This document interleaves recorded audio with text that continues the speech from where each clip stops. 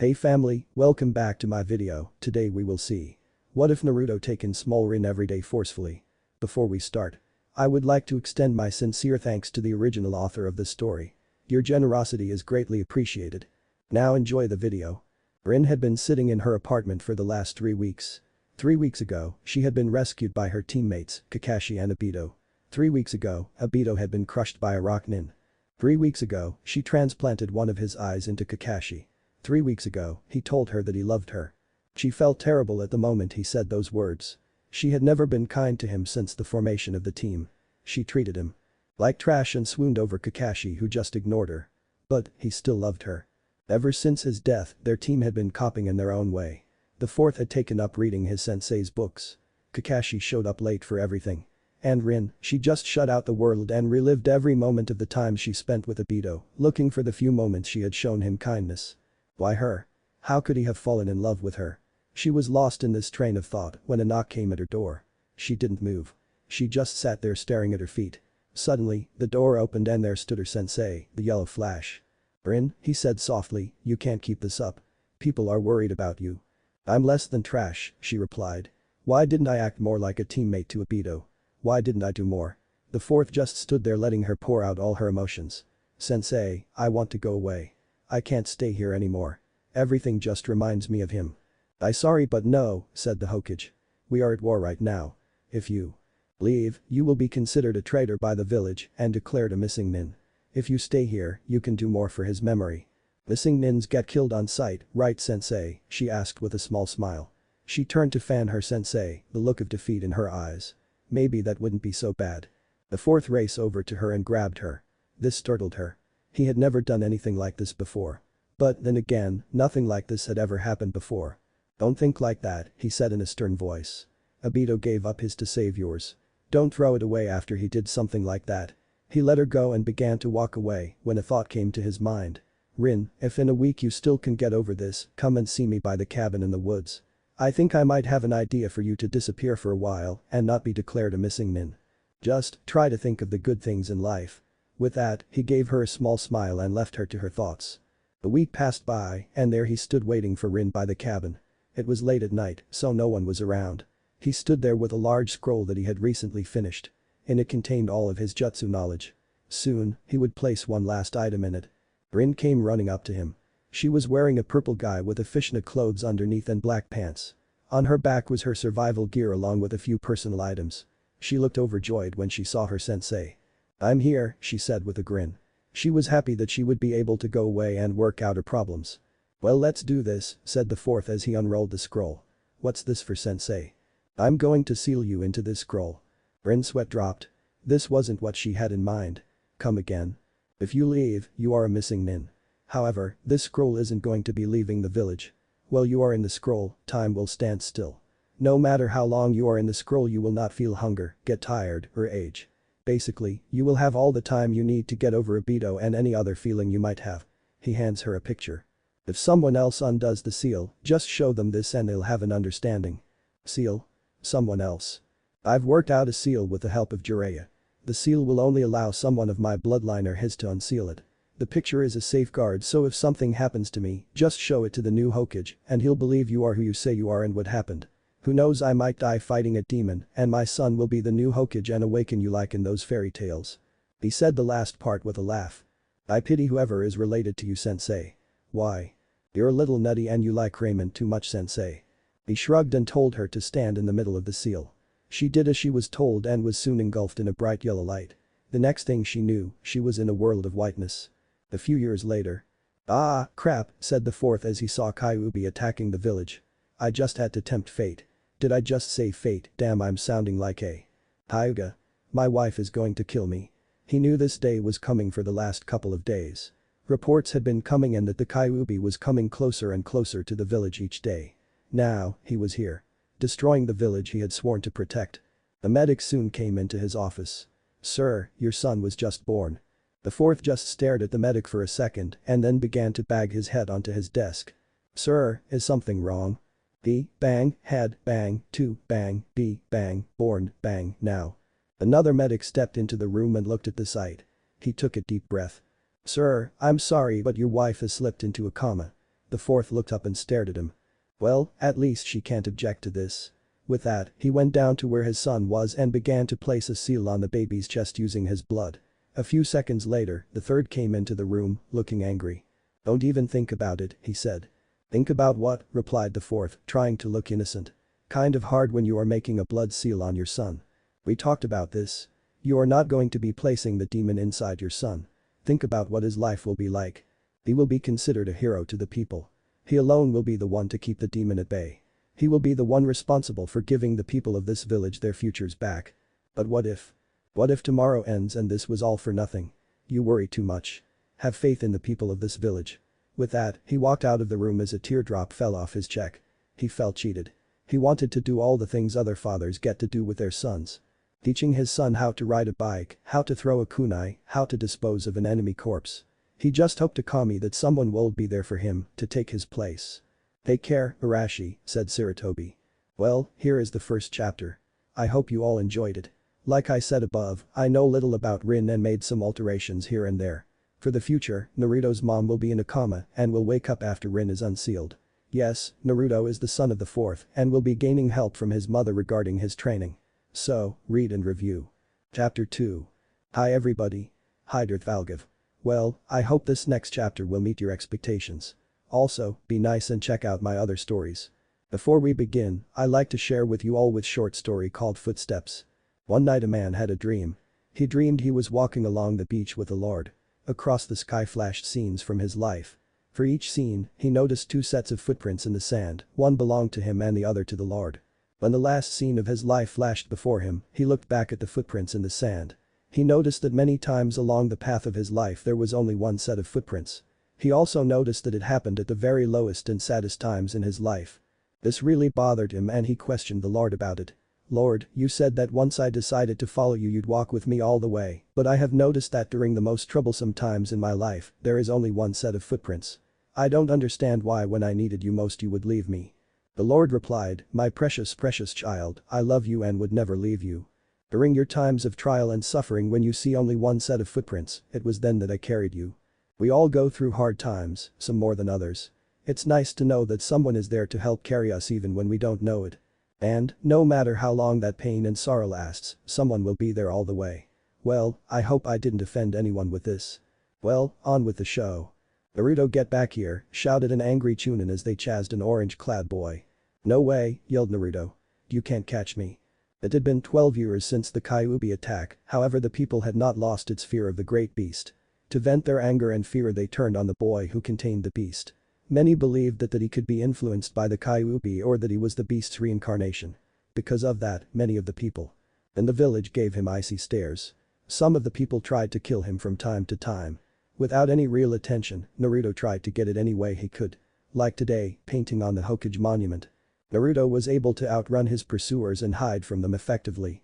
As soon as the coast seemed clear, he came out of his hiding spot and began to laugh at them. He, who had failed the graduation exam 3 times, had outwitted Chunin's. Sadly, his laughter stopped as he heard a voice from behind him. Naruto, what are you doing cutting class? Naruto turned around to see Iruka whose eye was twitching.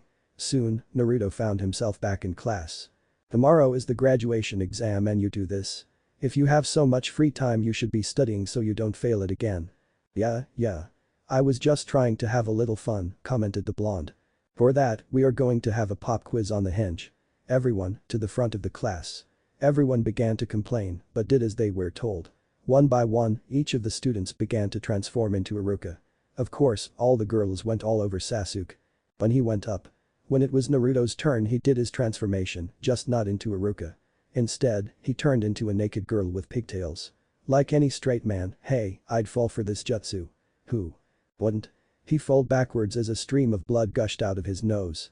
How do you like that sensei, laughed Naruto. I call it the sexy jutsu. Not created stupid jutsus, shouted Iruka as he got back up. This is your last chance so don't screw around. Later that day, Iruka was watching Naruto clean up his mess. You can leave until this is all cleaned up, reminded Iruka. Whatever, it's not like I have anyone waiting for me back home, responded Naruto. Naruto had grown up all alone his whole life. At the age of 4, he was kicked out of the orphanage and was given an apartment by the Hokage. The old man had never told Naruto back his mother because he didn't want to get his hopes up. She had been in a coma for 12 years and it was unlikely she would ever wake up. Iruka sighed and decided to pull out his trump card. "Hey Naruto, when you get down I'll treat you to a bowl of ramen." Naruto looked at his sensei for a second and then got to work faster than ever. Amazing what a little motivation can do to a person. Later, while Naruto was downing his third bowl of ramen, Iruka asked the boy why he had done it. Naruto looked at him and replied that he had respect for them and that it was his declaration that he could become a Hokage someday. Okay, he didn't say those words exactly, but that was the idea he was going for. "Hey sensei." "What is it Naruto?" "Can I try on you hit I-8?" "Sorry, but you'll have to wait for tomorrow after you pass the exam." Iruka gave Naruto a knowing smile and then sent him on his way. In Iruka's mind, Naruto could do it. The next day was the big day. One by one, Iruka called out names to meet him in the next room to be tested by him and his assistant Mizuki. Naruto was nervous. If it had been on anything other than the clone skill, he could pass. However, it was. Soon his name was called. He soon found himself facing his senseis. "Okay Naruto," said Iruka, "all you need to do is make a clone and you pass. Do your best." Right, Bushin no Jutsu. A large puff of smoke appeared and when it disappeared, it revealed a half-dead looking clone. "You fail," shouted Iruka. "Hold on," said Mizuki. "He has the concept down and was able to make a clone. I'm sure we could pass him." Naruto looked up at this. His hopes were high. Maybe he would pass after all. Sadly, those thoughts vanished with Iruka's next words. "No, we can't pass him. The other students were able to make at least 3 clones and they were able to walk around. Naruto's clone is useless. I'm sorry, but it wouldn't be fair to the rest of the class." After that, Naruto sat on a swing watching the parents of the other students pick up their children. He was the only one who didn't pass. What hurt the most was that no one came over to him to cheer him up. No, that wasn't true. He could handle the stairs in the cold. Words that were whispered about him. What hurt the most was that, once again, no one was there to pick him up like the other students. He was alone. Soon Mizuki came over to Naruto and asked if he wanted to talk. Naruto agreed and followed Mizuki to the top of the Hokage monument. "Don't be too hard on Iruka," said Mizuki. "He just wants to see you do your best. He really cares about up." Naruto said nothing, he just looked down at the ground until Mizuki spoke again. "There is another way to pass, but it's a secret." "What is it?" asked Naruto. "All you have to do is sneak into the Hokage's office, steal the forbidden scroll, and learn one jutsu from it before someone finds you," he explained. "How does that prove I'm ready to be a genin?" asked Naruto. "Not as dumb as he looks. It will prove you have the skills necessary to be a genin. Things like stealth, courage, and the ability to think on your feet." Something seemed off about this answer, but Naruto decided to trust Mizuki. After all, he was a teacher and a shinobi of this village. He could be trusted, right? Later that night, Naruto snuck into the Hokage's office and grabbed the scroll. While he was making his escape, the Hokage entered the office and saw him. Thinking quickly, Naruto used his sexy jutsu on the old man, knocking him out cold. "And they said that was a useless jutsu," said Naruto with a smirk. Naruto quickly made his way to the place where Mizuki had told him to go to. As soon as he got there he opened the scroll and noticed a large seal on the first part. "What the hell is this for?" he said aloud. He began to think back to his previous lessons on seals. Luckily for him, he had been awake. For that lesson. He remembered that most seals could be opened. But a little bit of blood. Naruto shrugged, thinking this was part of the test, bit his thumb and pressed it against the seal. It suddenly began to flow a bright red color. But he never got to finish the sentence as a young girl shot out of the scroll and landed on him. Naruto pushed her off of him, got up, and looked her over. From what he could tell, she was asleep. She appeared to be 12 or 13. She had short brown hair and had 2 orange marks on her cheeks. She was wearing a purple guy with a fishnet clothes underneath and black pants with a backpack on her back. Naruto leaned closer to her face when all of a sudden, she opened her eyes. "Wah!" shouted Naruto as he backed away from the girl. She got up on her knees and looked at the boy in front of her.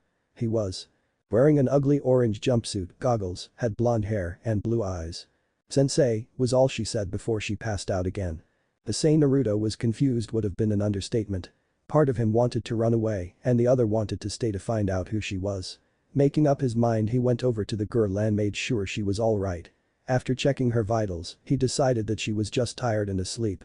Content with this, he pulled the scroll over to her and began to read about shadow clones. It was about an hour later when Iruka showed up. He was expecting only Naruto to be there, but not a sleeping girl as well. Naruto looked like he was exhausted. "Hey Iruka-sensei, looks like you found me," said Naruto with a laugh. "Naruto, what are you doing here and who is she?" "Don't know," said Naruto as he scratched the back of his head. She just popped out of the scroll. And the reason I'm here was to pass that special test. I only managed to learn one jutsu though. What special test? Asked the dumbfounded teacher. The one Mizuki-sensei told me about. He said all I had to do was steal the forbidden scroll and learn one jutsu and I could become a genin. Naruto, began Iruka, but stopped when he sensed Mizuki appear on a tree branch above them. I see you found him first, said Mizuki with a smug look on his face. What's going on sensei? Asked Naruto. Naruto, Mizuki lied to you, said Iruka as he pulled out a kunai. He used you to steal the forbidden scroll for himself. Naruto, said Mizuki with an evil look in his eyes, have you ever wondered why you are hated? Would you like me to tell you? Why? Asked Naruto. Don't, shouted Iruka. It's because you are the nine-tailed fox Kyuubi no Kitsune, said Mizuki with a look of glee on his face. What? That's impossible. Think about, said Mizuki. Why do you think everyone hates you? Your birthday is October 10th, the same day as the day the Kyuubi attacked. And those whisker marks. And what about the names all the villagers call you? Face it, you are the demon fox. Even Iruka hates you because you killed his parents. Naruto fell to his knees. This was too much for him to take in. But it was beginning to make sense. Seeing Naruto in this state, Mizuki flung one of his giant shurikens at Naruto.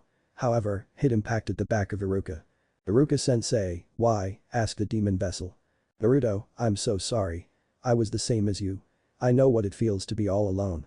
When my parents died, I became the class clown, so people would notice me and my grades slacked. I'm so sorry I never helped you when you really needed it. With that Iruka fell down. In pure panic, Naruto grabbed the scroll and ran away. Mizuki soon began to chase him, and shortly after that so did Iruka. Rin let out a big yawn as she got up and stretched. She felt rested and refreshed. Realizing that she was out of the scroll, she looked around for her sensei. Where is sensei? And why the hell did he take so long to get me unsealed? Rin then noticed 3 chakra signatures close by and decided to check them out. She hoped one of them was her sensei.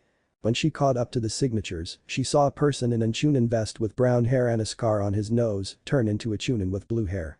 She decided to hide and find out what was going on. How did you know I wasn't Iruka? Asked Mizuki. Then, the other person, a boy in an orange jumpsuit, turned into the scared Chunin. Because I'm Iruka. I don't see why you're not helping me kill that monster. He killed your parents. You saw the way he looked. That was the loom of a monster with no remorse for the lives he has taken. Help me kill him and together we can take the scroll and become powerful. You're right, said Iruka. Monsters do kill without remorse and they do terrible things. In his hiding place, Naruto began to sink into despair. Iruka thought of him as a monster as well. However, he was amazed at what he said next. But that's not what Naruto is. He's nothing like the demon fox. He is a kind and hard-working boy that everyone ignores. He is one of the finest students I have ever taught and will become a great shinobi one day. You're a fool, Iruka. Now die, said Mizuki as he reached to his back to pull out his other shuriken. However, it wasn't there. What the hell? Looking for this, said Rin as she strolled out of her hiding place into view. Now, what's this I hear of a demon fox? Just then, Naruto rushed over to his sensei. I'm sorry sensei, he said. That's okay, Naruto. That's the demon fox right there, said Mizuki as he pointed it. Naruto. The fourth sealed it inside a newborn baby and the demon fox took over. Now, help me kill it and that traitor. The only traitor here is you, shouted Naruto as he turned to face the blue-head Chunin. If you lay one finger on my sensei, I'll kill you. I'd like to see you try, said the cocky Chunin. Pine, shadow clone jutsu suddenly, the entire forest became orange. My eyes can't take it. So many ugly jumpsuits. Well, it was then the beatdown began. When Naruto was finished, he turned to see the girl who had appeared out of the scroll treating Iruka's wound. Are you okay sensei? Asked Naruto. Yeah, I'll be alright, replied his sensei. Of course you'll be alright, said the girl. I'm treating him after all. Now, where is my sensei? I didn't see him when I woke up. He was supposed to be here when I got unsealed. Ah, I unsealed you, said Naruto meekly. What? But he said only here one of his family members could undo the seal. Well I don't know about that, but I'm telling you I unsealed you. As Naruto said this, he began to scratch the back of his head. Rin's eyes grew wide. Arashi used to do the same thing. In fact, Naruto looked just like him. Crap. I must have been gone too long. So, where is the fourth? He's dead, replied Naruto. He died 12 years ago. When she heard that she sank into a corner of the meadow looking depressed. Hey Naruto, close your eyes, said Iruka. Naruto complied and when he opened them, he noticed the Iruka's hit I-8 was no longer on Iruka's head. It was his. Naruto began to jump for joy and his happiness was infectious. Rin looked over at this happy sight.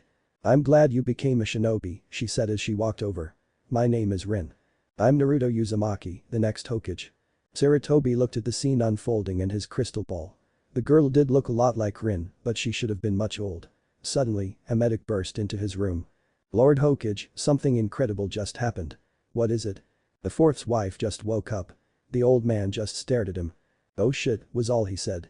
"Well, there we are. Now for some pulls. I like to try something different, so the first set of pull will be for Naruto's bloodline. Which clan do you want her to be a part of?" "Madara's clan, exploding clay type jutsus. The Kagaya clan, Shikatsu Myaku the dead bone pulse, no clan just same old Naruto. The other vote will be for the Team 7 sensei. Here are the choices. Kakashi, he looks up for his porn saying that he will only teach Sasuke. Enko, she gives a sadistic grin. Zabuza, B begins to shout I have reformed, please read, vote and review. Later. Chapter 3. Well, here are the results. Enko.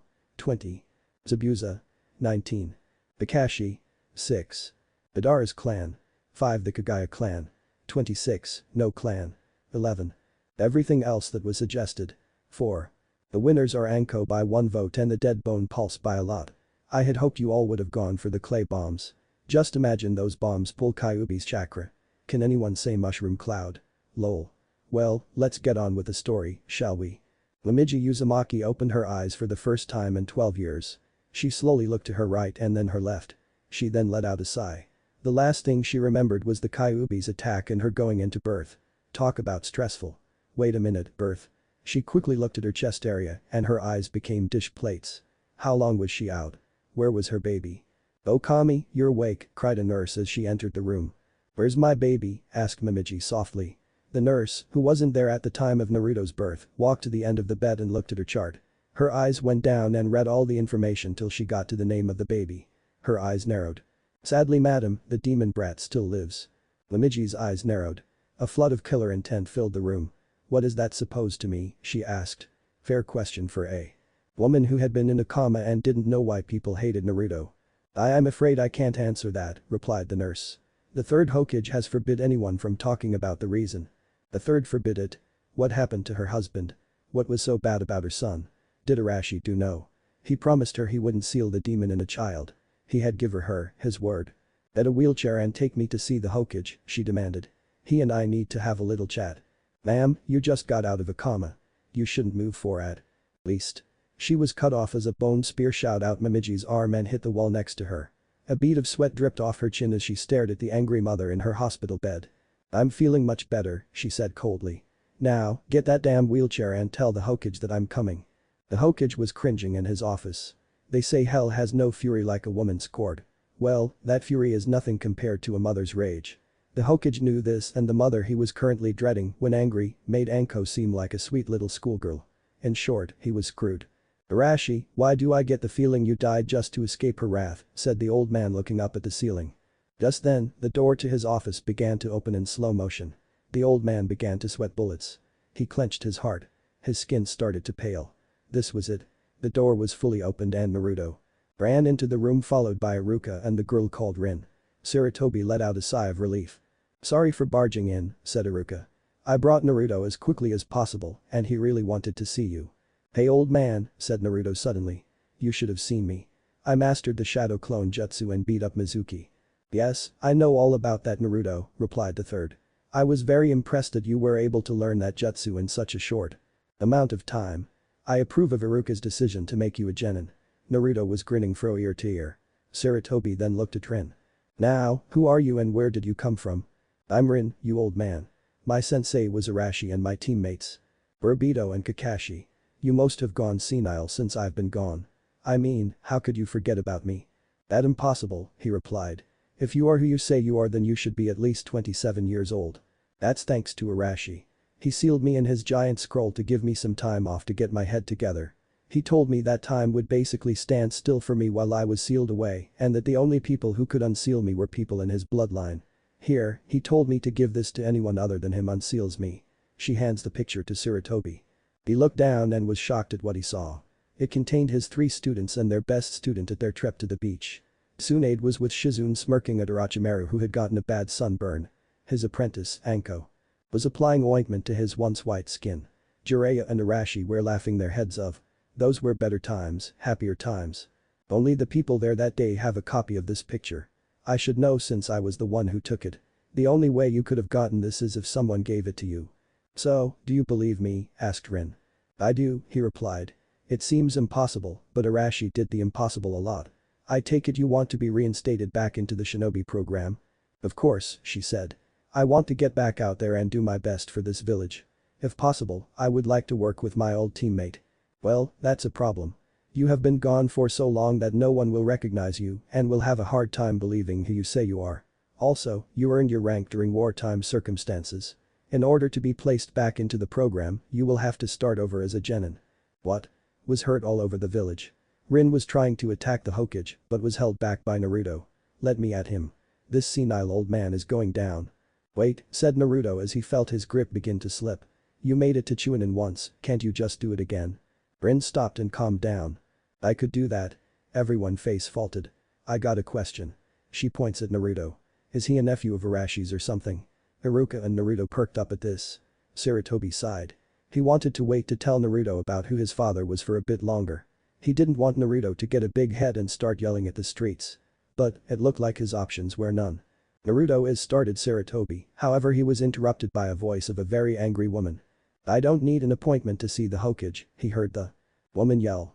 It was coming from the receptionist's desk. I am going to give that old man a piece of my mind and spinal cord for what has been going on. Once again, the old man was sweating bullets. He had to get out of here. He had to get someone else to take the blame and the punishment. But who could do that in such a short amount of time? Iruka, he was perfect. Iruka, said the old man quickly. I'm retiring. I'm making you the new Hokage. Me sir, stammered the young school teacher. Then his eyes narrow. Just what are you trying to pull? If this is a joke, it's not funny. There was a loud crash behind them. When the three in front of the Hokage turned around, they saw that the door was missing. In its place was a woman in a wheelchair and a hospital gown. She had white hair, blue eyes, and 2 red dots above her eyes. She was staring at the Hokage, ignoring everything else in the room. Hello Sarutobi, she said in an icy tone. I thought that is should stop by and see how things were. I also have some questions. Neji, I can explain, replied the Hokage. Good. Now, did he do what I think he did? The Hokage nodded. And you let him? He had to place the people's lives above all else. I voiced my objections and he refused to listen. So where is my son now? He is in this room now, responded the Hokage. Neji was taken back by that and noticed the other people in the room for the first time. She started at the tallest who had a scar on his nose. Then she saw a brown-haired girl who looked like one of her husband's students. She saw when they were dating. Her eyes finally rested on Naruto who looked very confused. She rolled over to him. What is your name? She asked sweetly. Naruto Uzumaki, he replied. He named him after Ramen. That is so like Arashi, she said more to herself than anyone else. Rin's eyes went wide. You mean that Naruto is the son of Arashi, the 4th Hokage, yelled Rin. Naruto fainted as the Hokage nodded. He took that well, said the old man. Iruka, could you and Rin please take him to his apartment? I think this could take a while.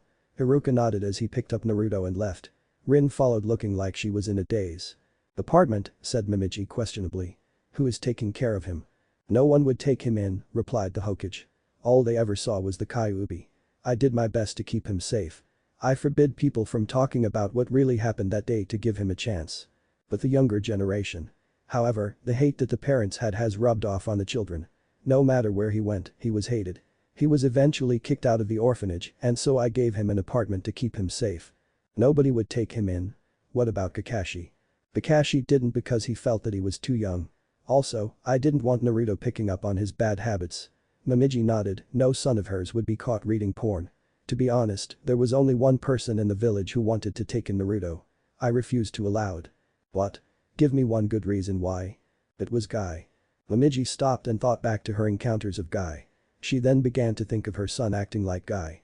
She saw Naruto wearing orange spandex with green leg warmers. She then thought of him going on about the springtime of youth. She shuddered at the thoughts. Scary, she said. I know, replied the old man. Now, I have saved your old home for you and your son. I was saving it for him till he reached Chunin, but since you're back, I'll just do it now. She gave him a nod. Yes, she was back. She had missed 12 years of her son's life and she would not miss any more. She would do her best to help her son and give him a better future. Naruto was just waking up as the three of them were walking downtown. "He's up," said Rin. Haruka set Naruto down on a nearby bench. "How are you feeling?" he asked. "How do you think?" he said with a bit of anger. "I just found out that my dad was the one who sealed the demon fox in my gut. I also found out that my mom is back.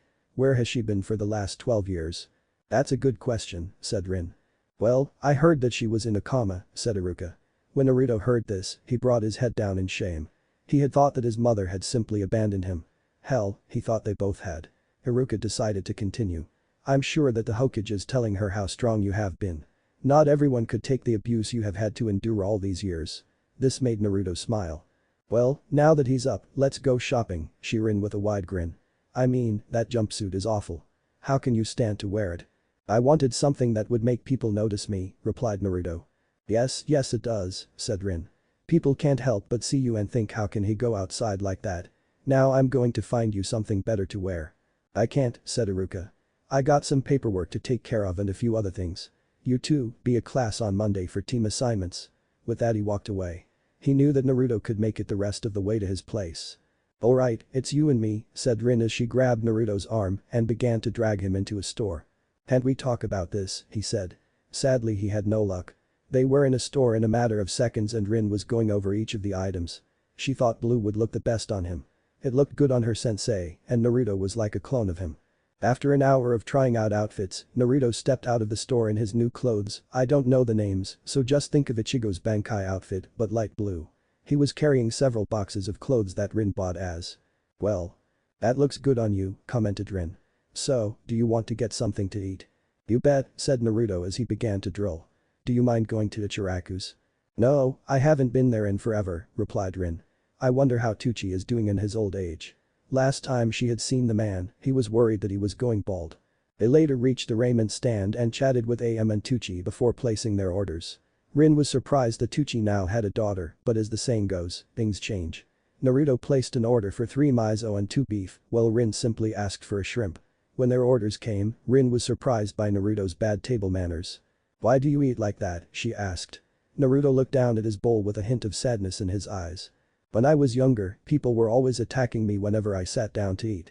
I never could finish a meal in peace. They stopped eventually, but I guess I formed a habit of trying to finish off my meals as quickly as possible." "I'm sorry," Rin apologized. She had forgotten what his life had been like. Hated for something he couldn't control.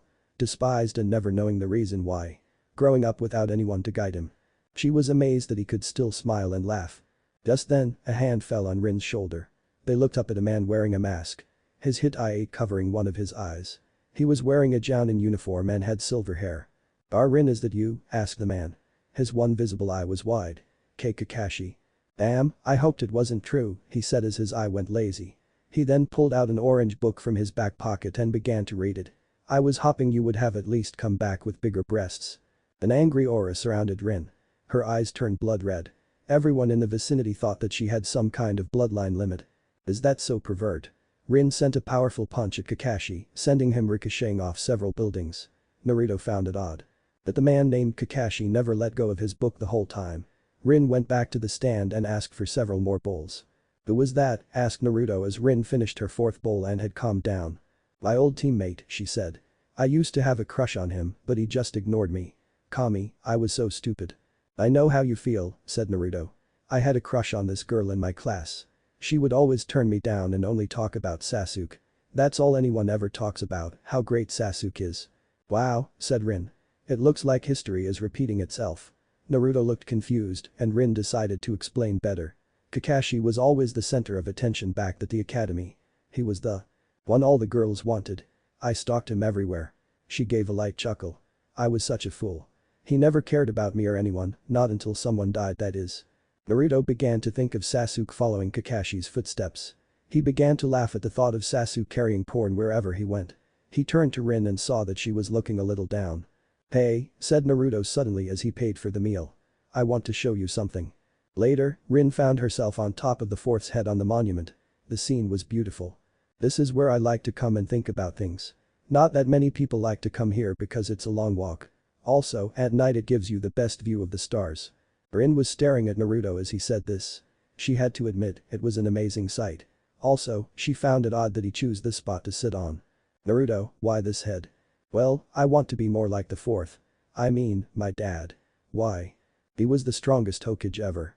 He gave his life for the people of this village and everyone respected him because of that. That's why I want to be a Hokage. It's my way of proving I exist and will make the people respect me. I will become stronger than he was. Rin just stared at him. Become stronger than Arashi, was that possible? She then noticed the look in his eyes. Full of determination and pride, but no arrogance. She felt safe looking in those eyes. Is there something on my face?" he asked when he noticed her staring at him. "Ah, no," she said while blushing. "I just got lost in thought, that's all." "So this is where you went," said the old man as he appeared behind them. Rin's face went beet red for reasons she didn't understand. "What do you want, Gramps?" asked Naruto. "I came to show you to your new home," he replied. "Your mother wants it cleaned up by the time she is fully recovered." Rin and Naruto got up and followed the Hokage back towards the town. "Hey old man," asked Naruto suddenly, "how did my parents meet?" "Well, Momiji was brought to this village by your father. She had run away from her clan and was caught up in a battle between the Leaf and Rocknin. She was powerful, but weak due to her travels and lack of food. Your father brought her back. As far as I know, you and your mother are the only ones left with the Shikatsumayaku." "What's the Shikatsumayaku?" asked Naruto. "It's your mother's clan's bloodline limit. She said it should be awakening in you soon and she'll talk to you about it more." Naruto was in awe. He had a bloodline limit. They soon reached his new home. It looked like a simple two-story Japanese-style house with a dojo on the side. "Where will Rin be staying?" asked Naruto as he set down the clothes he had been carrying. "With you and your mother," he replied. Rin was about to object, but the Hokage cut he off. "The only place with rooms available is Naruto's old apartment building. It is in no condition for you to live in, Rin." "But it was for me," asked Naruto darkly. "It's different. I'm sure you didn't mind the cockroaches and funny smells." The old man got his answer as Naruto's eye began to twitch. "Well, I got paperwork to do." "Oh, tomorrow you will be taking you identification picture. Be at the Hokage Tower by 5 o'clock." And with that, he left the two preteens alone. Well, I hope you all enjoyed it. Next time Naruto will meet Inohamaru and will meet his team and sensei. Don't forget to comment on these chapters. I welcome any comments and suggestions that you got. For all you out there who are worried that Naruto will become super powerful without working hard, don't worry. Just because Naruto has the dead bone pulse doesn't mean he won't have to work hard. He is far behind everyone else and doesn't know how to work it. It takes time to master any skill. That is why I hate it when people give him the Sharingan, it's the cheapest bloodline limit around. No skill, just watch and copy. That pisses me off. Chapter 4. Hi everyone. I'm feeling great because I finally wrote down something that I would have loved to see in the preliminaries. The use of the sexy jutsu. Best part, it was Gara using it on Lee. Lol. On a different note, I have been reading a lot of banishment stories. Most of them take place after the Valley of Ends bit and no matter how it turns out, Naruto is banished. When he comes back, there's Sasuke and he's next in line to become Hokage. What is with that? If Orochimaru walked up and said sorry, would they forgive him? No. But Sasuke is so precious to them. It makes me sick. Sick I tell you. Well, I'm putting Sasuke with Naruto. Now before you jump down my throat, I have my reasons. I like it when Naruto saves that piece of shit's life. Also, it helps with the rivalry between them. Well, talk more at the bottom. It was early the next morning and Momiji was feeling much better. Thanks to the advancements made in medical jutsus, her muscle strength was returning much faster than normal. By the end of the weekend, she would be able to leave and start spending time with her son. As if on cue, he appeared at her door with some flowers. She noticed his change of clothing and was glad. Orange and ninjas don't go tighter. "Morning miss, I mean mom," he said as he walked in. "Sorry, this is going to take some getting used to." "I understand," she replied. It was then that she noticed something new on the boy's forehead. There were 2 red dots above the boy's eyes. "Naruto, when did you get those?" "I think last night. I had the weird dream that the village was made of bones and stuff. When I woke up, I had a huge headache. I saw them on my forehead when I was washing my face." "What are they?" "They are the marks of my family's clan. Since they have shown up, it means that you will be able to use the Shikatsumayaku." "Really?" beamed Naruto. "I can't wait to see what it does. It is very powerful. However, it isn't easy to master. I will take a lot of hard work in order to fully master it and use it in combat. Don't think of it like it's a shortcut." Naruto looked down at the ground. He felt like he had disappointed his mother somehow. Seeing this, Momiji decided to change the topic. "So tell me about yourself. I want to know everything that has been going on in your life." Naruto began to tell his mom about his life starting at the orphanage. He told her about the pranks he pulled and the number of times he escaped from the Chunins. He told her about the people who had treated him decently and the ones who just tolerated him. He tried to avoid the number of beating he had gotten over the past because he didn't want to sound like he was whining. But in the end she convinced him to tell her about them. Lastly, he told her about the people in his class and how excited he was to finally become a shinobi. "I'm very proud of you, Naruto," she said when he was done. "Not many people would have been able to take the kind of treatment you have had to endure. Your father would have been proud." "What was he like?" asked her son. "How can I put this?" she said as she closed her eyes as she thought about it. "He was a complete idiot." "What?" shouted Naruto. "But all the history books say he was awesome. How could he have been an idiot?" "Well, that's their opinion. True, he was a genius on the battlefield, but that's where it ended. The man was hopeless. He was loud. Loved Raymond too much and got over emotional at the worst times. But I loved him. He was a fair man who treated everyone with respect even if they didn't deserve it. He forgave others and tried his best to help those in need." "Wow," said Naruto. "But why did he seal the Kyuubi inside of me?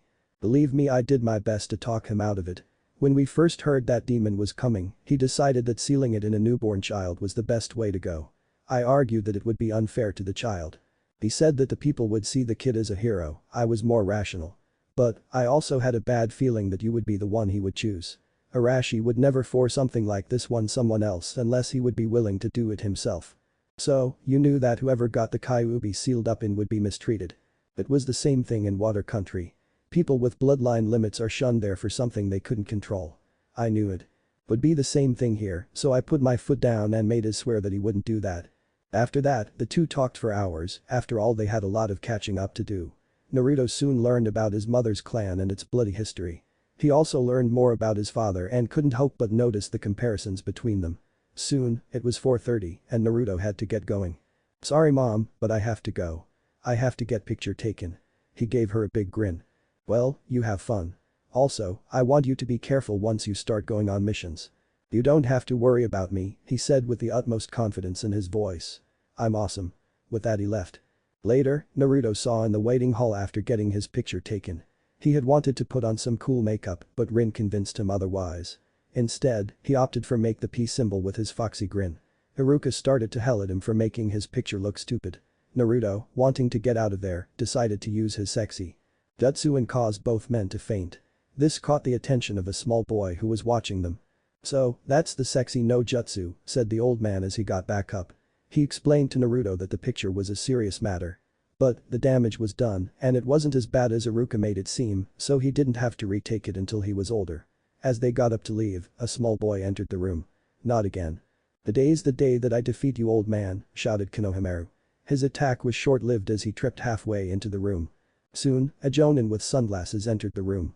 "Young master, are you alright?" said Ibisu. Konohamaru sat up quickly and pointed at Naruto. "It's your fault that I slipped." "What?" shouted an angry Naruto. He got up from his chair, grabbed the little brat by his shirt and got ready to punch him. "You were the one who slipped, so don't blame me." "Don't touch the honorable grandson of the Hokage," said Ibisu. Konohamaru knew what was going to happen next. The blonde would apologize and put him down. However, that's not what happened. Naruto punched him. "I don't care who you are. No one has the right to blame others for their mistakes." With that, Naruto left and Konohamaru slipped past his sensei, who was talking about how he was the best chance of Konohamaru becoming a Hokage, and followed Naruto. Naruto walked down the street looking for things to do. After a short period of time he saw Rin talking to Kakashi. "Please let me see," she begged. "No, now stop asking," he replied. Naruto walked up to the two of them. "What's going on?" asked the blonde. Rin went into pout mode. "I have been bugging Kakashi to let me see his face since the academy days. I just can't take it. I want to see his face." "And you never will," said Kakashi with his eye smile. He then disappeared in a puff of smoke. "One of these days, Kakashi, one of these days," growled Rin. "Ah, Rin," said Naruto, getting her attention. "Do you want to hang out for a while?" Rin blinked. Was he asking her out? It was probably too early for that, she decided. However, she didn't have anything else to do and most of the people she knew were either dead or had families. Time travel sucks. "Sure, but do you mind if we leave your pet rock behind?" she said with a smile and pointed at a square rock behind him. After she did that, the rock exploded and out came Konohamaru, coughing. "Damn, I think I used too much powder," he whined. He then looked up at Naruto. "Please take me on as your apprentice." I want to know how to do that super cool jutsu you used to take out my grandpa. Rin gave Naruto an odd look. She was questioning his ability and his morals. Who attacks elderly men with jutsus? She also noticed him sweating bullets. Inside Naruto's head, he was yelling at himself. He didn't want Rin, who he was living with, to think he was a pervert. What if his mother found out? Crap. He would have to seal away that jutsu forever. Naruto, asked Rin sweetly, why did you use a jutsu against some poor defenseless old man? He isn't that defenseless, he's the Hokage, replied Naruto quickly. Oh, then show me this jutsu, asked Rin. Now she was interested. Naruto was creating his own jutsus just like his father. She had to see this. Maybe later, he said as he picked up Konohamaru and began to run away at full speed. A few hours and many bruises later. Naruto was showing Konohamaru the sexy jutsu on the condition that he never tell anyone where he learned it. Naruto had taken the boy to several spots in the village to get an idea of how the female body should look. However, the boy was having some difficulty with it and Naruto was the one who always got hit in the end. Naruto had asked why he wanted to beat his grandfather and the boy said it was for respect so that people would use his name and not honorable grandson. Soon Abisu had finally found them. Jonin my ass if he can't find two children. Young master, what are you doing? Asked the special Jonin. Boss is teaching me. Watch this, sexy jutsu. Konohamaru then turned into a naked female adult version of himself that wasn't fat for once. Ibisu's nose began to drip a little blood but he didn't faint. That is a disgusting jutsu and it will never have any effect on me, he said as he grabbed Konohamaru and began to forcibly drag the boy away. Come with me and I will show you the quickest way to Hokage. Hey, said Naruto. He doesn't want to go with you so let him go or eat my fist. Ibisu let go of the boy and began to walk towards Naruto. He gave the boy an evil grin. He was going to put this genin in his place and look good in front of the Hokage's grandson. Fine then, let's see what you got. Naruto preformed his shadow clone jutsu and surrounded Ibisu. Please, I am a Jonin. I won't fall for this as easily as Mizuki did. Actually, said Naruto with an evil grin, this is something new. Both he and his clone did a henge and the area was covered with smoke. The henge won't work on me. I'm a Jonin. When the smoke cleared, he was surrounded by naked blonde girls in pigtails. They all ran up to him and began to touch him. It was too much for poor pitiful Ibisu to take. He was down for the count. Naruto returned to normal and dispelled his clones. I called it the harem jutsu. God bless his perverted little heart. Naruto then told Konohamaru that there was no shortcuts in life and that to become Hokage would be very long and hard. Just as he was leaving, feeling good about his accomplishment, Rin appeared. So that's the jutsu you used. Konohamaru winced at the pain his boss was in as she began to punish him. The Hokage, who was watching it all from his crystal ball, decided to label these perverted jutsus under forbidden. Then he began to wonder if he should tell Momiji about these jutsus. The image of her impaling him with one of her bones caused him to decide against it. On Monday morning, Naruto was awoken to something completely new to him. The sounds and smells of breakfast being made. Naruto got out of bed and began to get dressed. He was in the room that he guessed was meant for him, it was the room filled with baby stuff. He had moved its original contents and replaced it with his stuff from his apartment. While doing this, he got the feeling that his dad had decided on his name a long time ago, on the back of several of his baby clothes was his name. Putting on his new light blue outfit and tying on his forehead protector, he went downstairs. When he reached the kitchen, he saw his mother making pancakes, bacon, and eggs. Mom, you're back, he said happily. She turned to face him and gave him a grin. I got out late last night. Could you please help set the table? Naruto began to get to work and so Rin came down dressed in a new outfit. After she finished beating Naruto, she decided to blackmail him. In exchange for not telling his mother that he knew perverted jutsus, he would take her on another shopping spree. She was now wearing black pants, a white guy with fishnet underclothes, and a black sash. She smiled as she said good morning to everyone and they soon began to eat. They were soon at the academy and Rin was a little nervous. She didn't know any of these people and felt them staring at her. She noticed a breeding Uchiha in a corner, a Quid-Aburum, and a shy looking Hyuga. They all looked at her and noticed she was with the class loser. Shino. I don't care. Wait, did she just step on a bug? She must die. No, wait, that was a raisin. I'm back to not caring. Sasuke. Since when has any girl been close to that loser? She probably just pities him. She must be new since she hasn't hit on me yet. Just wait Itachi, I'll defeat you and then make all the girls of this village mine. That will prove I'm better than you. I mean, I have never seen you with a girl. Not once. Tsunade. What is going on? I'm the only one who should like him. Back off bitch, he's mine. Wait calm down, it's not like they're living together or anything like that. She'll probably go after Sasuke and then he'll be all mine again. Naruto. Is there something on my face? Everyone is looking at me. Oh well. Hey, what are you doing here? Asked Kiba as Naruto took a seat near him. I thought you failed. I took a makeup, said Naruto. Rin then sat down next to him and Naruto introduced her to Kiba. Suddenly, Sakura and Ino came barging in the door. It was another one of their odd attempts to get Sasuke to notice them. Naruto thought back to when he liked Sakura and sighed. He never stood a chance in hell. Soon all the girls were ganging around Sasuke who simply ignored them. Naruto got up and jumped in front of the Uchiha. I don't like you, said Naruto. The two began their glaring match. What's going on? Rin asked Kiba. The morning glaring ritual, he replied. They do this every morning.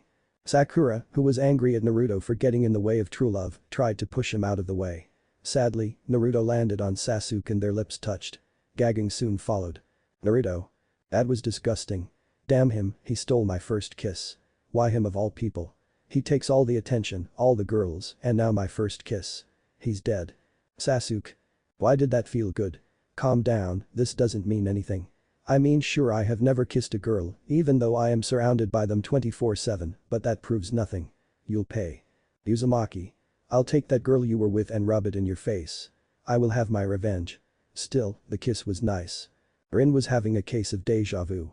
The same thing happened to Obito and Kakashi back in their time. Luckily Kakashi wore his mask back then. Soon Iruka came into the room and began to announce teams. Team 7 will be Naruto, Rin, and Sasuke. Team 8 will be Kiba, Shino, and Hinata. Team 10 will be Ino, Shikamaru, and Choji. Naruto didn't mind it much. At least Rin was nice, most of the time. Wait a minute, cried Sakura. What about me? Why does the new girl get to be with Sasuke and I'm just kicked out? The Hokage has decided to start up a medic program like Tsunade originally requested. Since you have the highest grades and best chakra control, you have been selected to be the first in this new program. Sakura hung her head low until a light clicked in her big head. If she was the first and did well, then Sasuke might like her more. Now for your Jonin instructors. Team 10 has Asuma Sarutobi. Team 8 has Kurina Yuhi. And Team 7 has before he could finish, a large mass shattered the Glass Widow. Soon, it became a woman with purple hair and a trench coat standing in front of a banner that read. Anko Mitarashi. Jonin Sensei to Team 7. Iruka sighed. She was early again. Well, better than being late. Alright maggots, she said. To the roof. Let's go. Amik. Wait a minute, cried Sakura. What about me? Why does the new girl get to be with Sasuke and I'm just kicked out? There was a knock on the door and Iruka went to open it. There was nothing there, just blackness and a hand holding a letter. Iruka grabbed the letter and then closed the door. He went back to where he had been standing and read the letter out loud. From the author. I don't like you. What? She screamed. How can anyone not like me? Suddenly, words appeared on the blackboard. Shino, reluctantly, volunteered to read it. From the author. You are useless. Name one skill that you have. Tell me. You have none. Now sit in the corner and be quiet or else. I dare you to try something, she said. As soon as those words were uttered, a tape player appeared in front of her that said please press play. She did. Soon, one of my favorite songs began to play. Sakura's a bitch, she's a big fat bitch. She's the biggest bitch in the whole wide world, she's a stupid bitch, if there ever was a bitch, she's a bitch to all the boys and girls. On Monday she's a bitch, on Tuesday she's a bitch. On Wednesday through Saturday she's a bitch, then on Sunday just to be different. She's a super King Kong mega bitch. Have you ever met Sakura? She's the biggest bitch in the whole wide world, she's a mean old bitch, she has stupid hair. She's a bitch, bitch, bitch, bitch, bitch, bitch, bitch, bitch, bitch, bitch, bitch, bitch, bitch, bitch. She's a stupid bitch, Sakura's a bitch, and she's such a dirty bitch. Talk to kids around the world. It might go a little something like this. Sung in 3 different languages by other children who appear out of nowhere. Have you ever met Sakura? She's the biggest bitch in the whole wide world, she's a mean old bitch, she has stupid hair. She's a bitch, bitch, bitch, bitch, bitch, bitch, bitch, bitch, bitch, bitch, bitch, bitch, bitch, bitch. She's a stupid bitch, Sakura's a bitch, and she's such a dirty bitch. I really mean it. Sakura. She's a big fat fucking bitch. Big old fat fucking bitch, Sakurai Ichaya. Sakura, hell, the whole class was silent. Then my voice came on the loudspeaker. Take that. Okay, that's enough comedy. I have a new poll for you all. I am thinking of adding in a new Auk. She will be Deidara's little sister. She will be Naruto's age as well as a genin. Also, she might have a demon sealed inside her as well. At first it will be the whole kill the son of the yellow flash bit, but she will fall in love and try to kill Rin. Well, should I do it? Also, I am not having Hinata fight Neji in the preliminaries. It will be Rin versus Hinata to the tune of That Boy Is Mine. Hope to hear from you all later. Chapter 5. Well, the last chapter of Bloody Fox went well. The poll is at 4-11 against 6. A bloody shadow. I don't think I was too hard on her. I mean, all she ever did was whine and chase after Sasuke. Name one battle where she helped. I can't think of one, can you? So no, I don't think I was being too hard. Besides, it was an Amok. Uncountergan. No, I will not do a time skip. Those are so overdone. I want to show everyone what he was doing and how he gets to become stronger. Also, his mom was in a coma for 12 years, so I don't think she will let him go off with the pervert. Let's see, where did I leave off? Ah, now I remember. Iruka let out a sigh. Damaged window, 11,000 ryo. Dents in the floor from kunai, 10,000 ryo. Being behind Anko as she scares your class senseless, priceless. Anko, he said, you're early. You don't meet your team until after lunch. Anko's sweat dropped. She then looked at the students and sized them up. She saw a fat kid, a lazy kid, a couple of blondes, a pissed off girl with pink hair, a shy girl, a brooder, a kid with sunglasses, a kid with a dog on his head, and several others that seemed boring. Weak looking crop this year, she said to Iruka. This earned her several glares from the students. She then turned her attention back to them.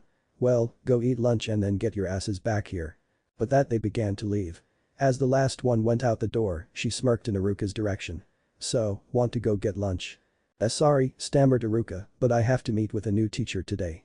This was true and it was a very good excuse. He didn't mind Anko at all, it's just that he didn't want to ruin their friendship with her. Ever since his parents' death and Orochimaru abandoning her, they had become friends because they knew what it was like to be alone and to have their worlds destroyed by monsters. Anko let out a sigh and walked calmly out the door. Once she was out of sight of everyone in the area, she punched the wall. She didn't know why she bothered. Every day she got the glances and hated stares of everyone in the village simply because who her teacher had been. It wasn't like she knew beforehand what he was going to do. The only person who was really there for her was Iruka. Sure, she had other friends, but he was different and a bit more caring. Also, she just wanted to be treated like a woman and not a shinobi. To go on a date and wear a dress that wasn't so skimpy. Was that too much to ask for? The students had all gone outside for lunch since it was a nice day. Choji and Shikamaru were having a nice quiet lunch while watching the clouds. Sasuke was hiding on the roof so that his fangirls wouldn't find him. Kiba was feeding Akamaru and Shino was watching an ant mound. Rin was deciding what to do when a blonde girl in a purple outfit with bandages came up to her. Would you like to eat with us? She asked as she pointed to where the girls were sitting. Rin thought about it. It would be a chance to meet others and make some friends. The only person she knew around here was Naruto and he had gone to get some ramen. Sure, she said with a smile. She then followed the blonde over to where the others were sitting. The spot was under a tree that had a rope swing. When she got there she said hello to everyone and opened up her lunch that Mrs. Uzumaki had made for her. The meal consisted of a couple of rice balls, juice, some bread, and mixed fruit. So, your name is Rin? Asked the pink-haired girl. Rin nodded. I'm Sakura. That's Ino, points to Ino, and his is Hinata, points to Hinata. So, are you new to the village? No, said Rin with a thoughtful smile. She knew they were curious about her and would be trying to get as much information as they could. Rin knew she would have to be careful not to say too much. I have just been away for a long time. So when did you get back? Asked Ino. A couple of days ago, replied Rin. Why did you see come in with Naruto? Asked Hinata. Rin was really taken back by this. It wasn't the question but the fact that she was talking to a stuttering Hyuga. She had met many different Hyugas in the past and they were either arrogant or wouldn't stop talking about fate. Rin was so confused that she gave away too much information. Oh, well, we walked her together after we had breakfast, she answered, then regretted it. Oh, shit.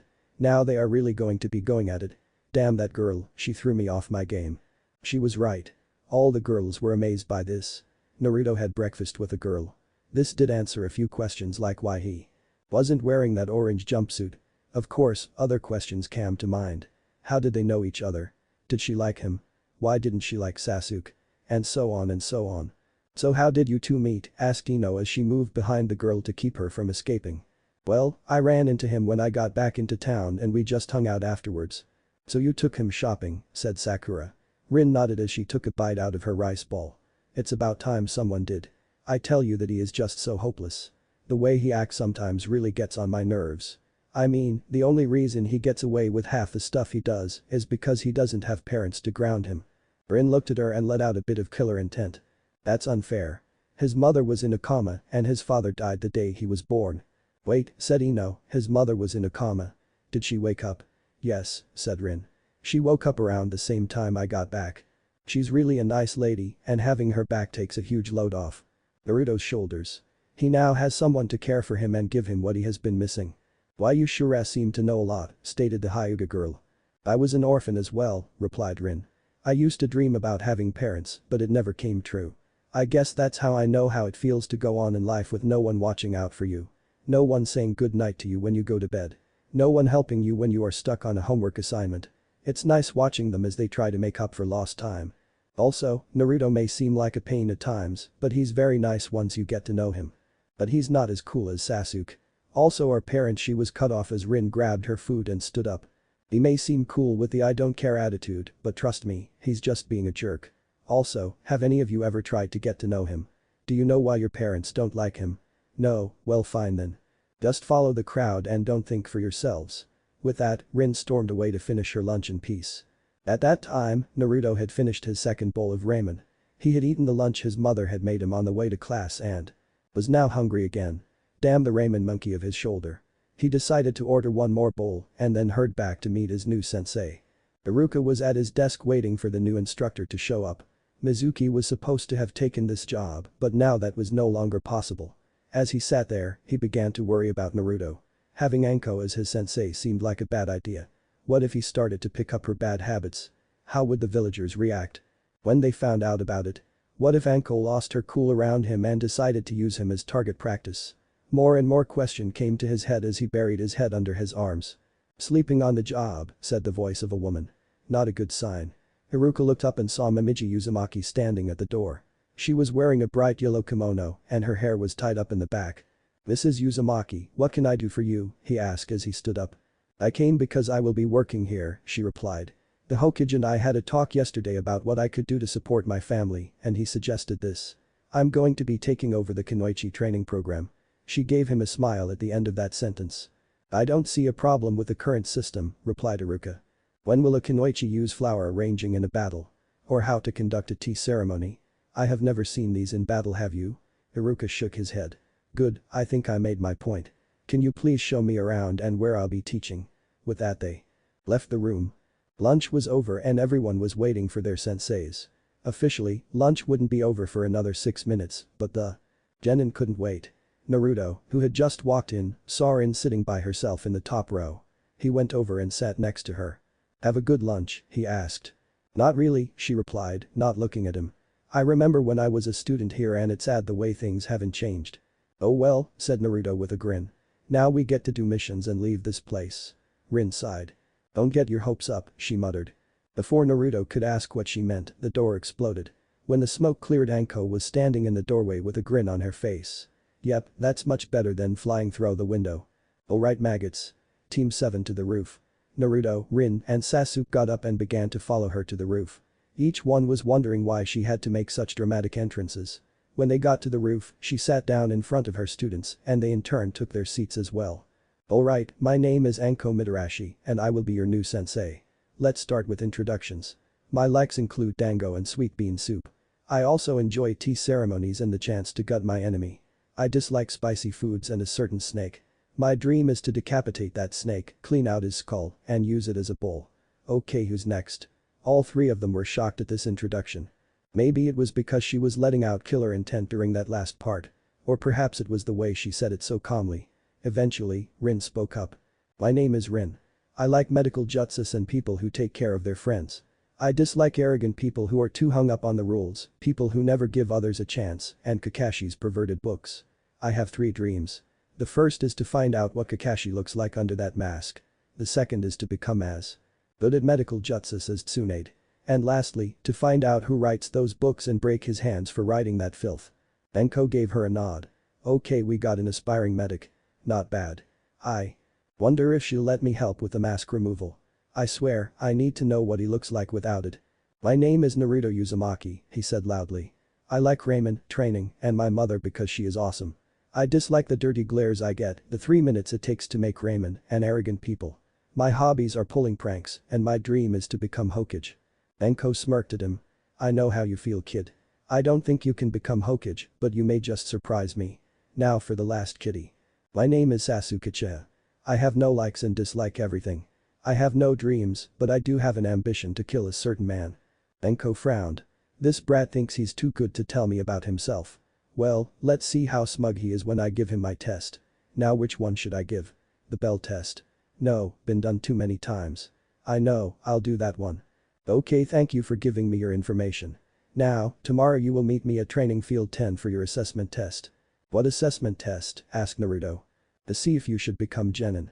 Before you say anything, that test you took only lets us know if you have the skills needed to become Genin. Skills are one thing, but the ability to use them is another matter. So I'll see you there at 6 in the morning and don't be late or you all fail. With that she disappeared in a cloud of smoke. Whatever, said Sasuke as he got up. Don't hold me back tomorrow. With that, he left Naruto and Rin alone. The two of them got up as well and decided to go home and do some training. As they walked home, they were being watched by 4 different people. 3 of them were Ino, Sakura, and Hinata. They were moving in a group to find out more about Rin. Above them was Enko. She was watching how her team reacted to her news and make some observations.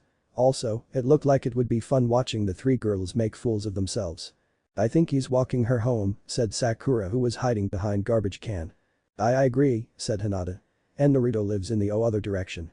She was hiding behind a pole. How do you know that? Asked Ino. She was using the old newspaper trick so she didn't have to hide behind anything. Hinata didn't respond, but she blushed a deep red. I followed them for a while until they reached the Uzumaki residence. They watched as they both entered the house and began to talk amongst themselves. Oh my kami, said Ino. They are living together. She turned to Hinata who had fainted and was muttering something like kill the bitch. They soon saw another person coming down the street and went back to hiding. The person they saw was Momiji. She noticed them and sighed. What terrible hiding abilities. They need work. Wait, why are they hiding in front of my house? I swear, if they are here to cause trouble then I'll go Wolverine on their asses. She then went into her house and let the girls be for now. Enko, who had avoided detection, was chuckling at the 3 girls' actions. She then decided to watch this continue for a bit longer. At night, Momiji decided to start training Naruto. Mom, he asked as they entered the dojo, can Rin train too? She is my teammate and this might be helpful for her as well. Momiji closed her eyes and began to think. He made a good point and it wasn't like she could steal any of the jutsus she would be showing him. Also, she didn't mind it at all. I see no problems with it, she said as she opened her eyes. Naruto raced out to get Rin. Enko smirked from her hiding place. He had the right attitude about teamwork and suspected that he might have another motive. She then left the area to watch the Uchiha for a while and see what he was up to. Soon Naruto and Rin were facing Momiji. Naruto was practically jumping up and down until Rin slapped him on the back of the head. Thank you Rin, said Momiji. Now let's get started. She looks at Rin. I want you to begin with push-ups, sit-ups, and then some meditation. Rin nodded and went into a corner on the other side of the dojo and got to work. Now Naruto, I'm going to tell you about what our bloodline limit does. It allows us total control over our bones. We can make them as hard as we want, make them regrow quickly, and even control the shape of them. Who does that help? Asked Naruto. He had been hoping for something like walking through walls or flying. Momiji smirked and loosened the top of her kimono till her right shoulder was bare. Then a bone came out of her shoulder and she reached for it and pulled it out. The bone looked more like a dagger to Naruto. This is where we will be starting at, she said as she rearranged her cloths back to normal. Once you are able to do this, I will start to show you the dances. The dances are the jutsus that go along with our bloodline. For example, the Hyuga clan has the power to look through solid objects. Now, once they learn how to activate it, they move on to training in the gentle fist. In a way, the dances are like the gentle fist. It will take time to fully master them and sadly you are a bit behind. I can only assume it is because of the seal that has hindered this. Naruto looked down. This damn seal ruins everything. He was hated for it and it messed up his bloodline.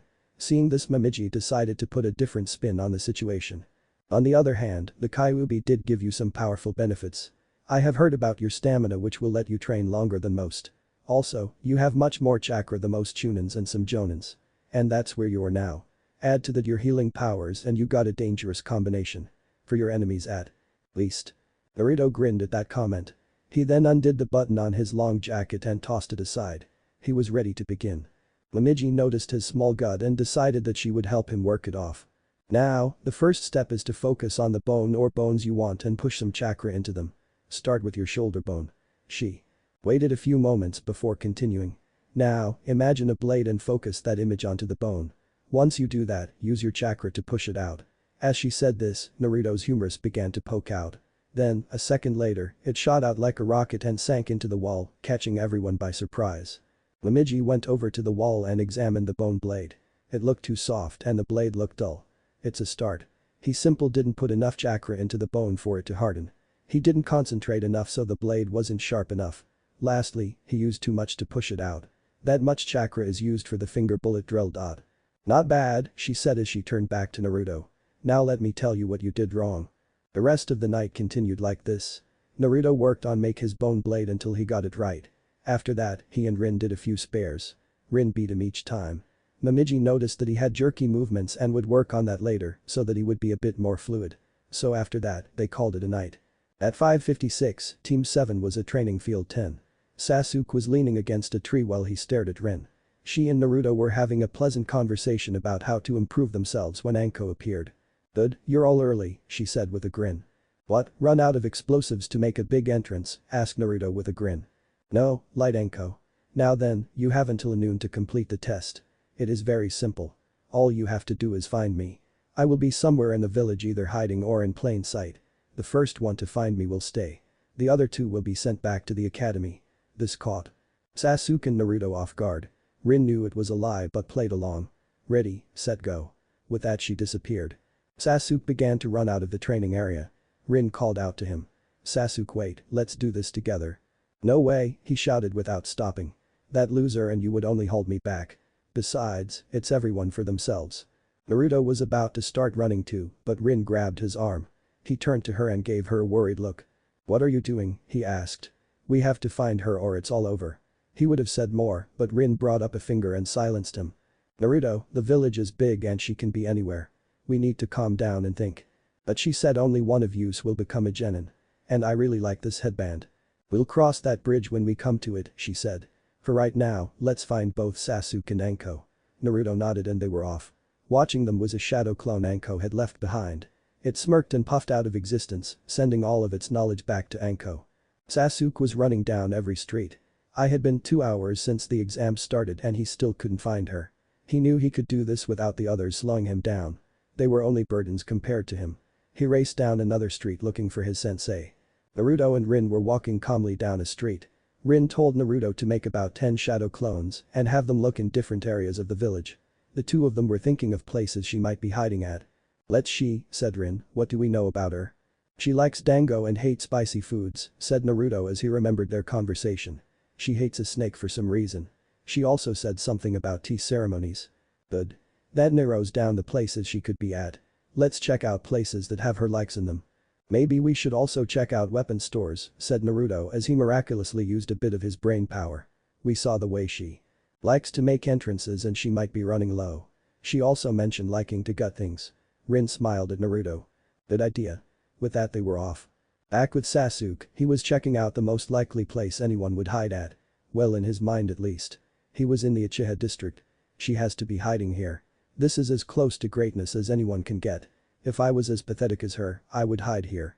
Back in the logical world, Rin and Naruto were heading to their last stop. The clones had scouted the rest of the city and had come up empty-handed. They had checked every weapon store and tea house. Only one place remained, a dango stand. As they walked in, they found her finishing up her 20th dango stick. She saw them as they came in and checked her watch. They still had an hour to go. "Not bad. Good job you two," she said grinning. She then did some hand signs and placed them under a genjutsu, putting them to sleep. She then picked them up and took them back to field 10. After dropping them she went to pick up Sasuke in a less than gentle manner. Basically, she hit him over the head with a mallet and brought him back. Once she had gathered the all together, she released the jutsu and slashed water on Sasuke to wake him up. "Now, I have good news," she said. Sasuke smirked. She was going to say that he passed and they would be leaving. "You all passed thanks to Rin and Naruto." "What?" This came from Sasuke. "How the hell did that happen?" "I'll explain," said Anko. "The test really began when I told you about the test to see how you would react." Sasuke did his own thing while Naruto and Rin trained together. Also, those two worked as a team to find me. Sasuke simply went off on his own, again. The last part of the test was looking at the information I gave you yesterday. "What information?" asked Sasuke. "My personal information. I told you my likes and dislikes. They used what they knew about me to find the best spots I would hide. I mean, why would I hide in the Uchiha district? But you said only one of yous would pass, snarled Sasuke. Fool, why place you on a team and then send back two? Your teammates realized this and even after you left them were willing to help you out. Because 2/3 seconds of you passed my test, you all pass. Congratulations. Now let's celebrate with Dango. Amak. Anko appeared in the Uchiha district and went toward Sasuke's house. She found him sitting in his room opening a diary and beginning to write into. Oddly, he liked to talk as he wrote down his deepest secrets. I can make him do whatever I want. Evil. Dear diary. The day I am one step closer to killing my brother. But something else happened, I got the ugliest sensei. I mean, she's a tramp and a very unattractive one at that. Anko clenched her fists and began to take deep breaths. She acts more like a kid than a jonin. I heard that she's a special jonin. She's special alright. I bet she needs special attention for everything. This is only so much a person like Anko can take before she loses it.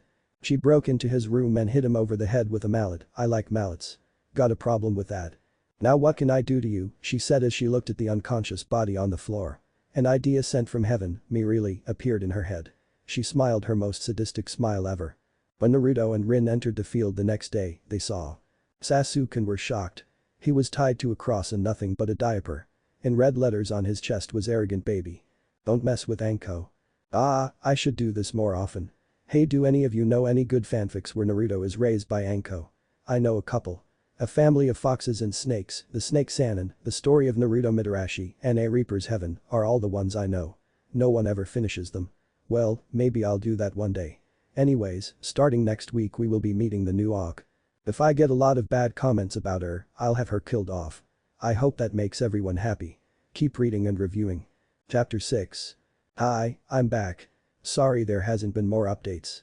I'm a bit behind in my schoolwork and had to write 3 essays and do 2 projects that were time-consuming. Well, that's what I get for waiting for the last moment. Anyways, meet my Awk. I looked at the site for information on the tailed beast and I picked the dog. Like always, if I don't know something, dislike it, or can't find the information on it, I'll just make it up. So, enjoy the chapter everyone. See ya at the bottom. Everyone has a story. No matter how big or small you are, you have a story because you exist. Hers began 12 years ago. It had been about 2 months since the death of Kyuubi and the Yellow Flash. The people of the village were happy that their greatest enemy was finally dead. He, who had turned the tide in the last great ninja war. He, who had whipped out 1/3 of their forces single-handedly. Now they could plan for their revenge and finish what they had started. Now the people of the village hidden in the rock could destroy the Leaf Village and reclaim their honor. Sadly, they became aware of a new threat when a team of Leaf Shinobi was captured in their territory. They were questioned and tortured for information.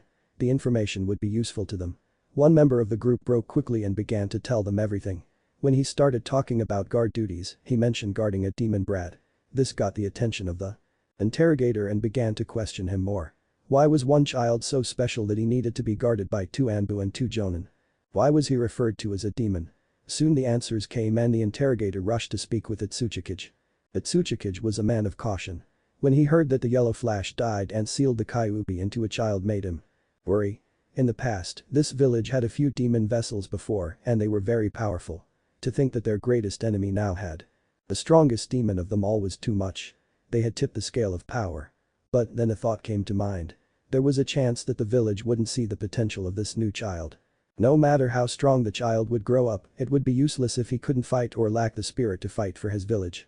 He decided to talk this over with the council. Like their enemy, the Rock had a council that consisted of the major clans and most respected shinobi. The talks went into the night and seemed like they were dead even. Half of them wanted to forget their revenge for fear of the Kyuubi's vessel. The other half agreed that, if their prisoners were any indication of their hate for the boy, the child would most likely die at the hands of his own village. Then a solution came and a plan was made. Fight a demon with a demon. The perfect plan that satisfied both sides. The ceiling could only be down when a child would be born, so whose child would it be? The voice of a man named Bakuden was heard and said that his family would take this, or leaving only 3, soon to be 4, left. It was soon agreed, and so they waited for the birth. When the day came, Deidara ran to inform the Tsuchikage that his mother would soon give birth. He in turn called his sealers and the keepers of the special vase that held Haku, the 5 tails. They quickly gathered at the home of the once great clan, and the ritual began as the mother gave birth. The process was long and difficult, but they were successful. The child was then given a name that was true to her purpose. Michi, for she was the pathway that would lead them to victory. That was 12 years ago. From that point to the present, she grew up. Her hair was a mix of white with a few black streaks and she wore it like her brother did. Her eyes were a light blue color. Her teeth were a bit sharper than most. She was slender and a bit tall for her age. She was strong-willed and had a code by which she lived her life. She often got bored with things and would skip school to go and play in the caves that were near her village. That has been her story to this point. Now is the present where we are now. The Tsuchikage was stroking his beard. It was a long and pointy one that, when combined with his lean face and narrow eyes, gave him the appearance of pure evil. Right now he was waiting for one person, Michi. He had called her to his office about an hour ago, and he was still waiting. While on the whole, her skill were good, she was nowhere near the level that they wanted her to be at. But that would change with her first mission as a genin. She soon came into his office. She was wearing a light brown shirt and skirt outfit and wore her hit-8 around her neck. On her ears were headphones as she listened to music and she seemed to be dancing to the music that was playing. "Michi," said the Tsuchikage. She didn't reply and kept bouncing to the music. "Michi." The man shouted. "Oh," she cried. "Don't shout, it's rude." She gave him a look that said to be nicer since he was in the presences of a woman. Sadly, it didn't work. "I have an assignment for you of great importance," began the Tsuchikage. "As you know, most of the Uchiha clan is dead. In fact, the Leaf only has one left and from what my sources are telling me, he is about your age and has just graduated. No doubt that village. We'll train him hard and make sure he is able to revive his clan. This is something we can't allow." "So what do you want sweet little old me to do about it?" she asked with a grin. "Would you like me to seduce him and have him join us?" "Well, if that's the case then I might be willing if he's cute." "No. We want you to wait for him to leave his village and kill him. When he is alone. You are the best choice because he won't be able to copy your special jutsus. Also, if you are caught, you can act like a genin that is simply lost or an innocent girl. You are not to return until he is dead or we contact you." "Fine, fine," she said as she waved her hand at her boss. "I'll do this but promise me that you'll inform me if my brother is found." It had been 4 years since the disappearance of Deidara and Michi was worried. The Tsuchikage gave a nod and with that she left. "Is the target in sight?" asked Anko as she hid on the roof of a building. She and her team were on what she considered to be an A-No-S class mission. They were going to do something that was said to be impossible, even for the Hokage. "I see the target," said Rin as she spoke through the communication device. She was on the street. Naruto was on another building and Sasuke had refused to take the mission, saying that it was pointless. "Good," replied Anko. "Naruto, when Rin stops the target, we will attack from above. I should work." "If it doesn't?" asked the ramen-loving boy. "Most likely we will be killed," was her answer which caused him to gulp.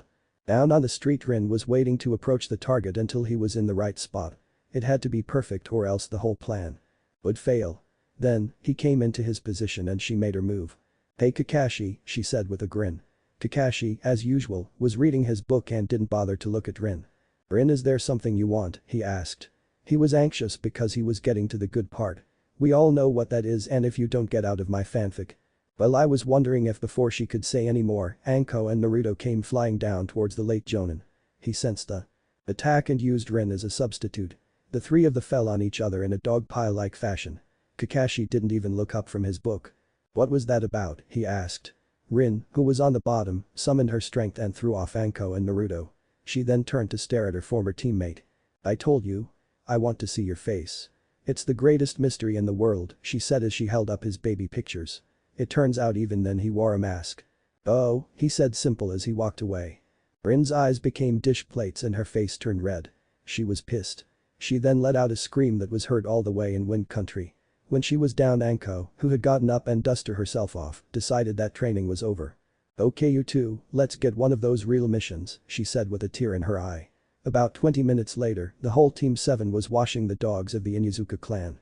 Team 7 had been a team for about a week now. At first, they were pissed at the crappy missions they had to do. Naruto and Anko seemed to hate them the most or at least showed it the most. The first time they caught the daimyo's cat, Naruto had suggested that they skin in and Anko volunteered. Other jobs they had been doing consisted of picking up trash, painting, pulling weeds, and cleaning latrines. Over this time they had become closer, for the most part. Rin and Anko had become friends and sometimes were seen shopping while Naruto carried their bags. Anko began to grow fond of Naruto as well, like he was a little brother or something. Sasuke, on the other hand, spent only the time he was required to with them and then left. As for Rin and Naruto, some people began to talk that they were getting close. These people were Ino, Sakura, and Hinata. When Ino and Hinata weren't training with their teams and Sakura was finished at the hospital, they followed the girl around and Naruto was usual right next to her. To Ino and Sakura it seemed weird that someone would want to be near Naruto and enjoy it. For Hinata, she was coming out of her shell more and more each day as her jealousy grew. One day her father saw her attacking a training dummy on compound and was shocked at what he saw. His daughter, the one he considered to be weak, was destroying a dummy with a picture of Rin's face on it. When he went to speak with her, her head snapped in his direction and glared at him, in only for a second, with enough killer intent to make him shudder. Neji was enjoying her time at the academy. At first, she was shocked at the lack of desire these girls had becoming shinobi. All they did was talk about which boy was the cutest and what outfits went with what. Neji just wanted to go back into a coma and never get up again. The next day, she made her point and got them to start training seriously. All it took was a couple of finger bullets, who knew? After the group was done with that mission, Anko took them back to the training field to train some more. Now, we are going to do some sparring, she said, getting everyone's attention. These will be pure taijutsu and will finish when I say so. Now Naruto, you will face off against Sasuke first. They both nodded and went into the middle of the field. In the last week, Naruto had gotten better at the dances. While he was still working on the dance of the camellia, he had gotten the basic movements down. He was still at a disadvantage to Sasuke, who was stronger, but at least he would make him work for a victory. Begin, shouted Anko. Sasuke started first with a series of punches. Naruto dodged most of them while moving backwards. After a while, Naruto decided it was time to fight back. He caught one of Sasuke's arms and used it to bring Sasuke in closer and brought his knee into Sasuke's gut. Sasuke stumbled back in pain for a moment and then regained his composure. Sasuke moved towards Naruto and then did a foot sweep that sent him falling towards ground. Naruto sent one of his hands to the ground and used it like a spring to launch himself back up before the rest of his body could hit the ground.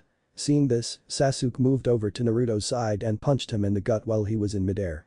Naruto hit the ground hard and coughed up some blood. Alright, said Anko. That's good enough. At that Sasuke smirked. He wasn't nearly good enough, he said with arrogance. He turned to face his fallen teammate. You're useless, so just quit. That's enough, said Anko with an angry glare. You need to learn how to be a graceful winner. She saw that Naruto had gotten up and was walking back towards them. Naruto, you are getting better, but you still need work. You should have continued your attack after your knee hit Sasuke. Also, you should have rolled out of that last fall. Instead of springing up. Rin, it's you versus Sasuke and then we'll move on. Naruto sat down as Anko told them to begin. Rin was amazing. No matter what Sasuke did, he couldn't hit Rin and kept getting pummeled. Rin started with a few quick jabs to the face and then in the gut. When Sasuke recovered, he tried to do a flying kick. Rin caught him by his leg and used his momentum to throw him to the side. While he is rolling, he uses his arms to quickly get back up onto his feet. Rin quickly moved over to him and gave him one final punch in the face. Alright, that's enough, said Anko. You both did fine. Now everyone come here so I can give you all a special test. When they were all gathered around her, she pulled out some small square pieces of paper. These are going to be telling me what your chakra affinity is. That will tell me what types of jutsus I should be teaching you. She then handed them each a paper. How does this work? Asked Naruto. Just place it in your hand and then push a little chakra into it. The three of them did as they were told. Naruto's was slit in half. Sasuke's began to crumble. Rin's turns to dust. Anko looked at them and smirked. Naruto has wind, Sasuke has lightning, and Rin has earth. Well, now I know what to teach them. Alright, she said, Naruto, you got wind. Rin has earth, and Sasuke is lightning. Good, because I know a couple of jutsus for Naruto and Rin. There aren't that many lightning jutsus unless you want to ask Kakashi. So, for now at least, I'll be showing Sasuke fire. She decided to start with Sasuke. She began to do some head signs and then shout out several small fireball from her mouth. Sasuke watched and was slightly impressed. It wasn't as powerful as his grand fireball, but it would help against a moving target. Anko then explained to him that it was almost similar to the grand fireball jutsu, except he had to cut it into several small bursts instead of one large one. He then went on to practice the jutsu on his own. Rin was next. Anko once again did some hand signs and then created an earth clone. It looked just like Anko, who gave it a punch and it turned into mud. She explained that like the shadow clones, these could fight and use jutsus. And, unlike Naruto's shadow clones, it didn't take up too much chakra. Rin nodded and decided to start training. Last was Naruto. She did the signs and then there was a large explosion of air. That, said Enko, was called Great Breakthrough. Basically, this jutsu will let you send your opponent flying. It will also be good in combination with fire jutsus. It's C rank, so you should have no problems with chakra amount. Naruto nodded and then began to practice the jutsu. They all continued until Anko told them to go home. As Rin walked home with Naruto, she saw that he was pouting slightly. What's wrong with him? Was it because he lost today? He should be proud of how good he's getting. She was pulled out of her thoughts when Naruto spoke up. Why have you been holding back? He asked. What do you mean? When we train, you don't fight like you did against Sasuke. Not that I look back, I realize that in all of our spars you have been holding back a bit. Well, I don't want to hurt you or. If I did that then. That's not the point. How am I supposed to get stronger if you don't take me seriously? Rin began to realize the real problem. It wasn't that she was holding back, but doubting him. He thinks that I think he's no good. Naruto, listen. If I were to go all out on you, you would be seriously hurt. I'm sorry if I hurt your pride, but you got to learn that sometimes holding back is a good thing. How? How is it a good thing? Asked Naruto as he stopped. I know you're stronger than me and that I would never win in a real fight. But, I don't want you to protect me. How are the both of us supposed to get better if one of us keeps holding back? This has to do with our teamwork and trusting each other. I give you my all and you don't. This has nothing to do with pride. Rin was taken back by this. She hadn't thought of it like that. She remembered back when she was younger when everyone never thought her seriously. Back when people thought she was weak because she was a girl. Naruto, I'll tell you what. Tonight during our spar I'll go all out on you. She gave him a smile and he smiled back at her. Little did they know that his stalker was watching them and trying to hear what they were saying. All Hinata heard was tonight and I'll go all out on you. That night Hinata trained like the world would end if she stopped. This caused her father to ask his other daughter some questions. Hanabi, have you done something to your sister? No, what makes you think that? Have you seen her? He asked sarcastically. I have never seen her train like this before. Well, I did read her diary yesterday, said Hanabi. It seems like Sam is going after the boy she likes. At that, Hiashi went into protective father mood. Wait, she's too young. Sorry father, but I think it's too late, said Hanabi with a sigh. Her diary is very detailed. It mentions everywhere he goes, who he hangs out with, and everything that he does. Your daughter is a stalker. Plus, she has very nice handwriting. At this, Hiashi looked like the painting The Scream. At about the same time, Naruto was training again with his mother and Rin. Okay Naruto, said Mimiji. Tonight we will be working on the finger bullet drill. You remember what you did wrong with your first try? With the bone blade? Naruto nodded. Well, that was it, only you need to focus on your finger bones and put a bit more chakra into them. Naruto began to follow his mother's instructions. He held out one hand and focused his chakra. Soon, 5 finger bones shot out of his fingers and into the wall. I think I'd better pick up a training dummy, said Mimiji as she looked at the holes in the wall. Naruto soon got a full hang on the jutsu and went back to training on the dance of the camellia. After that was done, he sparred with Rin. True to her word, she didn't hold back. At the end of practice, Naruto was glad he had the Kyuubi. Well, I have to get going, said Mimiji as Rin was healing Naruto. Where are you going? Asked Naruto. I'm just going to pick something up from the Hokage, she replied. And with that she was off. Later that night, Naruto had fallen asleep. It had been a tough day for him and he was beat. His eyelids were just starting to fall when he heard a noise. This put him on high alert, being used to being beaten up in the middle of the night. The noises were coming from in the hall and moving towards his door. He held up his hand, ready to use the finger bullets. Whoever it was went past his room and into the bathroom. A minute later he heard a flushing sound. A moment later his door opened and there stood Rin half asleep. She was wearing a white t-shirt and panties. She walked over to the bed and got under the covers. Naruto's eyes became dish plates. Ah. What is she doing? Is she sleepwalking or something? What should I do? At that moment, Rin seemed to move closer to him. Naruto could smell the shampoo she had used that night. He could feel the warmth of her body and the touch of her skin. Soon they were next to each other, facing each other. Her arm was soon wrapped around his neck, pulling his head in closer to hers. Is this for real? Does she like me? Meanwhile, one person was watching this for the Hokage's tower. The old man had been bored and decided to check on Naruto. Imagine his surprise when he was what was going on. He sat there, eating popcorn and cheering for the young blonde.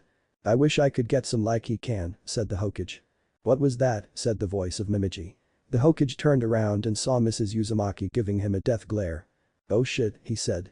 Back with Naruto, he decided to make a move. He was nervous as hell. As he moved closer, he heard her say Abito very lightly. He stopped and realized that she was asleep and couldn't take advantage of her like that. He slowly got out of bed and picked her up bridal style and put her back in her own room.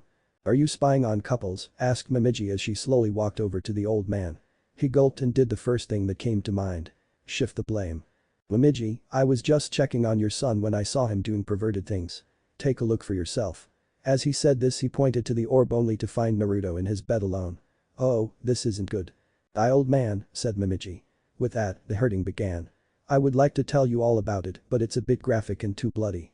Let's just say that he was later admitted into the hospital with wounds in areas where the sun don't shine." The next morning Naruto couldn't stop blushing as he watched Rin eat breakfast. Can you blame him? When they were done they went to meet the rest of the team at the field and began to practice right away. Anko began the meeting with some announcements and then they began to practice their new jutsus. Outside the village, a girl with wearing the symbol for the rock appeared near the village and began to set up camp. She would wait for her prey to come. No matter how long it took. Sasuke was fighting Naruto and winning.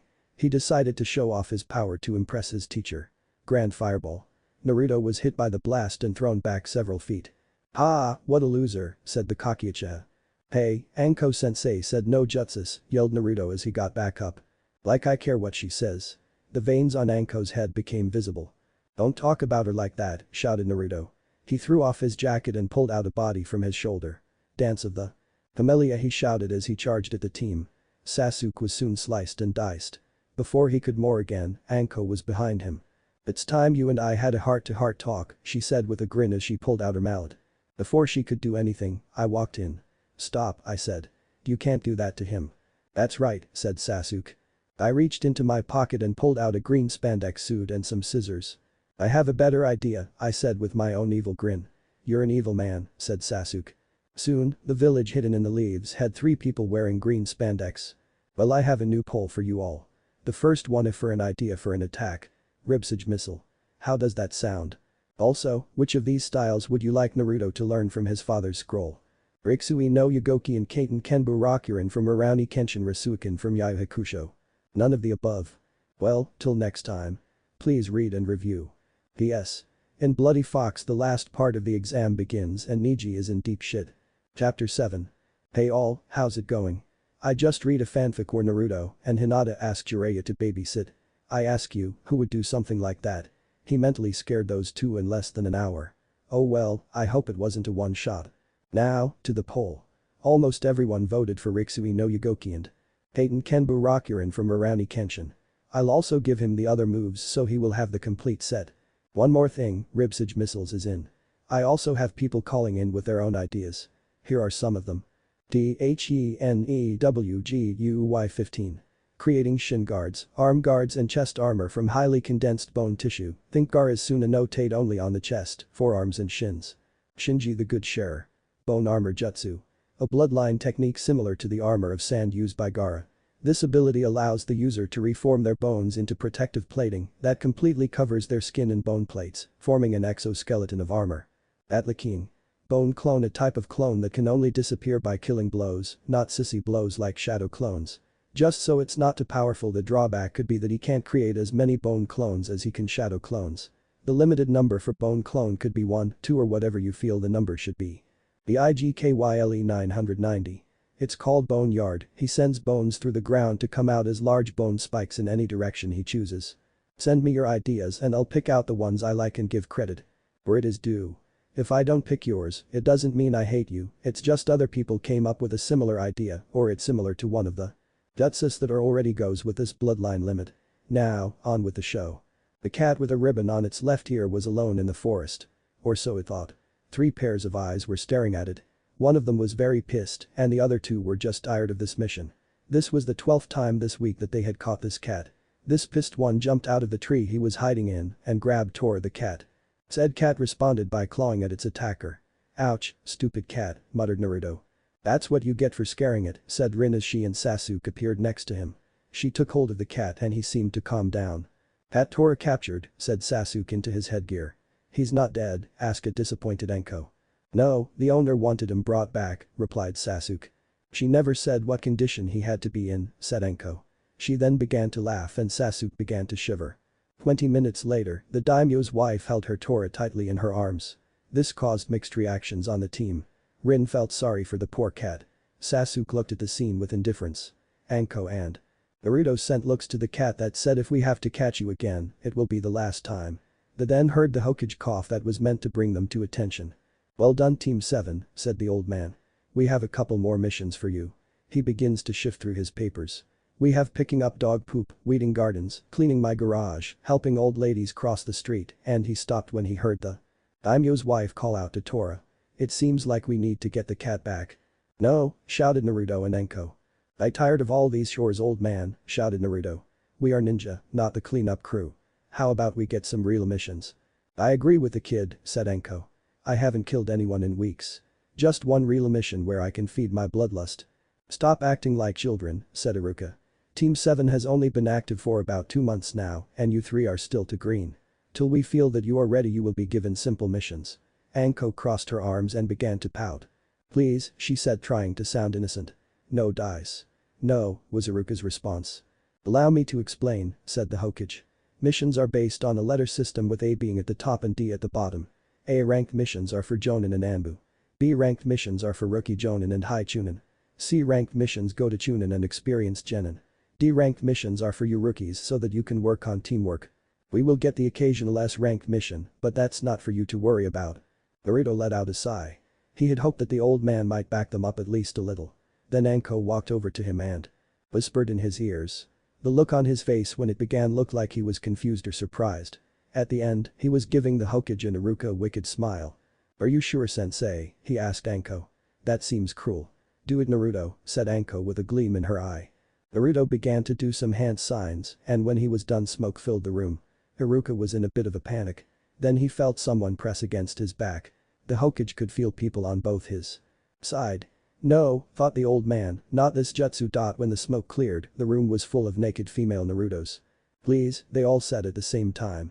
It was too much for the 2 men to take. Man wasn't made for that level of perversion. Blood shoot out of their noses and the feel to the floor. A second later the Hokage, who was still on the floor, held up a sheet of paper. Here's an easy C-ranked mission, he said. Anko went over and took the paper and began to read it. You're right, this is easy, she said. It's a simple escort mission as well as bodyguarding. We are to protect a bridge builder named Tsunade. That super bridge builder Tsunade, said a man on the other side of the doors. The doors opened and an old drunk-looking man stepped into the room. The first thing he noticed was that the room was full of naked blonde, big-busted, pig-tailed girls. I changed my mind. I'm staying here. There was a poof and the girls disappeared and Naruto appeared next to Rin. Sorry old man, he said grinning while scratching the back of his head. But, stammered Tsunade. He then began to cry. It's not fair. Alright team, said Anko. We will meet at the western gate in an hour. Be on time or be left behind. The 3 genin nodded and quickly left. Anko then turned to the old bridge builder and sighed. You can stop crying now. The 3 of them went their own way as soon as they left the assignment room. Sasuke went home and began to pack. Rin did the same thing. Naruto went to tell his mom, who was at the academy, about the mission. There was some crying on her part but she wished him luck and he then went home and quickly packed his stuff. He grabbed some clothes, medical supplies, and some scrolls. That had his father's fighting style written on them. Oddly, Naruto finished packing and was out of the house before Rin. Rin caught up with him shortly and the 2 began to walk together towards the western gate. When they got there they saw that Tsunade had stopped crying but still looked drunk. Anko was standing next to him eating some dango. Sasuke showed up a bit later with his gear. Alright, let's go, cheered Anko. Tsunade looked a bit worried.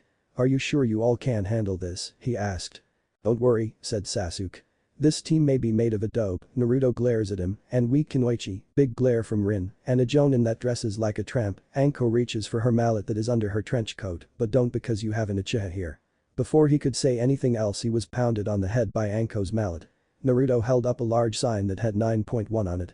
Rin also had a sign that read 8.9. Tsunade's sweat dropped. Still can't get a 10, muttered Anko. Let me rephrase that. I am a special Jonin and my team can handle this. If things start to look bad I'll step in and help. What do you mean weak Kunoichi, yelled Rin. I beat you at every taijutsu spar.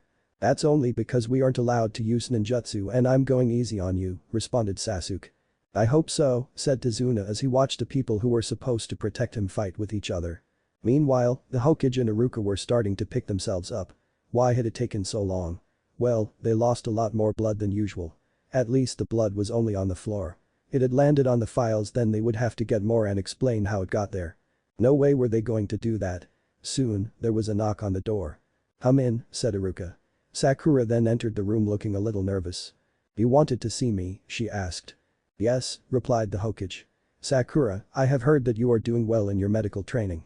So, I'll be sending you with a team on a simple delivery mission." "May I ask why?" she asked. "Sakura, you are being trained to become a field medic. So, you need some field experience and to be with people who can help you with your speed so that you can arrive at your destination much quicker. Don't worry, I doubt that you will need to use your skills or any action will take place." There was a knock at the door and the Hokage checked the clock. "That must be him. Come in, guy." With that the door opened and in came a large man wearing green spandex, a Chunin vest, a bowl cut and thick eyebrows. "I Guy, the youthful green beast, am here as you requested." Thank you Guy," said Iruka. He turned to face Sakura. "Sakura, this is Guy and you will be joining his team for this mission." Sakura looked at Iruka and then at Guy. She then walked over to Iruka and leaned over to his ear. "Please tell me they aren't as weird as he is," she whispered. "Don't worry," said in a low tone. "They are mostly normal." "Poor kid. Maybe I should tell her about Lee." "Oh well, she'll get over it. They will only be gone for about 3 weeks. Yes, I am evil." Over at the Hyuga compound, Hiashi was sneaking into Hinata's room. He had to find this diary and discover who it was that his daughter was in love with. Of course, he could just ask, but fathers don't just ask their daughters who they are in love with. Well, they could, but just don't expect the truth. So here he was, a 40-year-old Jonin, sneaking around his daughter's room looking for that book. "What are you doing, father?" asked Hanabi, who was right behind him without him knowing. "So," he screamed. Like a little girl. "Don't do that," he hissed as he turned around. "I need to find that book." "Where is it?" "It's under the floorboard next to her desk," sighed Hanabi as she pointed to the desk in the corner. Hiashi went over to the spot and quickly found the loose floorboard. He picked up the diary and then began to read it. "Damn," he said. "She does follow this guy everywhere. She even lists how much ramen he eats and the flavors. But why not a name?" "I think it's because she is embarrassed or something," said Hanabi. "So, what are you going to do now, father?" That was the question. He could track down the boy and kill him for stealing his daughter's heart. Or maybe send her to a hypnotist and erase him from her mind. Then, he could encourage the relationship. If Hinata was training this hard to beat down someone else who like him, imagine how hard she would train if he told her they might become engaged. Before he could make any decision, he had to know more. Like the boy's name, family, and strength. He turned to his youngest daughter. "I want you to try and find out more about this boy," he said. "I don't care how you do it, just find out who he is and then report back to B. Then I'll check out his records and see if this is a suitable match." "Yes, father," she replied. "I hope he doesn't go this overboard when I start to date." Michi was watching the roads that went in and out of the village. She was well hidden thanks to her hiding camouflage jutsu. She could watch people pass her by without anyone noticing unless they had an active Sharingan, Byakugan, or animals with really powerful sense of smell. She was about to move to a different area when she saw a group of 5 pass by. There was a loud blonde, a girl with orange markings on her cheeks, an old drunk, and a woman in a trench coat with no sense of modesty. The last one was an Uchiha. She could tell that due to the fact that he wore his clan symbol on his back and his dark eyes. "Finally, it's been a week since I ran out of batteries and haven't been able to listen to any music. Now, to wait for the right moment and kill him." "Azuna, is there a shinobi village in Wave?" asked Rin. Far question considering the fact that she had been gone for so long and didn't know about any of the new villages that had appeared. "No," he responded. "If there were then I would have hired them." "There are many different villages," explained Enko. "However, only 5 largest countries hold the villages where one can receive the title of Kage. They are the Mist, Leaf, Sand, Rock, and Cloud. Their leaders are the Mizukage, Hokage, Kazekage, Tsuchikage, and Reikage. I hope that explains everything." "Thanks, Enko," said Rin. "I just thought that there might have been more." Enko would have answered her, but stopped in her tracks in front of a puddle. She looked down at it and began to stare. The others began to freak out when she began to laugh. Well, what do we have here?" she said in a happy-sounding voice. "A puddle on a hot day and it hasn't rained for days. I wonder what I should do." She then reached into one of her pockets and pulled out several exploding notes and then dropped them into the puddle. If anyone was looking at her face, they would say she was crazy. It turned out, when the notes exploded and the demon brothers flew out of the water, someone did see her face. "That woman is nuts," said one of them. "Let's kill her first, then let's get the old man," said the other. "But what?" asked Rin, who was standing in the back. "You don't have any weapons." They gestured to their gauntlets only to find them missing. Rin then stepped forward and held up the gauntlets. She then smirked at them. "This is my fighting style," she said. "I steal your weapons and then use them against you." The two brothers were enraged. They charged into attack, but were stopped. Sasuke used his kunai to stab one of them in his leg and then delivered a fierce uppercut. Naruto hardened the bones in his right arm and punched the other one in the face. "Nice work you three," said Enko. She then turned to Tsunade.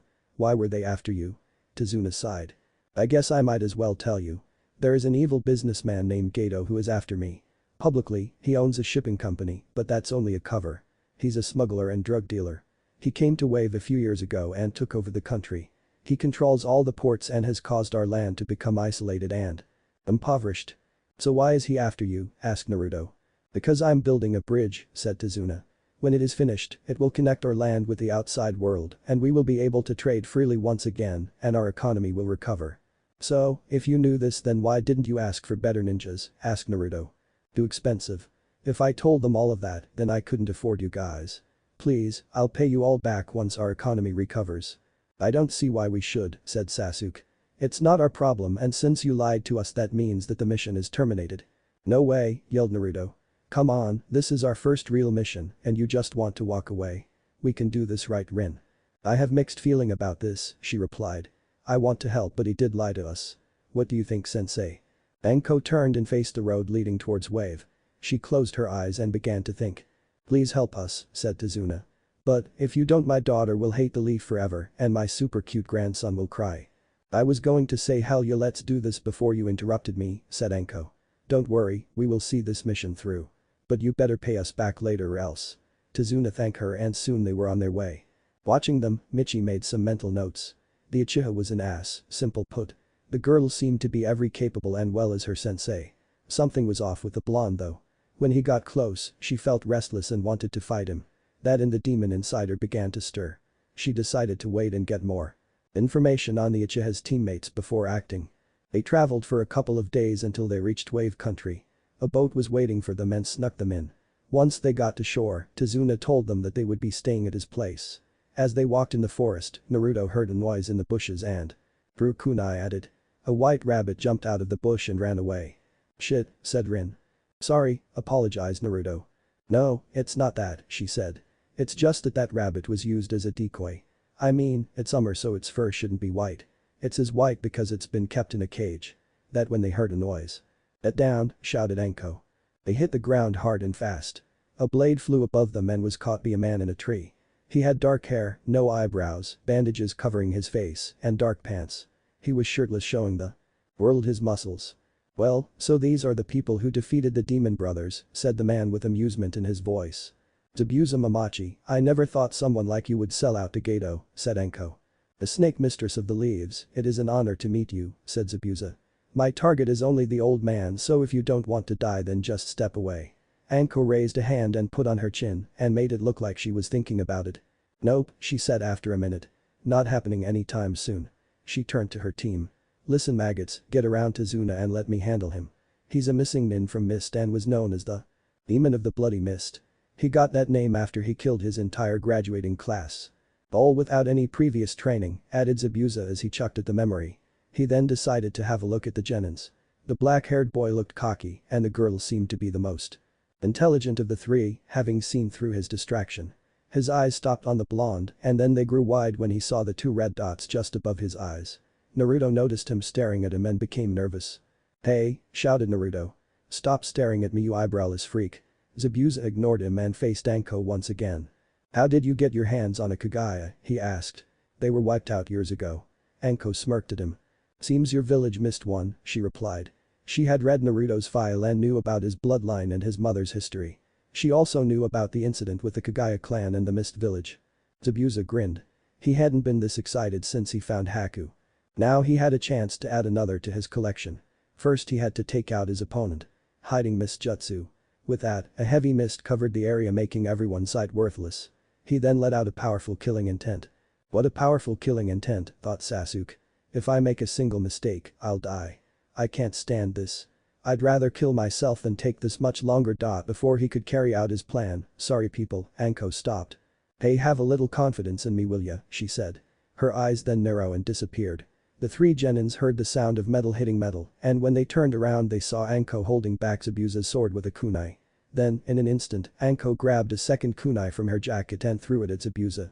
Zabuza, however, dissolved into water. Shit. That was a water clone. Before anyone could blink, Zabuza appeared above her with his sword in hand and cut her in half. "One down," he said. Then, Anko turned into mud. An earth clone. Then he felt a kunai press against his throat. "Was that all you had?" asked Anko. Suddenly, Zabuza dissolved into water and she was kicked from behind.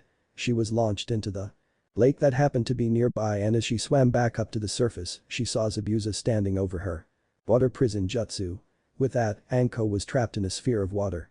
As long as Zabuza held on to the sphere, she was stuck. She had a limited amount of time before she ran out of air. Well, better take care of your brats and the old man. Water clone jutsu. A clone of Zabuza appeared at the edge of the lake and began to walk over to the genin. The three genin began to panic. Sasuke was cursing that he would never get to kill his brother or revive his clan. Rin had tried to come up with a plan. However, she couldn't figure out how she was going to steal that sword, and even if she did he could still use ninjutsu. Naruto was watching his life flash before his eyes. To put it bluntly, it sucked. But, when he got to the part where Iruka saved his life, things began to get better. No way was he going to let it end now. Not when he finally got his mom back and found out who he was. Suddenly he had an idea. He just hoped Rin would figure the rest out. He stepped forward and took off his jacket. "Dance of the Camellia," he shouted as he grabbed a shoulder bone that had begun to poke out. The bone looked like a sharp blade and was much stronger than steel. "Interesting," said the clone. "I will enjoy seeing the Shikatsu Myaku." How can this be, thought Sasuke. How can the dobe had a bloodline limit? If you like this, try my shadow clone jutsu. At that, there was a puff of smoke and then there were 5 Narutos. They then ran towards the clone Zabuza and circled him. "Now you're in for it. Rixui no Yugoki." The 5 of them began to appear and disappear around the clone, confusing him. "This move makes it impossible for you to hit me," said one of the Narutos. "With fluid-like motions and the constantly changing speed, you can't predict where I am or where I am going." Clone Zabuza was swinging his sword like a madman, while the real one watched with interest. While this was going on, Rin noticed something on the ground. It was a windmill shuriken. Realization hit her and stole Sasuke's windmill shuriken from his bag. Shadow windmill shuriken. With that, she threw the weapons at Zabuza. Zabuza noticed the attack coming at the corner of his eye. It was a distraction. The blonde was just showing off to get my attention away from his teammates. And I fell for it. Zabuza caught the first shuriken with his free hand. When he saw the second one he jumped to avoid it while still holding the sphere. "Hey freak," came a voice from behind Zabuza. He turned around and saw the windmill shuriken turn into the blonde. "Eat this, finger bullet drill." Naruto's finger bones shot out and headed for Zabuza's arm. He had no choice, he released the jutsu. Naruto hit water and when he got back to the surface, Zabuza was giving him a death glare. "You little shit," he said as he grabbed his sword. However, before he could do anything else, a kunai was shoved into his side. He looked down at the form of Anko. She then pulled out the kunai and gave him a roundhouse kick that landed in his gut. The force of the kick tossed him off of the water and into a tree. Soon, Anko was standing over him ready to give him the death blow. Before she could act, 3 senbons were embedded in his neck. The group looked up and saw a dark-haired hunter nin. "Thank you for your assistance," said the figure in a very feminine voice. "I doubt I could have taken him by myself." He then appeared next to Zabuza's body and picked him up. "I will be leaving now to dispose of the body. Goodbye." With that, the two disappeared into a whirlwind of leaves. Michi, who was well hidden thanks to her jutsu, watched the whole thing and was in awe. She had to tell her superiors about what she had seen. "That was amazing," cried Tazuna. "I had doubts, but that was amazing. Come on, let's get to my place so you can get some rest and I can get some super sake." Well, that's it for this chapter. Sorry no Omik today. Maybe next time. Now, what should happen to Zabuza and Haku? You got till the bridge scene to decide.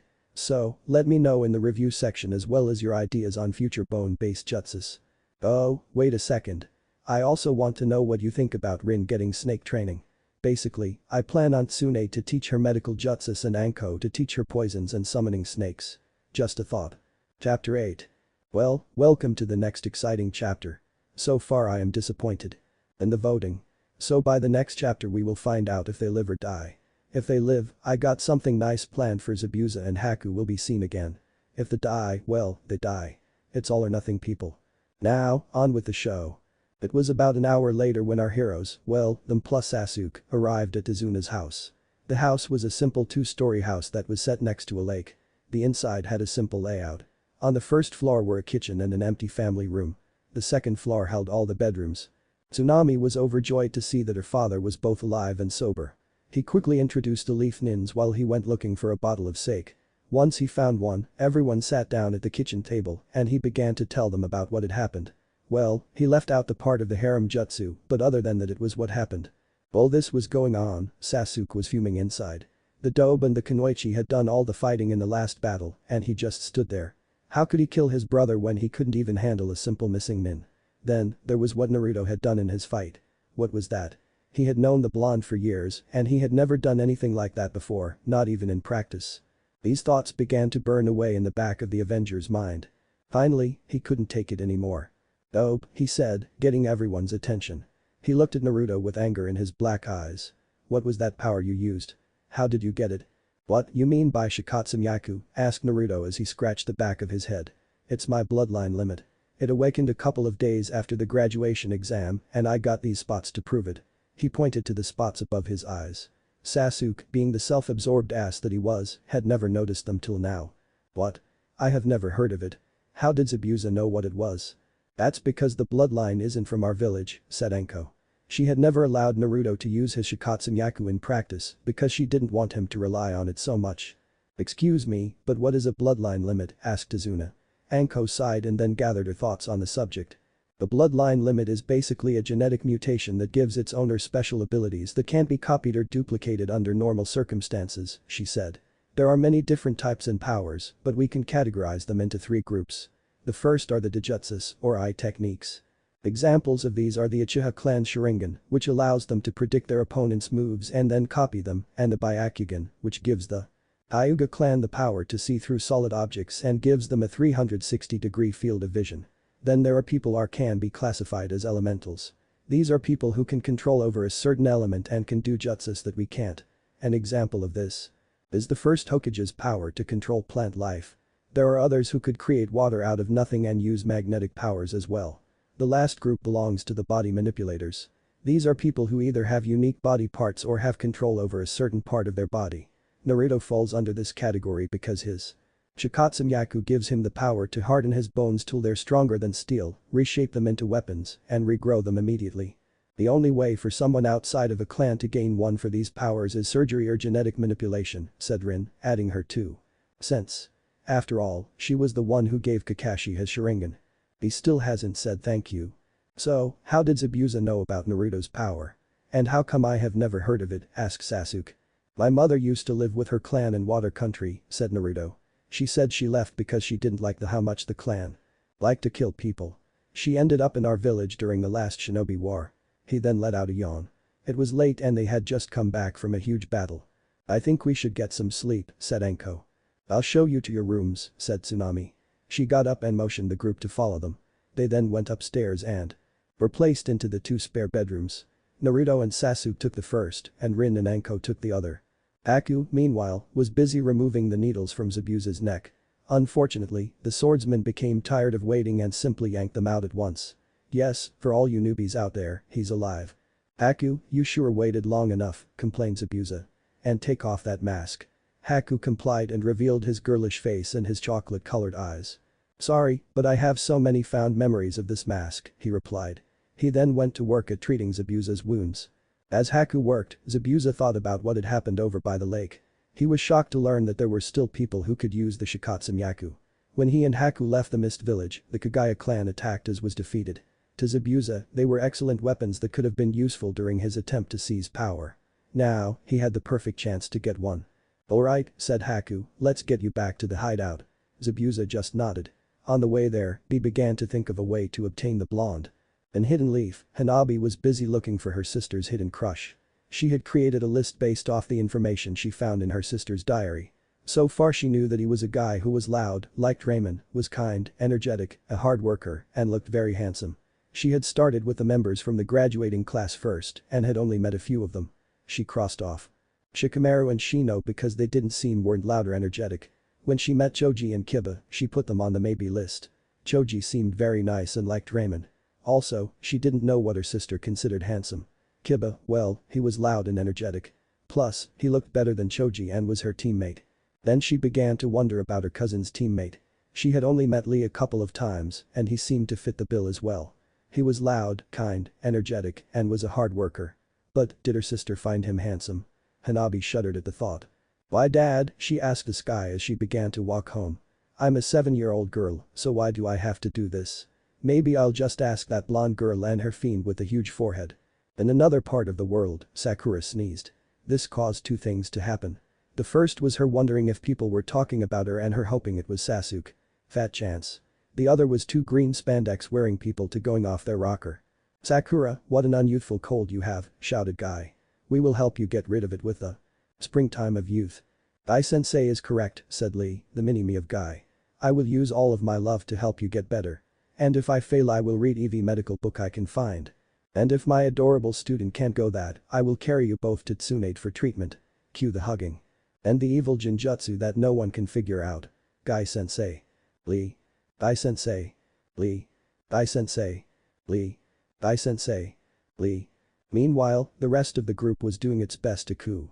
Tenten began to chant a mantra. Neji began to hit his head against a tree. Sakura cursed Kami for her luck. Finally, the two stopped and Lee went over to Sakura. "I will do what I can to make you feel better. When you are, will you go out with me?" At this Sakura shivered. It wasn't that he wasn't a nice guy, he was just creepy. Plus she loved Sasuke. "Sorry, but I like someone else," she said quietly. This caused Lee's eyes to glow with the light of fire. "And I have a new rival." He then turned to Neji. "I am sorry Neji, but until I defeat the love of Sakura's life, I can not be your eternal rival." Neji had a very odd reaction to that. He turned around to face the tree once again and began to eye. "Neji, what's wrong?" she said as she moved over to her teammate. "I promised myself I wouldn't cry when this day came," said Neji. "Sakura, what is the name of the Sam who has stolen your heart?" This question made by Lee caught the group's attention. Guy wanted to know as well so he could help his youthful student defeat him. Neji wanted to know who to thank for this newfound happiness. Tenten simply wanted to know so she would know who to send the flowers to. Sakura began to think. She could have this guy attack Sasuke. He might get the wrong idea. Then, she had a thought. What if she gave him someone else's name? "It's Naruto," said the pink-haired girl. "Naruto Uzumaki." The next morning Naruto, Rin, and Sasuke were eating breakfast with Tazuna and Tsunami. Anko had her eyes closed as she sat at the dinner table. She was in deep concentration on the events that had happened yesterday. All night she had been worried about something that didn't feel right back the fight with Zabuza. Coming to the most likely conclusion, she opened her eyes. "Zabuza is still alive," she said, getting everyone's attention. "What?" shouted Naruto. "But we saw that hunter Nin kill him." "I hate to say it, but I agree with the dope," said Sasuke. "We saw him die and then his body was taken away to be disposed of." "That's right," said Anko, "he took the body away. A real hunter Nin is supposed to destroy the body on sight. Also, there was the weapon that used." "That's right," said Rin. "Senbon needles are too small and weak to kill. At least, more difficult. However, they are good at hitting the body's nerves and pressure points. If he has studied the human body well enough, he could have put Zabuza in a dead-like state." "Don't you think that you're overthinking this?" said Tazuna. He didn't like the fact that Zabuza was still alive and might come after him again. "That'll be a first," muttered Sasuke. Sadly for him, Anko heard him. In a single motion, she grabbed her mallet from within her trench coat and hit him over the head. At that moment, Inari walked in. "Ah, my super grandson," said Tazuna. "Say hello to the ninjas who saved me." Inari just looked at them with a vacant expression. "You're all going to die," he said. "Just go home."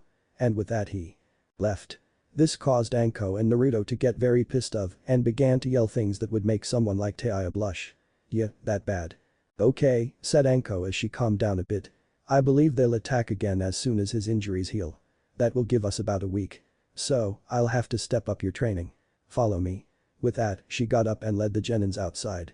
They all had mixed reactions. "Sasuke. About time she started training me seriously. It better not be something lame. Maybe it's a special jutsu that is more powerful. It better be because the Uchiha clan deserves the best. And why do these losers have to come along? She should only be focusing on the best, me. Rin. Most likely she'll be showing us tree climbing. I already have that down, but my water walking is still kind of weak. Maybe I'll work on that after I show her that I have mastered this exercise." "Naruto. Alright. Whatever it is I know we can do it." Anko led them to a clearing and began to tell them what they would be doing. Now, this is an advanced exercise that gives him Jonin's trouble. You see, in battle, you have trouble with chakra control. This exercise will help fix that. Also, it will help increase your stamina. All you have to do is walk up a tree without using your hands. That's impossible, said Sasuke. Anko smirked and then walked up a tree without using her hands. She then explained what they had to do and told them to use the kunai to mark how far they made it up. Naruto and Sasuke both ran up the tree. Sasuke used too much and the bark exploded underneath his feet. Naruto used a little and slipped off the tree. Rin simply walked up the tree and made it all the way to the top. Not bad, Rin, said Anko. Looks like you have already mastered this exercise. She then turned and faced the boys. Alright, you two keep working on this. I'm going to be keeping an eye on Tsunade. In case Gato sends others after him. With that, she left. Meanwhile, back in the Leaf Village, Hiashi was doing some shopping. He basically wanted out of the house and noticed that they needed a lot of stuff. Hanabi had so far come up empty-handed with her search in Hinata. It was that time of the month. So here he was, shopping for groceries from him and his daughters. At times like these, he missed his wife. She was good at these kinds of things. His philosophy had always been to just glare at the problem long enough and it will go away. He stopped and looked at the list he had made. Where are the pickled vegetables, he said aloud, to no one really. However, someone heard him. I saw them in the back of the store, said Momiji Uzumaki. Hiashi turned around and thought he was under a Jinjutsu because she seemed to be standing inside a clamshell with a waterfall and rainbow background.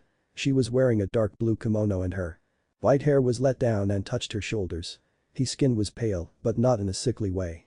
It seemed to have a glow of its own. She was only about 5 inches shorter than him and, simply put, looked very good for a woman of 38. She stood in front of with carrying a small basket in her hands. WW what, he stammered. They are in the back of the store, she repeated. May I see that list? Hiashi simply nodded and handed her the list. She scanned the list and then looked at him. This won't do. There is little variety and not enough fruits. As she continued, many people stopped and stared at the sight. Hiashi Hyuga was just standing there being told that he made a mistake. No one does that. Usually, he gets angry and lashes out. DT thank you, he said. Oh no, I sound like my daughter. And my heart is beating faster than usual.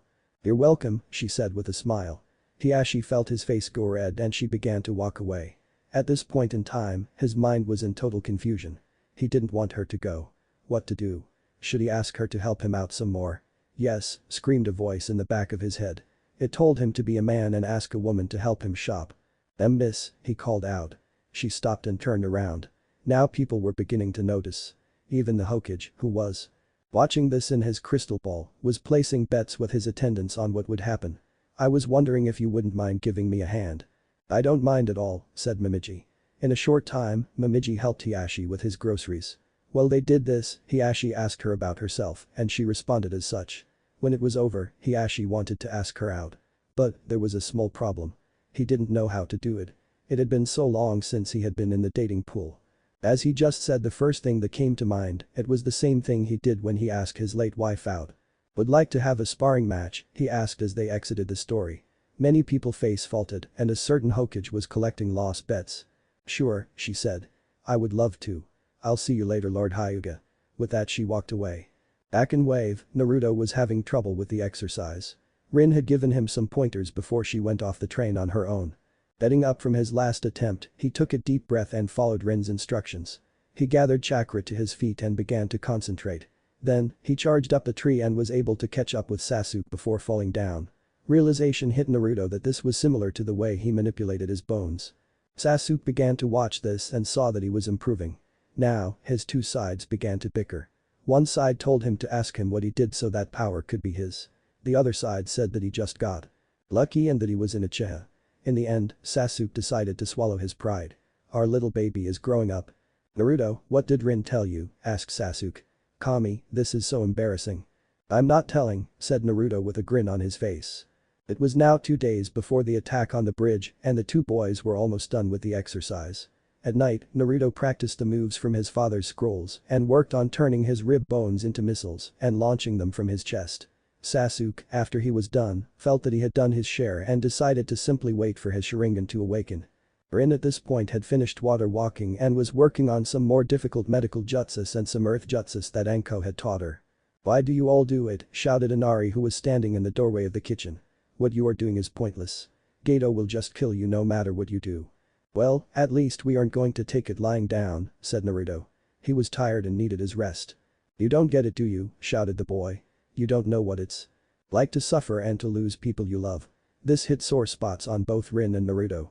Rin turned and looked at the boy with every ounce of hate she had. She was in a war and lost many of her friends to the Rocknins. She watched her teammate die right in front of her eyes. How dare he say something like that? Naruto wasn't so good at holding back. He got up and growled at the boy. What would I know? I was separated from my mother for 12 years. I was beaten, stabbed, and staved in the orphanage where I grew up. I had to live in a filthy apartment alone. So, yes, I do know what it's like. But at least I didn't cry about it or give up hope. With that, Naruto stormed outside. Inari was shocked for a moment and then went upstairs. Is that true? Asked Izuna. Sadly it is, said Enko with a sigh. She then went upstairs to talk to Inari. She found him in his room and quickly decided on what to say. Sorry about what Naruto said. He's had a hard life. A lot of us have had hard times that seem to never end. But, from what I have seen and heard is that Naruto has never cried. Well, not in a long time that is. I guess he felt that he didn't want to feel useless and decided to do something about his problem, rather than cry about it. With that she left the boy alone, her words echoing in his head. Outside, Naruto was looking up at the moon. A moment later, Rin walked up to him. I think you could have handled it better, she said. When I lost my teammate Obito, I felt like nothing mattered anymore. It hurt so badly that she stopped then, unable to continue. For Naruto, it answered the question who Obito was. Maybe, he said. I just don't like people who wallow in self-pity. I mean, he still has people that care for him. He should be doing everything he can so he doesn't lose anyone else. It's hard, said Rin. To lose someone so close, it's so hard. I thought about ending my life after Obito died, but your father helped me out of it. Naruto began to get a sense of dread. How close were they? No, he did want to know. I'm going to train some more, he said as he walked into the forest. The next morning, Haku was collecting herbs for Zabuza. Tomorrow they would attack and they needed to be ready. He was wearing a pink outfit and had undone the bun in his hair. As he walked into a clearing, he saw Naruto asleep on the ground. What a perfect chance. Haku moved over to where Naruto was and began to poke him. Soon he was awake. You're going to catch a cold, said Haku. Naruto looked up and, you guessed it, thought Haku was a girl. But I ask you, who? Wouldn't? What are you doing out here? I'm training, said Naruto. But you look strong enough as it is, replied Haku. I know, but I want to get stronger. So, why do you seek strength? Is it to protect you precious people? Naruto thought about that for a moment. He thought about his mother, Anko, Iruka, the old man, and Rin. Yeah, I want to protect them and make sure that nothing happens to them. But, what if they don't need you? Asked Haku. Would you still protect them even if they change their mind on how they feel about you? Haku didn't want to do this, but if it helps Zabuza in the end he would do it. All he had to do was place seeds of doubt in his head and soon he would come to them. However. Of course I would, said Naruto with a look of determination. I will never give up on those I care about. I see, said Haku as he got up and began to walk away. I hope you will be able to become strong for those people. No problems. I never go back on my word. You don't have to worry about me, miss. That's good to know. Oh, and by the way, I'm a boy. Naruto turned white and his eyes became dinner plates. About 10 minutes later, Sasuke found him. Apparently, the local wildlife thought he was a statue. What's wrong with you? Asked Sasuke as Naruto snapped out of it. The world is full of strange and scary people, was Naruto's response. The next day Anko, Rin, and Sasuke were at the door ready to go to the bridge with Tazuna. Are you sure you don't want to wait for Naruto? Asked Tsunami. Naruto had gotten back late the previous night after finishing the exercise along with Sasuke. However, he had overdone it and needed rest. He'll be fine, said Anko waving her off. With that the group made its way to the bridge. About half an hour later, Naruto woke up. Realizing that his team had left without him, he quickly got dressed and raced to catch up with his teammates. At the same time, Team 7 had arrived at the bridge to find everyone missing. Where are the workers? Cried Tazuna. This was answered by laughter of none other than Zabuza who walked towards them with his partner next to him. They ran away as soon as they saw me, he said with a smirk. He then noticed that the Kagaya was missing. Where is the blonde? Why do you want to know? Asked Anko who tensed. I would also like to know, said another voice. A young girl with white and black hair walked from the other end of the bridge. She wore the symbol of the rock on her forehead protector. Friend of yours? Asked Anko to Zabuza. No, answered Michi. However, we have somewhat similar goals. His job is to eliminate the bridge builder and those protecting him. My job is only to kill the Uchiha. So, I'm going to be lending him a hand. So why do you both want the dope? Asked an annoyed Sasuke. I want him because he is a member of the Kagaya bloodline and I would like to take him home, said Zabuza. He will become an excellent tool for me.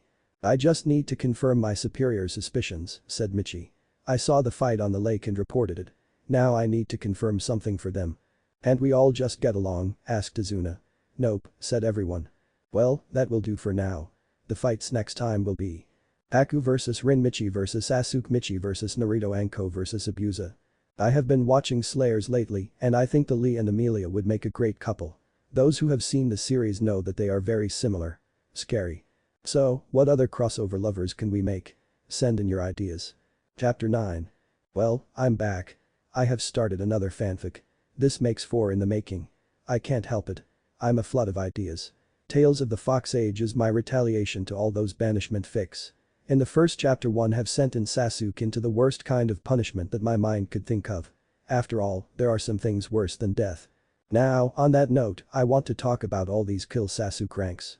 I have something so awful planned for him that will make him wish I had killed him. So, please just wait a little bit.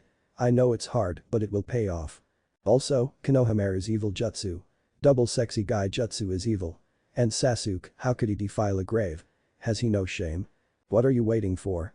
Start reading. Inari stared at the 2 men who were taking his mother away. Gato had sent them to capture his mother and use her as a pawn. That man just keeps taking everything, he thought. He has taken everything from me now. My father, my mother, soon my grandfather, and there is nothing I can do about. He's just too strong.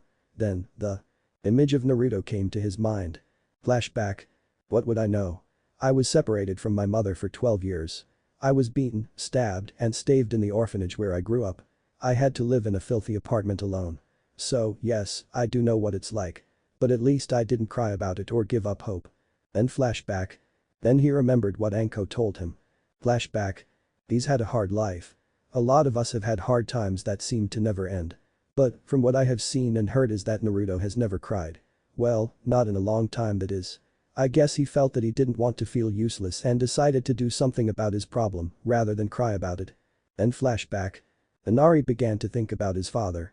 He had told him to protect what is important. He had died doing that.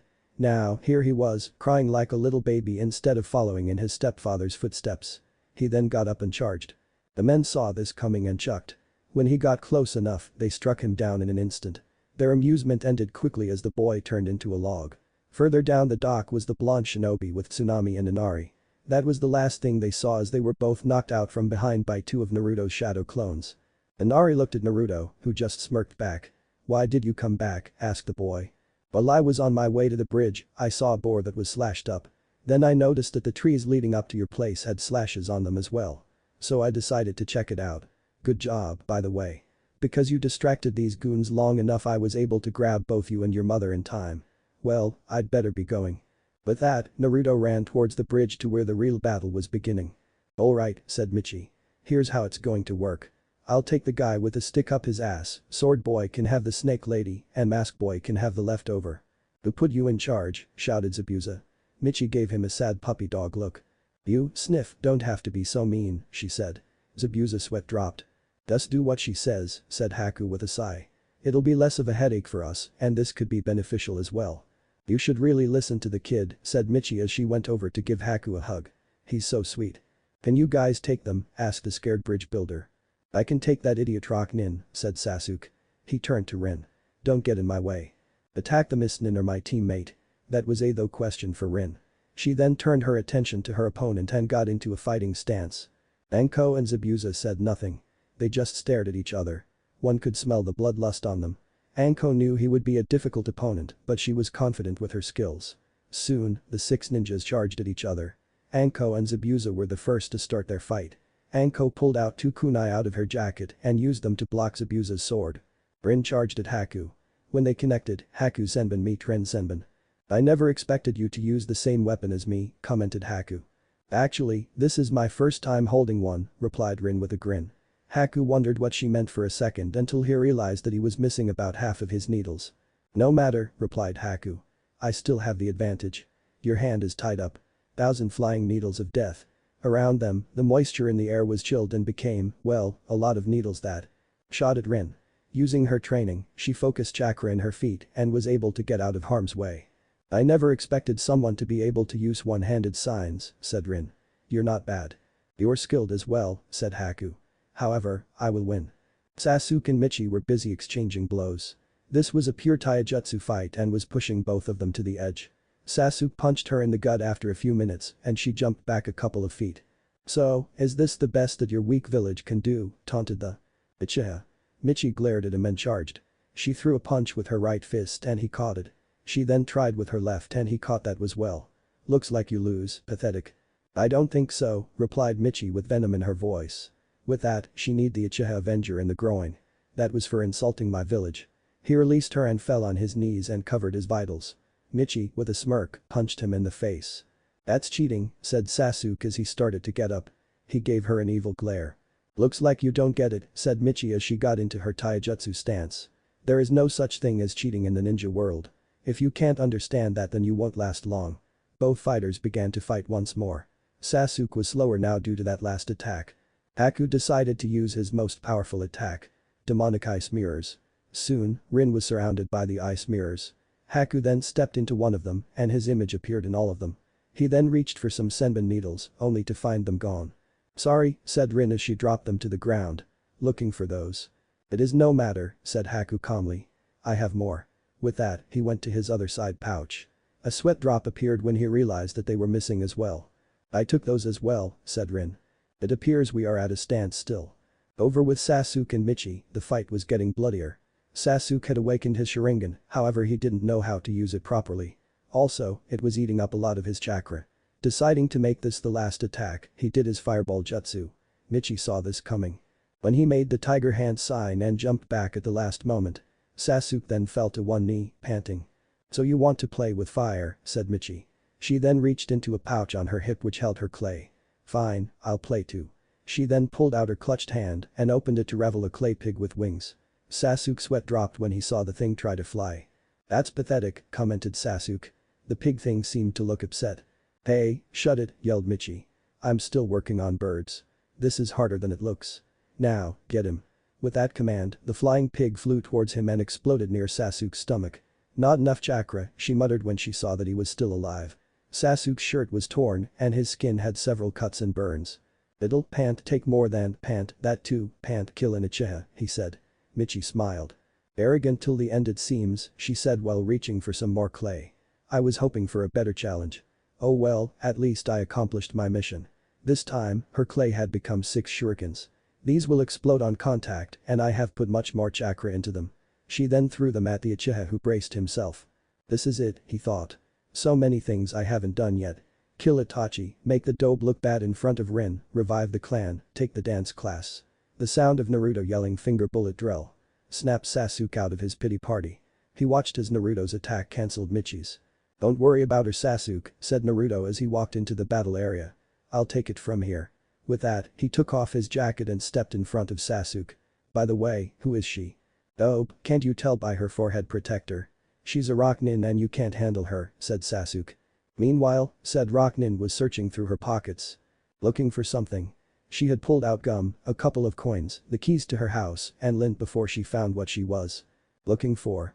It looked like a baseball trading card, however, in the ninja world they don't play baseball. Instead these cards held the pictures of famous shinobis from all villages. Sometimes the cards listed their most famous jutsus and sometimes the picture had them performing one of them. This card had the image of the 4th Hokage on it. Michi ran over to Naruto and placed the card next to his face. She then began to look the card and then at Naruto. What the hell is he, a clone? I mean, get rid of those dots and whisker marks and he looks just like the yellow flash. When I decided him and his fighting style to the Tsuchikage, I never expected him to check to see if he was related to our most hated enemy. Ah, what are you doing? Asked Naruto who had several sweat drops on his head. I see, was all she said. She walked away, giving them some distance. I have 2 targets now. I must kill the 2 of you. Why do you want to kill the dope? Asked Sasuke. He's a nobody, a loser. Michi turned around and examined the 2 of them. If you can't figure it out, then you don't deserve to know, she said. Michi then gave Naruto her full attention. A person who can use the Shadow Clone and the Rixui no Yugoki is worthy of my special ability. She reached into her pouch once again and Naruto created a bone blade from his shoulder. Michi created another flying pig and sent it to attack Naruto.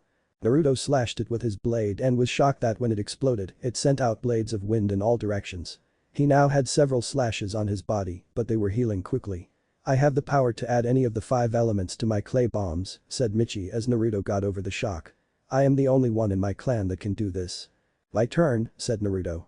Naruto's rib bones began to stick out and straighten themselves. Their ends looked like arrowheads. Ribsage missiles.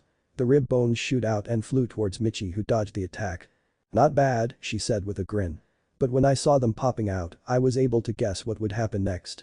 If they were faster then you might have gotten me. Well, it is a new jutsu that I just created a couple of nights ago, said Naruto as he scratched the back of his head. Well, better take you down quickly. Rixui no Yugoki. Naruto then seemed to appear and disappear all around her. Michi began to get her next clay attack ready. A moment later, Naruto was in front of her. Dance of the Camellia. Michi now had several slashes on her body. Naruto leapt back as she prepared to hit him with her free hand. You idiot, she screamed. Look at what you did to my clothing. Her light brown outfit had blood and slashes near her right hip, left arm, and several other places. Personally, she was glad he didn't strike in the vicinity of her bust region. They were still growing. Oh, said Sasuke as he got up and stood next to Naruto. I'll take it from here. I have been watching her with my Sharingan and now I can take that fool. A second later he was knocked out by Michi. Sasuke's body was shot back several feet and then bounced a little. The lit stopped near the bridge builder. It happened so fast Naruto hadn't seen her move. Sorry, but I can't stand that guy. How do you put up with him, she asked. I manage, replied Naruto with a grin. I have to since he's my teammate. He then held up his blade. Now, back to the fight. Over with Haku and Rin they were trying to come to a solution. Can I please have my Senbon needles back, asked Haku. Rin gave him an exhausted look. What kind of Kunoichi would I be if I armed my opponent, asked Rin. Naruto and Michi continued their fight.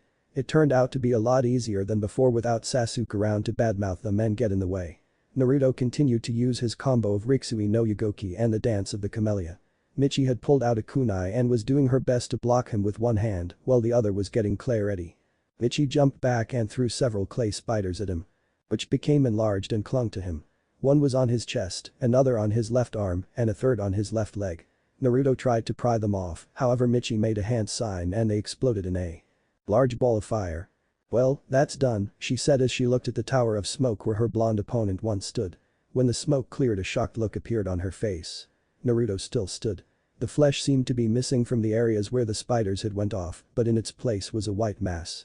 As the skin began to regrow, the white mass seemed to shrink. That's new, she commented. Naruto just shrugged.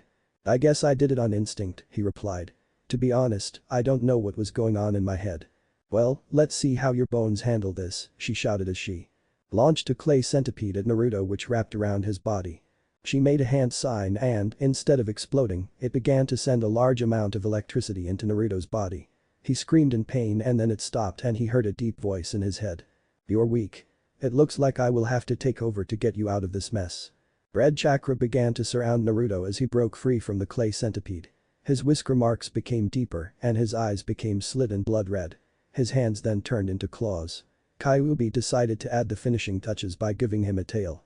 The kitsune sent his chakra to Naruto's tailbone and a tail made on bones shot out of his rear. Michi was shocked at this. What is he? Is he like me? Fear overtook her. She was scared shitless. She believed that she would soon die and had good reason to. Well, said a voice in her head. So the high and mighty kitsune really did get sealed. Time to take this fight to the next level as well. White chakra, the chakra of Haku, surrounded Michi and she began her transformation. Her right arm became covered with white fur. Her hand began to change its shape till it looked like a dog's head. Her eyes turned yellow and her pupils took on the shape of an X. Her fangs grew till they could be easily seen several feet away. Both had lost all reason. The only thing that they felt was the urge to fight and kill the person standing in front of them. Anko and Zabuza had stopped in their fight when they felt the chakra of the two demons. What is that? Asked Zabuza. There was fear in his voice and his knees began to shake. Why is there two? Wondered Anko. I know Naruto hold the Kyuubi inside of him, but there is a completely different demonic chakra near him. Could it be the girl? I better finish Zabuza fast and get things under control. Summoning jutsu, shouted Anko. A moment later, she was standing on the head of a big blue snake. Time to finish this, Zabuza. I have never felt anything like that before, said Haku with fear in his voice. Before Rin could say anything, one of the ice mirrors shattered as Naruto and Michi came sailing through it. Michi's dog hand had bitten into Naruto's side, and Naruto's clawed hands were slashing her continuously. When they hit the ground they let go and rolled away from each other. Haku cancelled his jutsu, deciding that this area was no longer safe to fight in. Rin just watched as the two demon vessels got back up and continued to fight. Bone clone jutsu. With those words, Naruto hunched down and two white ovals began to grow from out of his back. Soon they were about his size, and they quickly began to take shape. A moment later, there were 3 Narutos. 2 of them looked paler and thinner than the original. The 3 of them charged at Michi. Michi grabbed a handful of clay and shoved a handful of clay into her transformed hand and pointed it at the charging Narutos. Clay. Hanan. I suck at naming these moves, she shouted as a dozen winged dogs shot out and headed for Naruto. Naruto's new clones moved in front of Naruto and took the attack. There was a large explosion that destroyed both clones, shattering them. Naruto lunged forward and, in a second, his hands were around her neck. As Michi began to pass out, she began to revert back to normal. But Naruto didn't stop. The voice in his head told him to continue. Naruto, cried Rin. Stop, you've won. Something in her voice caused Naruto to awaken, pushing Kyuubi's influence away. He too began to revert back to normal and let go of her. Rin walked over to him, kneeled down next to him, and spoke up again. Are you alright? Yeah, he said with a nod. If you hadn't have stopped me I might have killed her. He leaned closer to her. Thanks Rin. Listen, I need to tell you something. Rin began to blush. What is it, she asked. Naruto opened his mouth to speak, but before he could say anything he was stopped by Zabuza's screams. The two of them got up and went over to where Anko and Zabuza were fighting. When they got there, they saw Zabuza under a giant blue snake. Anko was next to him holding a kunai next to his throat. She had one of her sadistic looks on her face. Come on and say it, she said. Have a heart, moaned Zabuza. Just say it, sneered Anko. Fine. I surrender to the goddess that is Anko. I am scum that doesn't deserve to be under her boots. Say the last part. I also like to wear dresses. There, I said it. Now, let me go. The giant snake then poofed out of existence and Haku appeared next to his master. Anko turned to face her students. Oh, Naruto, you're fine. For a moment I thought, well, never mind what I thought. Anyways, it looks like everything is fine. Hey, where is Sasuke? He got knocked out after insulting his opponent too much, said Naruto with a grin. Well, isn't this sad, said a voice at the other end of the bridge. I thought I hired a killer and what do I get? A whip dog. The Shinobi turned to see a short man with a broken arm. Behind him were about 100 of his thugs. Beto, shouted Zabuza, what is the meaning of this? I just came here to finish you off after you killed the bridge builder, said Gato. But, it seems like you couldn't even do that. So I'm just going to have my men kill you all. Beto, shouted Tsunade, you'll never get away with this. Everyone had forgotten that he was there. I think I will, said the evil little man. First I'll kill all of you and then have my way with the rest of this village.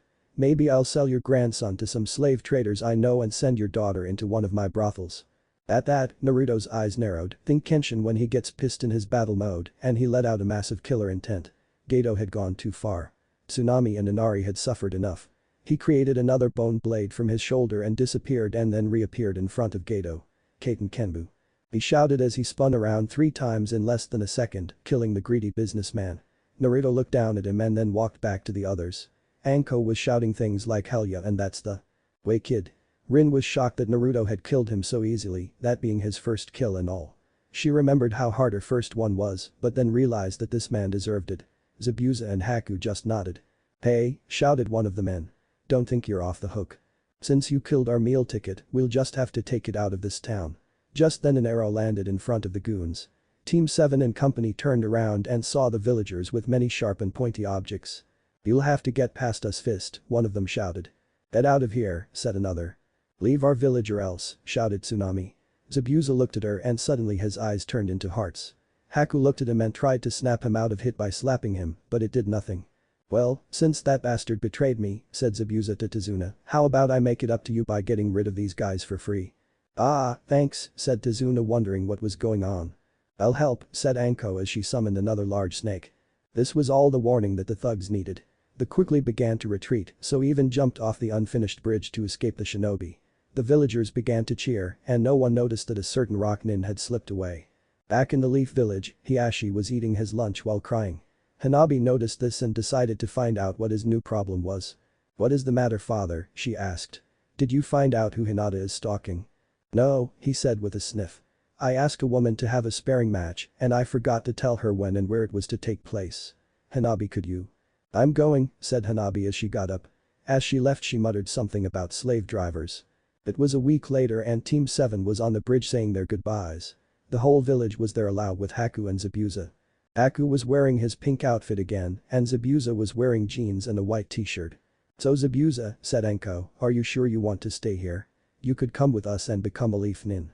Zabuza snuck a quick peek at Tsunami and then turned back to Enko. "I'm sure," he said. "I think it's time for me to find a new way of life. Plus, I want to make up for some of the trouble I caused." "Be sure to visit sometime," said Haku. After a few more goodbyes and some crying from Inari and Naruto, Team 7 made their way back to the Leaf Village. On the way, a thought came to Rin. "Hey Naruto, what were you going to say on the bridge?" she asked. Naruto gulped. To be honest, he was afraid to ask her. "Well, I forgot," he lied. "Oh," replied Rin sounding a little disappointed. "So, what will we name the bridge?" asked one of the villagers. "How about the Great Naruto Bridge?" suggested Inari. Tazuna smiled at his grandson. "That's a super name," he said. "Well, there we go." Michi's special ability from her demon is the power to infuse her clay bombs with wind, earth, lightning, fire, and water powers. This is because Haku is the five-tail, and each of his tails has power over these elements, one for each tail. Her transformation was just something that I thought sounded cool. Also, with Rin's fighting style, I figured that's how her fight with Haku would have gone. Sorry if you were expecting more. Don't worry, Haku will be seen again after Sasuke's betrayal. I think you can guess what party we'll play. The next couple of chapters will be fillers. The fight between Hiashi and Momiji and Naruto seeks advice from one of the people who would know her the best. Then, Naruto's birthday and how he celebrates it. Now. Amik time. Amik. Anko and Zabuza were fighting. "So tell me Zabuza," asked Anko as she blocked Zabuza's attack. "With her kunai. How do you plan on taking Naruto?" Zabuza jumped back and put his Zanbuto on his back and reached for something else on his back. He pulled out some sketches that looked very poorly drawn. "Plan 1. I kill you and your team." Picture shows a chibi Zabuza jumping over the Anko's dead body, then I grab the kid. The next picture shows chibi Zabuza with a tied up chibi Naruto, then I hit him over the head until he forgets everything and I just fill in the blank. New picture shows chibi Zabuza hitting chibi Naruto over the head with a mallet. Plan 2. I follow the same 2 steps. 3 shows Anko the first 2 pictures, then I wait for your village to declare him a missing nin. Shows a picture of chibi Naruto crying, I then offer him to join us and all the dango he can eat. Shows her a picture of chibi Naruto jumping with a stick on dango in his hand. "One problem," said Anko. "I'm the dango-obsessed person on the team. Naruto likes ramen. I guess I'll have to stick to the first plan then." Chapter 10. Well, let's see, where are we? Oh right, the wave arc is over. Sorry this update took so long, but it's not my fault. Well, it is, but only a little bit.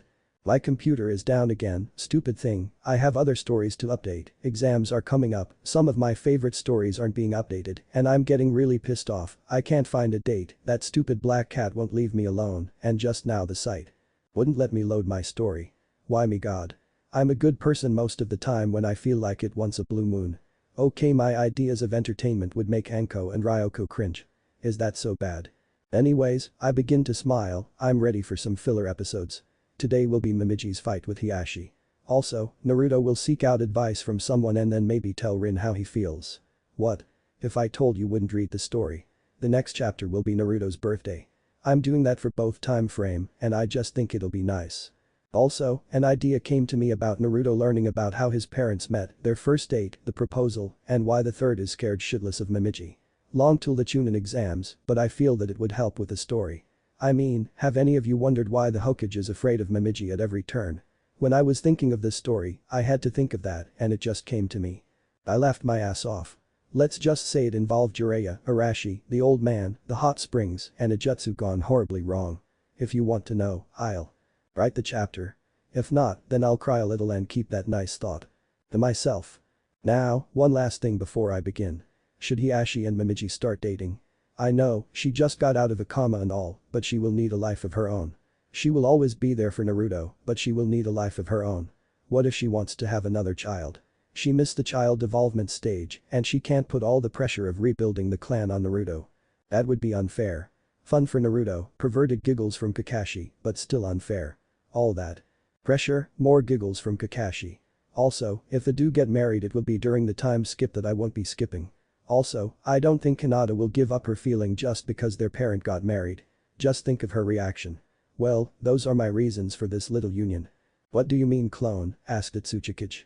Michi was giving her report of the events that occurred on her failed mission. During the confusion with Geto and his men she had woken up and escaped. She wasn't able to kill the Uchiha, but she was able to get some information of the other target. He's like a mini-me of the Yellow Flash, cried Michi. Same hair color, same kind of eyes, and hell he even has the same hairstyle. The only differences are the red dots above his eyes and the whisker makes on his cheeks. The Tsuchikage nodded and closed his eyes for a moment as he pictured the boy in his mind. He then compared it to the fourth. So, he has the Shikatsu Myaku, is able to use shadow clones, and the Yellow Flash's fighting style. Anything else? Michi closed her eyes for a moment before she spoke.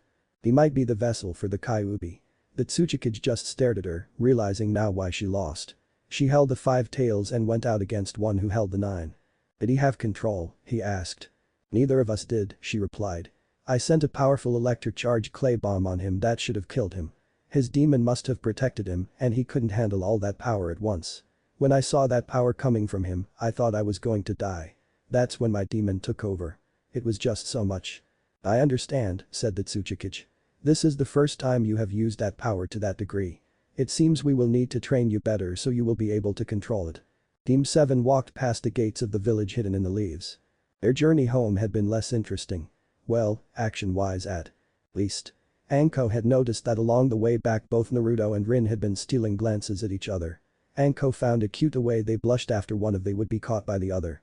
Sasuke was brooding more than usual, seeing that his pride had taken a literal beating. Well kiddies, said Anko, we're home. I'm going to turn in the mission report so you can all go home. The 3 genins nodded and left. Only Naruto and Rin said goodbye to her and wished her well. Over with Team 8, Hinata's eyes widened. My Naruto senses tingling. He must be back. Hinata, called Kurenai. It's your turn to spar with Kiba. Hi, she said as she walked over to Kiba, who was scared for his life. Hinata had gotten a lot better after Kurenai taught them about Jinjutsu. She used it to make his face look like Rin's for motivation. She got into her fighting stance and stared Kiba in the eye. He cried a little and prepared to fight back, knowing he would get his ass kicked. Sasuke went to the Uchiha district in complete silence. His defeat at the bridge was a complete embarrassment. If his father was still alive he would die from the shame of being told that his son lost. What made it worse was that he had been saved by the class dope and then knocked out by the clay girl. Only one good thing came from this mission and it wasn't saving some backwater town. He had awakened his Sharingan. Now, he could steal all the jutsus he wanted and make them his. He would get the power he needed to kill his brother and prove to the village that he was the best. Rin had decided to head for the hot springs instead of going back home. She needed some time to herself and needed to treat herself. There's something nice after a mission like that. As she made her way to the hot springs she ran into an unlikely trio. It would be too troublesome to explain, said Shikamaru to a young girl. Next to him was his best friend and teammate Choji. Just tell me who my sister likes, she yelled. I have been trying to figure it out for weeks. What's going on? Asked Rin as she came up to the group. You're Rin right? Asked Choji. She nodded and he continued. The Nabi here has been asking people around here who her sister, Hinata, likes. Everyone knows except her family. Well I'm a little out of the gossip pool, said Rin as she crossed her arms. She turned to Hanabi. So, do you have any idea what this guy is like? According to Hinata's diary he is loud, energetic, caring, a hard worker, and is good looking, said the Hyuga. Rin was beginning to figure it out. She had seen Hinata and her friends tailing them a couple of times but had marked it off as curiosity towards her. She did make an impression on them. Hanabi looked like she just remembered something. And he loves ramen way too much. Yep, said Rin. It's him. Naruto sneezed. Someone was talking about him.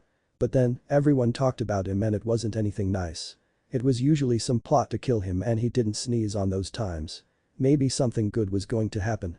It would be nice for a change. He let out a sigh. He had wanted to tell Rin how he felt on the bridge while they were alone. But, after they were interrupted he couldn't get a moment alone. Hell, he had tried.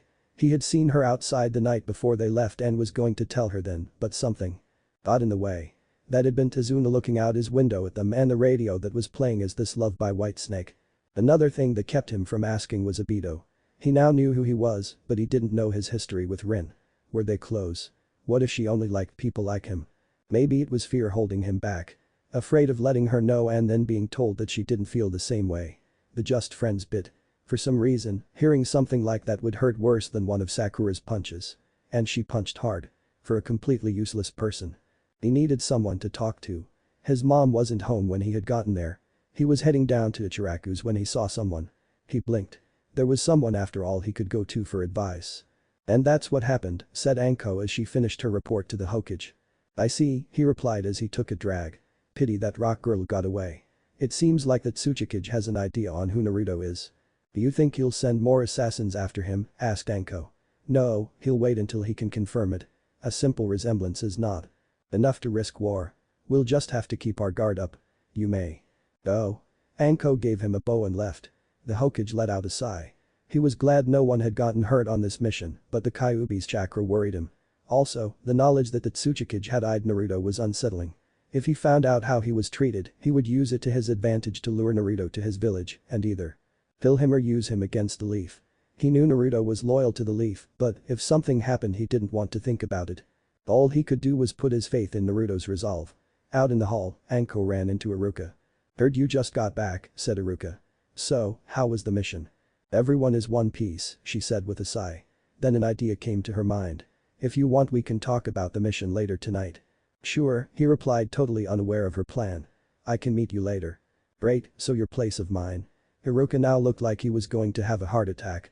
What the matter? You said you wanted to talk and I felt we could be comfortable while we talk. Or maybe we could go to a nice restaurant instead. Restaurant, he nearly shouted. If they were all alone, who knew what she would do? Great, she said with a grin. This was too easy. I'll meet you at the square at 7 and wear something nice. She gave him a smile as she walked away with her victory. Thank you for treating me to ramen, said Kakashi as he sat next to Naruto, the son of his sensei. No problem, he said. Hey old man, can I get 6 misos and 2 pork? I'll have chicken, said Kakashi. He then turned to Naruto as they waited for their orders. So, what did you want to talk about? Naruto gulped before he began. You were Rin's teammate, right? Yes. Well, what was your third teammate like? Kakashi's eyes were soon filled with sadness. Why do you want to know? He asked as he turned away. Well, I think Rin had feeling for him and was wondering what kind of guy he was, replied Naruto quietly. Kakashi grinned under his mask as he began to figure out what was going on. Well, where do I start, said the Jonin. He called himself my rival. We fought each other more than helping each other. He would always say that he, the dead last student at the academy, would one day surpass me, a person who was a Jonin at the age of 10, not sure when he became one, so sorry. He cared more about teamwork and his teammates than anything. He was a kind person that put his all into everything he did. He was loud as well. Naruto blinked. That sounded a lot like him. But what if she was only looking at him as a replacement? Naruto's head began to hurt as more thought came up and didn't notice as Kakashi ate his meal. That was good. What? Shouted Naruto as he realized that Kakashi had finished his meal. He didn't see his face. In frustration, he began to eat his own ramen with much vigor. Can I ask you a question? Asked Kakashi. Sure, what is it? What gave you the impression that Rin had feeling for Obito? Well, something came up during our last mission and she mentioned his name. That and she talks in her sleep. Shit, I didn't just say that, did I? He turned to face Kakashi once again and from the look on his face, he wasn't angry, he had a perverted look on his face. Suddenly his face was an inch away from Naruto's. Give me the details, he said. And nothing happened, shouted Naruto as he blushed. She was sleepwalking and ended up in my bed. At the time I didn't know she was sleepwalking. Anyways, she began to grab me and then she whispered Obito and I took her back to her room. Kakashi sighed as he moved away. He then gave Naruto a look of disgust. I was hoping for something better, he said. I'm very disappointed. In you. You should have taken the opportunity that was given to you. Things like that don't come twice. Fool. You missed your chance. He would have said more, but he felt a very angry aura behind him. He slowly turned around and saw Rin with hellfire in her eyes. For all of you wondering why she's here, well, she didn't have enough money and went to look for Naruto to borrow some. I pervert, she shouted as she launched a chakra-infused fist at Kakashi. A second later a star was seen in the middle of the day. Some Jonin couldn't even dodge a little love tap like that. With that Rin began to storm away. Naruto quickly paid for the meal and chased after her. Wait Rin, he said after he was only a few feet from her. I can explain. I just went to him for advice and I heard the whole thing, said Rin as she stopped. You wanted to know about Obito and asked Kakashi. She then turned to face him. You could have asked me. I'm finally over it. You didn't look over it at Tanzuna's house, he said quietly. Well, I am. It was just I don't know what that was. Inari just hit sore spot, that's all. She began to turn but stopped and faced Naruto again. Before I forget, she said in an emotionless tone that made Naruto gulp. She walked over to him and he closed his eyes expecting a powerhouse punch. What he got was a kiss on the cheek instead. Thank you for not taking advantage of me, she said with a smile. She then walked away with some money she had borrowed from the Uzumaki. Naruto just stood there as she walked away. Slowly, he raised a hand to his cheek. She doesn't hate me. That thought made him feel warm all over. He heard a whistling sound and took a large step to the right. A moment later Kakashi landed on the ground. What's her problem? He asked as he got up like nothing happened. He then pulled out his orange book and walked away. Naruto just stared at Kakashi's fading form as he walked away. This day can't get any weirder. He couldn't be more wrong. Are you Naruto Uzumaki? Came a voice from behind him. Naruto turned around and faced a Hyuga and a girl with her hair tied into buns. Yes, he said. The boy's eyes narrowed and Naruto took a step back. Thought came to mind on who this boy might be. He could be someone who liked Rin and didn't like seeing her kiss someone else. He could be someone who found out about the fox and wanted to kill him. He could be an arrogant punk who just wanted to kick the crap out of him. Seconds passed until the Hyuga finally made his move. It happened fast, Naruto couldn't dodge or anything. Soon, his attacker held him tightly in a hug. Thank you, thank you, thank you, thank you, thank you, he shouted as he swung Naruto back and forth like a rag doll. Tears were racing out of his eyes like two small rivers. Thanks to you, Lee will be leaving me alone. Just as long as someone else suffers, I'm happy. With that he let go and regained his composure. The girl next to him bowed. I pity you, she said. But, better you than us. Naruto was confused. What the hell were these two talking about? He didn't know anyone named Lee. Before he could ask, another Hyuga came running up to them. Neji, said the older Hyuga, a sparring match is about to take place at the compound. It is against your uncle and a woman with white hair. I'll be there, said the boy named Neji. He quickly ran towards the Hyuga compound followed by Tenten and Naruto. Naruto had a feeling he knew who this woman was. And he was right. When the three of them arrived they saw Momiji stood in front of Hiashi in the Hyuga family dojo. Hiashi was dressed in his traditional white robes. Momiji was wearing yellow robes that were similar to his, except that her top hung from her hips and she had bandages covering her breasts. A single Hyuga elder spoke up, telling them to begin. Both of them got into their fighting positions. Hiashi got into the opening stance of the gentle fist and activated his Byakugan. From what he could see, her chakra coils were closer to her bones than anyone else he had ever met. He found out why when she pulled out one of her shoulder bones that was reshaped into a dagger. But how did she do that? Asked Tenten. It's called the Shikatsu-myaku, said Naruto with a grin. It's a bloodline that lets my mother make weapons out of her bones and then regrows them instantly. Tenten started at the blonde and then at his mother. She was jealous. She considered herself a weapons expert. She could use any weapon perfectly. She could hit the target 5 times out of 5. Now, in front of her was a woman who could make weapons out of her bones. Tenten decided to pay close attention to this fight. The fighters moved towards each other. Hiashi began with several palm thrusts. Momiji dodged them with graceful dance-like motions. Hiashi continued his assault until Momiji yelled dance of the Familia. In a quick motion, she launched several slashes at her opponent. Hiashi reacted and jumped back just into time, receiving only one slash across his chest. I see you are very talented, he said. Glad you are enjoying this, she replied with a grin. Yes I am, admitted Hiashi. But it ends here. You are in my field of divination. A trigram 64 palms. With that, he launched at his opponent shouting the number 2 as he prepared to attack his first target, her chest. Momiji decided to up her game. Hiashi was about to close the fist 2 chakra points when her rib bones and several other bones on her arms, legs, and back sprouted. Her rib bones caught Hiashi's hand, stopping his attack. Dance of the Larch, she said as he looked up in confusion. Her rib bones retracted a bit, freeing Hiashi's hand. However, she stepped forward and began to spin similar to his Katen. He was thrown back several yards and when he got up he saw that he was covered with cuts and slash marks. Momiji then held up her hands and yelled, finger bullet drill. Hiashi quickly got up and preformed the Katen, blocking the attack.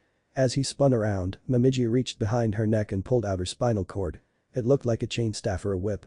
The moment Hiashi stopped, Momiji yelled, dance of the clematis. Vine.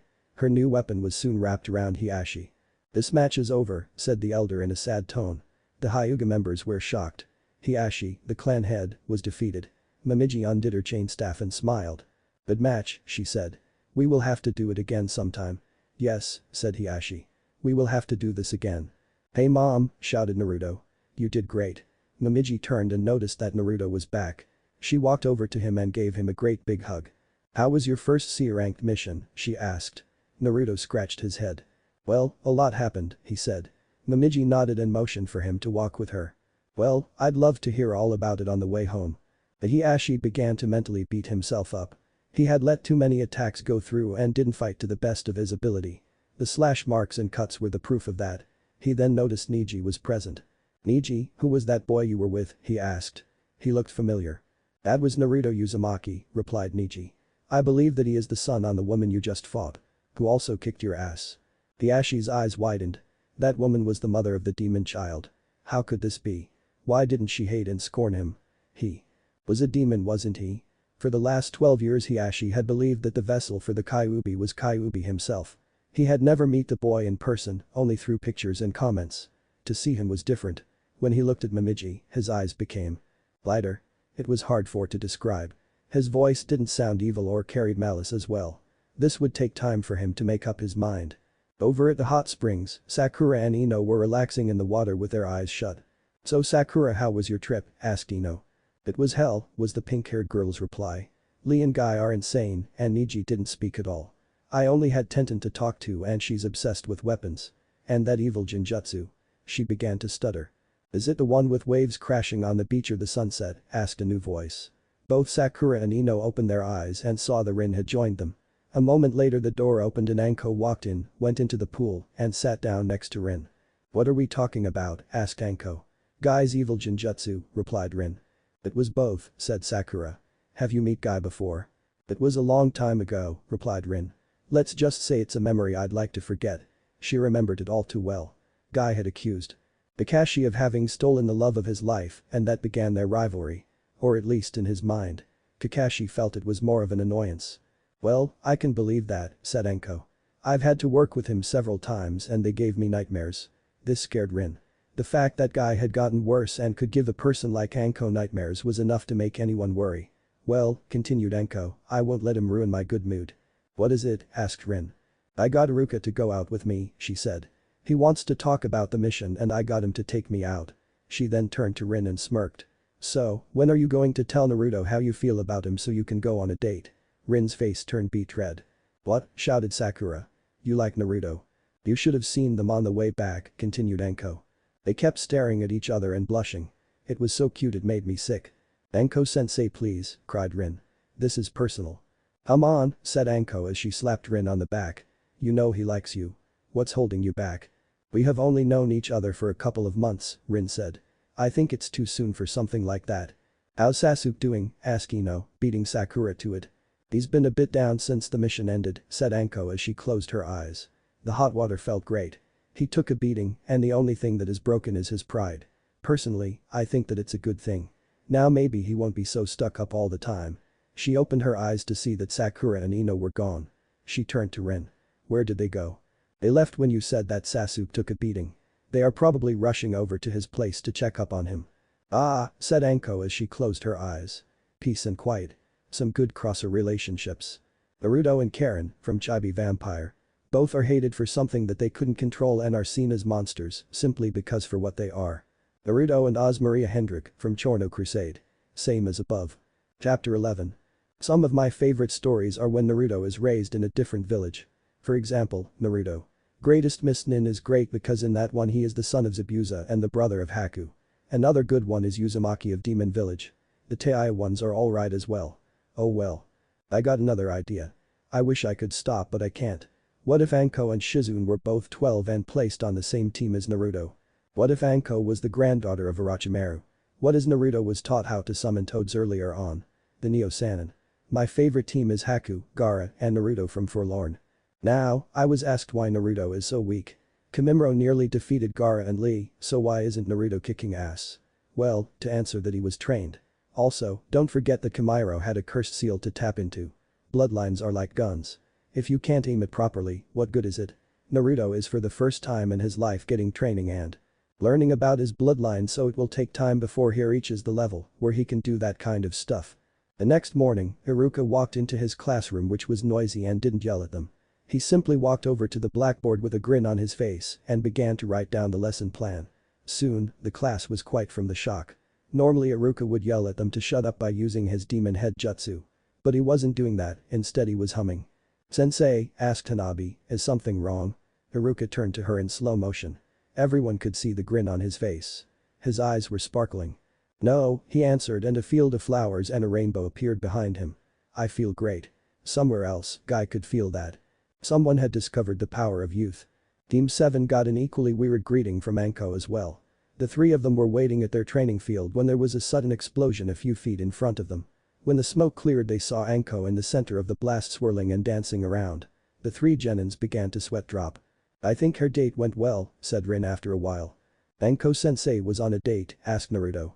"With who?" "Iruka," she answered. "She was so excited when she told me about it at the hot springs. I'm glad it went so well." "Good for him," exclaimed Naruto. "He really needs a life outside the academy." "Please," said Sasuke. He was probably wasted when she asked him out or hire something like that. Who would want to go out with a woman who dresses like a? He never got to finish as Anko hit him in the face with her mallet. This time, Naruto and Rin gave her perfect tens.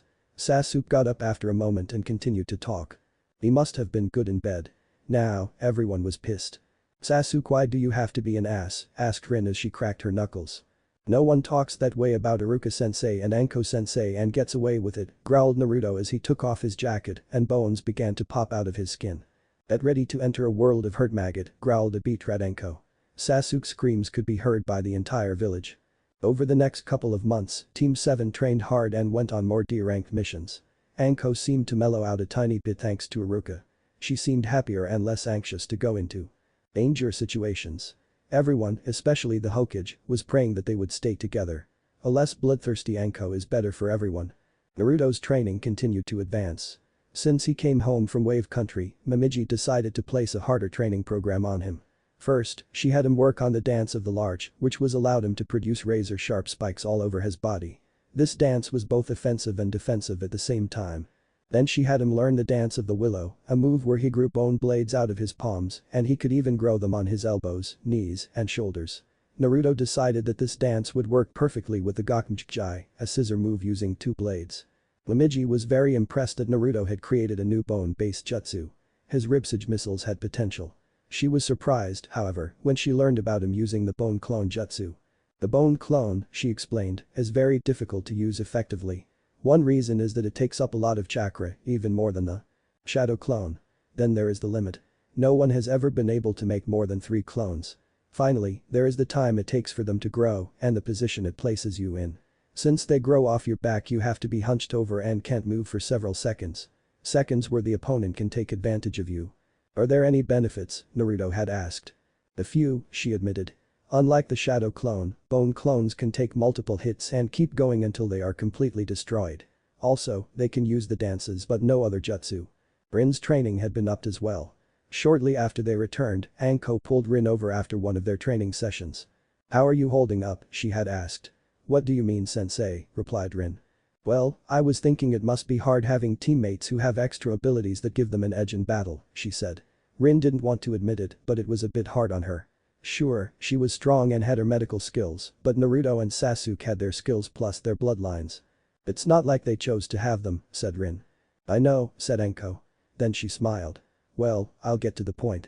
I would like you to start snake training. Basically, you'll learn my snake and poison jutsus. I'm not telling you to stop your medical training, but I just think you should have some more offensive jutsus. Think about it, you'll be able to poison your enemies and heal your teammates." In the end, Rin agreed. Anko summoned the snake that held the summoning contract and had Rin sign it. Soon after that, Rin began to wear a trench coat like Anko's. "She wanted me to wear the fishnet as well, but I said no," she told her teammates when they asked about her coat.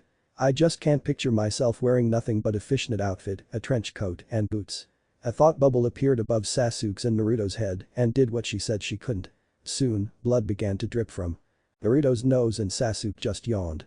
Who to kill, she thought. The pervert or the one who thinks I have no sex appeal.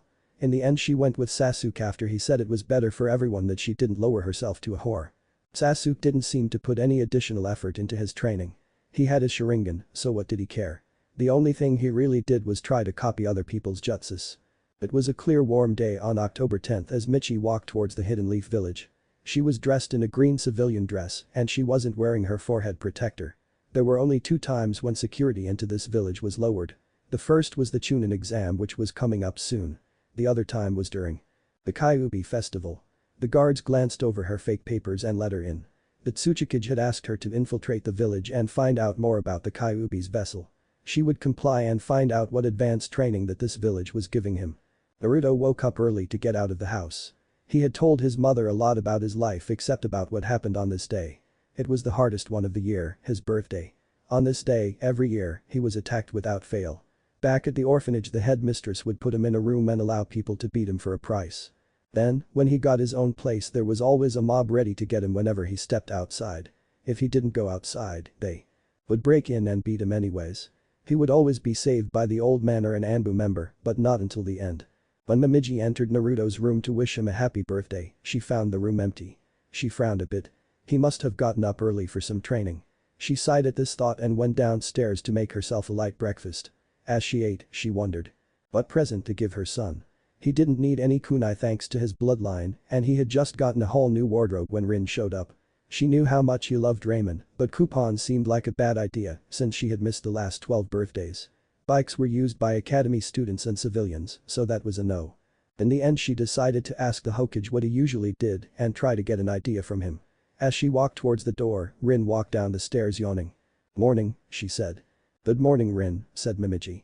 "I'm going to the Hokage's for a bit and Naruto seems to have gotten up early. Can you please wish Naruto a happy birthday when you see him today?" "Sure," replied Rin. "Why didn't he tell me today was his birthday? Anko-sensei gave you the day off for some festival that's going on today. Maybe I'll try the training fields. But first I have to find something for his birthday." It was about noon when a group of drunken civilians found Naruto. He had been in a different training field than he normally trained in. He had been training with some shadow clones for the last couple of hours. There were about 20 of them. Some carried bats, pipes, and other blunt objects. "Happy birthday to me," he thought as they charged on him. Michi just watched as she saw the gang beat down on the blonde. Why is he just taking it? Why isn't he defending himself or running away? Anger flared inside of her. It might have seemed odd that she, a rock nin, would be upset by something like this, but there are some things that people everywhere agree is wrong. "Stop that," she shouted as she stepped out of her hiding place. The group turned to look at her. "Go away, little girl," said one of them. "This doesn't concern an outsider like you." "I think it does," replied Michi as she added some killer intent. "To see so many people gang up on one person for no reason is sick. He's no even defending himself. What did he do to you?" "He exists," said one of them. "You couldn't understand what this demon has done to us," shouted another. Michi let out a strong killer intent. She hated people like them. People who judged other with getting to know them. People who placed value on what bloodline a person came from instead of what they did. Worst of all, they blamed others for actions that weren't their choosing. Her life in Rock was much better in comparison, but there were a few people who claimed that she was a demon in human form. It seemed that this entire village was like that, a village of blind fools. The mob, to their credit, became afraid at her killer intent and decided to leave. After all, there was always later. They knew the Hokage couldn't protect the brat all the time. Sooner or later he would drop his guard and the demon child would die. "Why?" asked Michi after they had left. "I could ask you the same thing," said Naruto as he got up. He was covered in blood. He could have used his Shikatsunyaku to protect himself, but that would have led to more proof that he was a demon and they would have tried harder than they did. But, thanks to Kyuubi, he was healing fast and the bleeding had stopped. "We are enemies, so why did you help me?" "It was just instinct," she said as she looked away. "So why didn't you defend yourself?" "If I did that things would have gotten worse," he replied. "Why do you stay?" she asked, looking at him again. Her voice held anger. "Any village would gladly welcome you. With Kyuubi and you bloodline, you could have anything you want." "Maybe," said Naruto as he grinned at her. "But, I want something that I can't get easily. I want respect from this village. I want to show everyone here that I'm worth something. Sure, I could convince people elsewhere, but this is the place where I want it the most." He stopped for a moment and then closed his eyes. "Also, I could never leave because it would hurt the few people who believe in me." Naruto slowly opened his eyes. "My mother, the old man, Iruka-sensei, Anko-sensei, Konohamaru, Anko-sensei, Rin, and most of all my father." Michi was taken back by this a bit. Why stay when there were so few people who cared about you? It made no sense to her. Maybe, when the Chunin exam came up, she would see what he meant. But for now, she had to leave. The group that she had scared away might report the killer intent she unleashed and suspicions would arise. She turned to leave. "My name is Michi," she said without turning around. "Next time we meet, I will finish what we started on the bridge." She began to walk away when Naruto spoke up. "The name's Naruto Uzumaki," he said. "I'll be waiting." Michi paused for a moment and then continued to walk away. The smirk she had on her face was one of glee. His value just went up. The Hokage was sitting at his desk doing the same thing he did every day, paperwork. He hated it, he dreaded it, and he was in his own personal hell. He stopped for a moment. "Kami, please send me something to end this nightmare." Well, since he asked, there was a knock on the door. "Thank you, Kami." "Come in," he said. A moment later, Momiji entered the room. "I hate you, Kami." "I hope I'm not interrupting anything," she said as she sat down. "Nothing really," he said as he backed away a bit. This woman scared the shit out of him. "But because I have something important to discuss with you," she said in a serious tone. "In the past, you have been the only one who has ever given my son birthday presents. I was hoping for a little inside information." The Hokage blinked.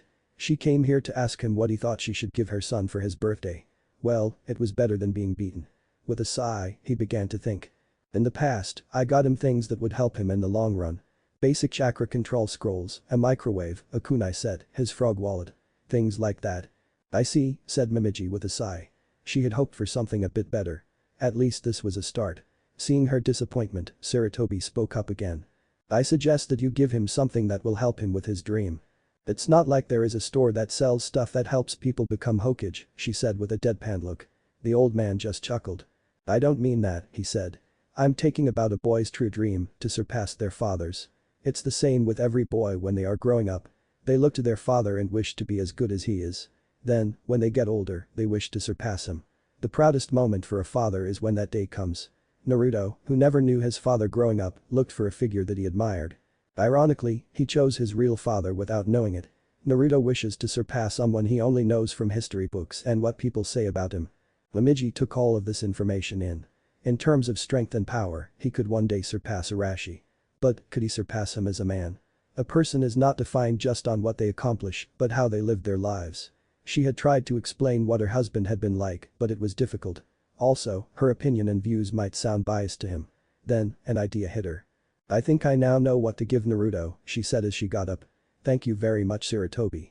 "No problem," he said as he watched her walk out the door. "I'm sure Naruto will have a better birthday since he has you and no beatings." "Beatings?" said Momiji as she stopped in front of the door. She turned around and faced him. "What beatings? Didn't Naruto tell you what happens on this day?" he asked. "No," said Momiji. "In fact, he has never mentioned it at all." "I see," said the third. "I can only assume that he didn't want to. Buryu and is trying to carry all of the weight on his own. On this day, the people remember Kyuubi's defeat at the hands of your husband. However, there is always a group that feel they must hurt Naruto, believing that they are hurting Kyuubi.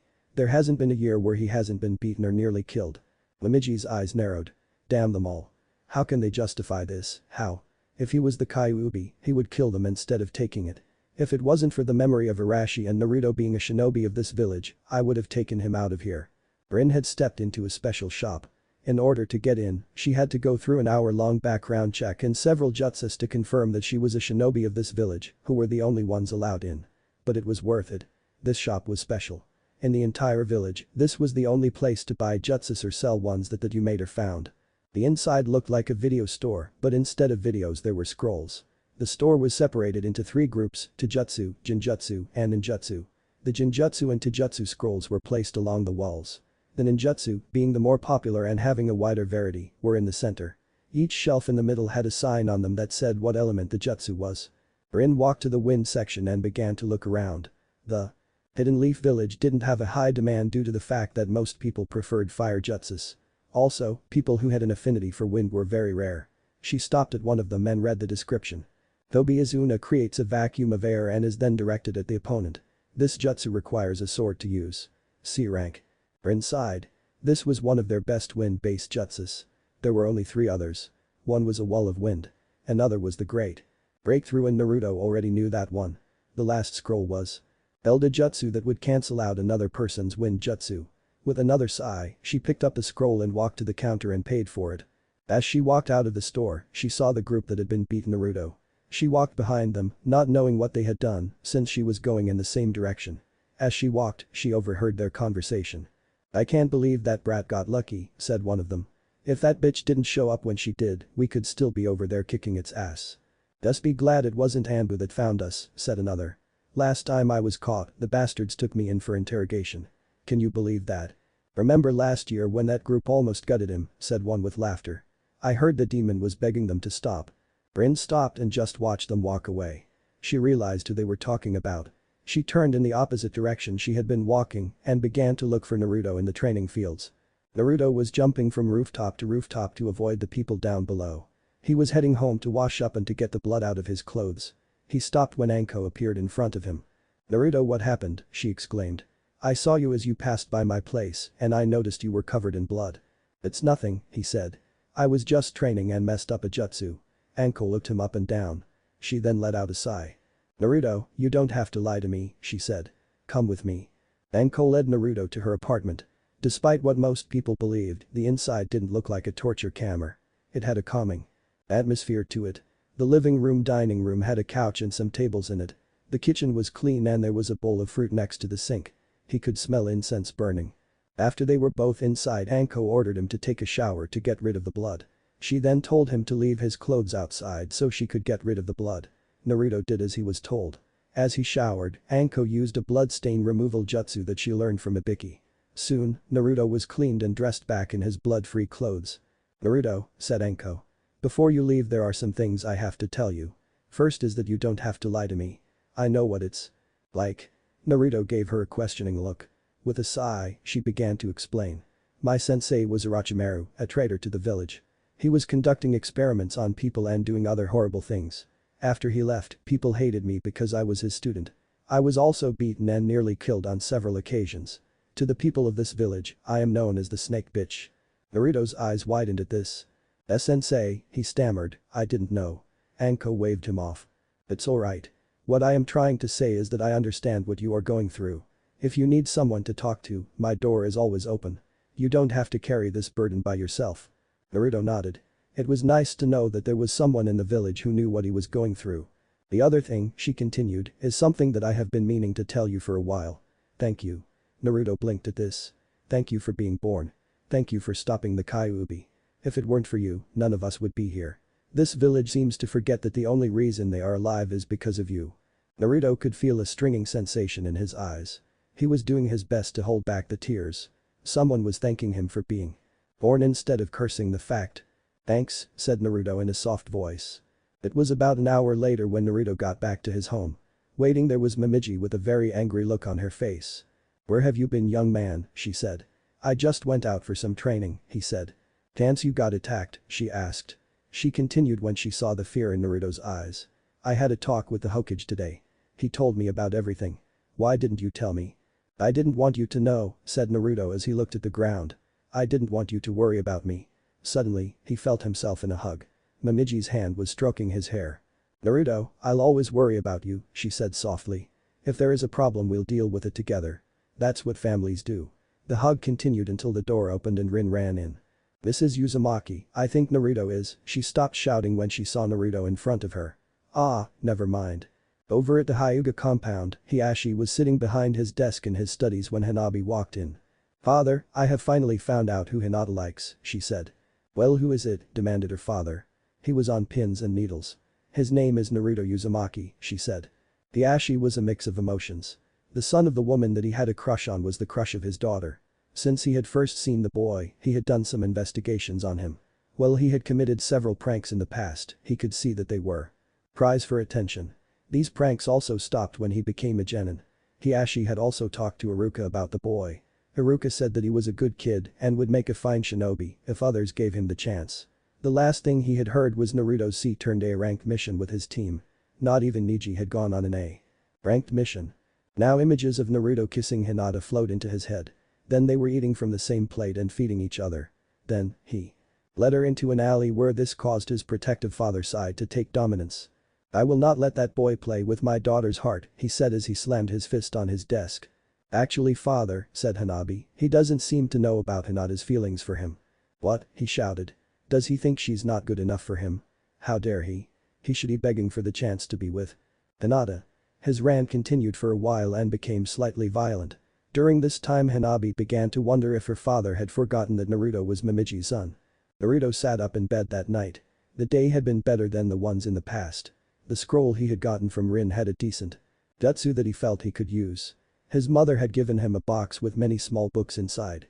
According to her, they were his father's journals. They started from when he became a genin and ended a few days before Naruto was born. Naruto got up and walked to the box and picked up the first journal. Opening it, he read the first page. It was a simple sentence. My name is Arashi Uzumaki and this is my story. Well, I hope you all enjoyed this one. Now, I am having a hard time with making Michi's team. I have made up one new ox, but I need another. So, I have decided to let you all pick from my other ox. Just not Zanku or Mai from Tales of the Fox Age. Mai is an Uchiha and Zanku is a relative of Taiya. Most of my ox are in Naruto. Ninja of the Sand. So, please vote so that I can get the next few chapters up faster. Chapter 12. No, I lost a reader.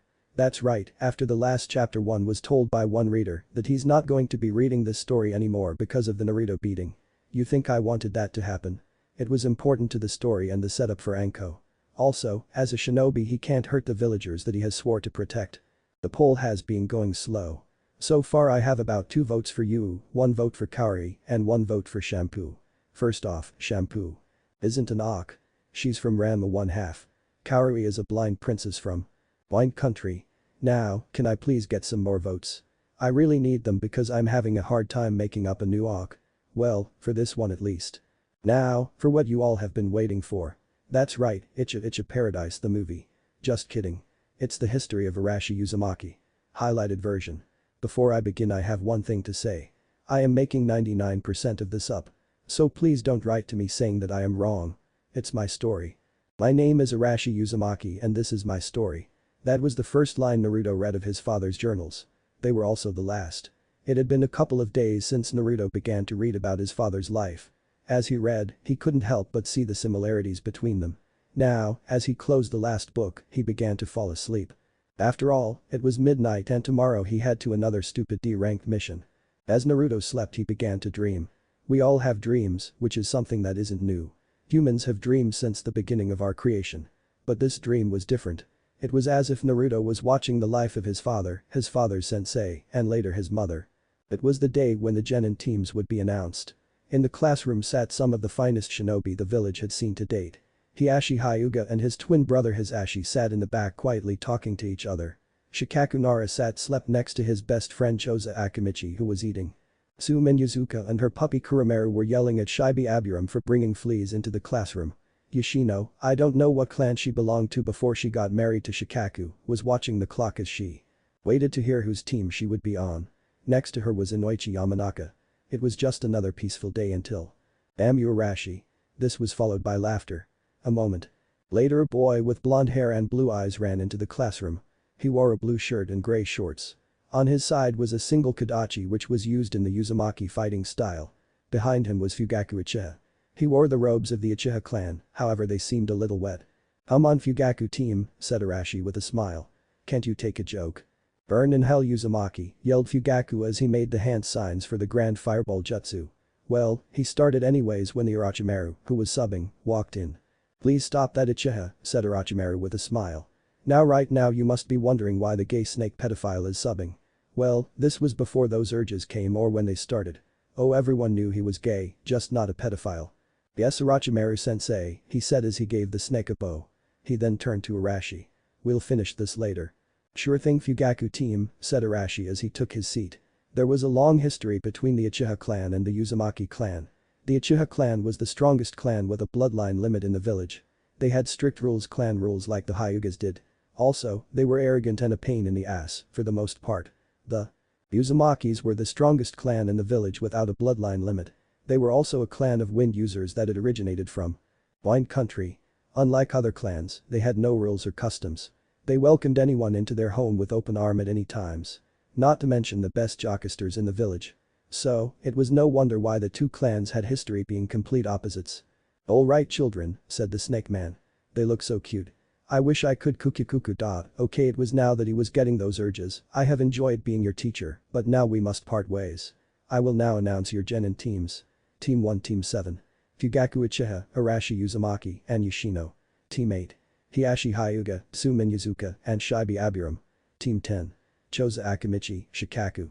Nara, and Inoichi Yamanaka. After lunch please return and wait for Jonin sensei. About an hour later Jiraiya appeared at the door to pick up his team. He was surprised to see his teammate in the room. "Would Team 7 please meet me on the roof?" he asked. The three genins got up and moved out of the room. As soon as they were gone Jiraiya turned to Orochimaru. "Who in hell let you teach?" "Sensei wanted to see how well I could handle children before I became a Jonin instructor," said the snake with a smile. The toad just sighed and left. Up on the roof, Arashi was almost jumping up and down. "I can't believe it," cheered Arashi. "We have one of the Sannin as our sensei." "Arashi, sit down before I make you," said Yoshino in the same tone she would one day use to whip her husband and son. Before Arashi could comply or resist, Jiraiya walked in and sat down in front of them. "Alright," he said. "Before we begin I want to know more about you. Likes, dislikes, dreams, and anything else you would like to share. Ladies first." Yoshino nodded and began. "My name is Yoshino. I like keeping other people in line, and I dislike people who have bad manners. My dream is to get married and have well-behaved children who don't complain and aren't lazy." "That's odd. What 12-year-old girl thinks like that?" Jiraiya then nodded towards Fugaku. "My name is Fugaku Uchiha. I like winning in my clan. I dislike people who don't know their place and try to go against tradition. My dream is to rule my clan with an iron fist and to raise a strong heir." "But fiancé Mikoto?" "You have a fiancé?" asked the Sennin. "It is an arranged marriage," replied the Uchiha. "I feel so sorry for her," said Arashi. "She is one of the few members of your clan that doesn't have a stick up her ass." "Why you," began Fugaku, but he was cut off as Arashi began his intro. "My name is Arashi Uzumaki. I like ramen, my family, training, and ramen. I hate having to wait 3 minutes for ramen and people who use outdated traditions that are just stupid. My dream is to create a jutsu that will get me to the ramen stand faster and to become Hokage." Jiraiya closed his eyes and began to process this information. "Okay, I got a bossy girl, a stuck-up Uchiha, and an Uzumaki who likes ramen too much. I mean he said he liked it twice." When he opened his eyes he found Arashi about an inch from his face with stars in his eyes. "There. What's the matter with you?" asked Jiraiya as he leaned back. Arashi jumped back to his seat before he answered. "I was wondering if you were going to introduce yourself," he said while scratching the back of his head. "So you want to know more about me," said the Sennin with a smirk. This caught the genin's attention. With that, Jiraiya broke into his dance. "I am the man women rush to meet. Men tremble at my feet. I am a rider in training and a lover of all that is perverted. My hate for those you can't understand the joys in life is immense. I am the man who will one day write the most perverted book in history. I am Jiraiya." That was the start of the journey for one Arashi Uzumaki and his team. Time skip, what? I can't give you all every detail of his life. Neji, age 22, was running through fire country as fast as she could. It had been a week since the chance to escape her clan had presented itself. There had been a battle with some mist nins and she had decided to escape during the confusion. Life with them had been one pointless bloodbath after another. She hated killing people pointlessly. Lost in her thoughts she didn't notice that she was running into a battlefield. Arashi was facing 15 rock nins. All jonins. They all were staring at the 23-year-old man who had earned the name Yellow Flash. He stood there in a jonin uniform with a white sleeveless coat that had his nickname at the back. On each of his sides was a Kodachi. Their orders were to eliminate this man. And they would do it gladly, especially now because he was yawning. "Are you going to do something or just stand there?" asked the Yellow Flash. The man looked half awake. "Sir, let's rush him," said one of the rock nins to his commander. "He can't handle this many people at once. Look at him, he's an idiot." Now, said Arashi as he scratched the back of his head. "You really need to look underneath the underneath." "Shut up," said the same nin. "Our captain is the famous Stone Fist. He's never lost." "That's enough," said the Stone Fist. "It seems help has come for him." Arashi blinked at that. His genin squad was nowhere near here unless Kakashi finally got it in his head to care about his team. A moment later, he realized who they were talking about. The woman with white hair and blue eyes entered the clearing. On her forehead were 2 red dots. She was also wearing the robes of the Kagaya clan. She had sweat all over her body and looked very thin. "Oh shit," she said as she realized what she had walked into. "Any chance of letting me walk by?" "Better," yelled Stone Fist, "I'll handle the blonde." With that they all charged. The 14 jonins against 1 girl and 1 jonin versus the Yellow Flash. Crazy, don't you think? Momiji watched as the Rocknin surrounded her. Shit. I don't have enough chakra to fight them all. Suddenly, they charged at her. Momiji landed a palm thrust on one of them, and when she made contact a bone spike shot out of her palm and into her opponent.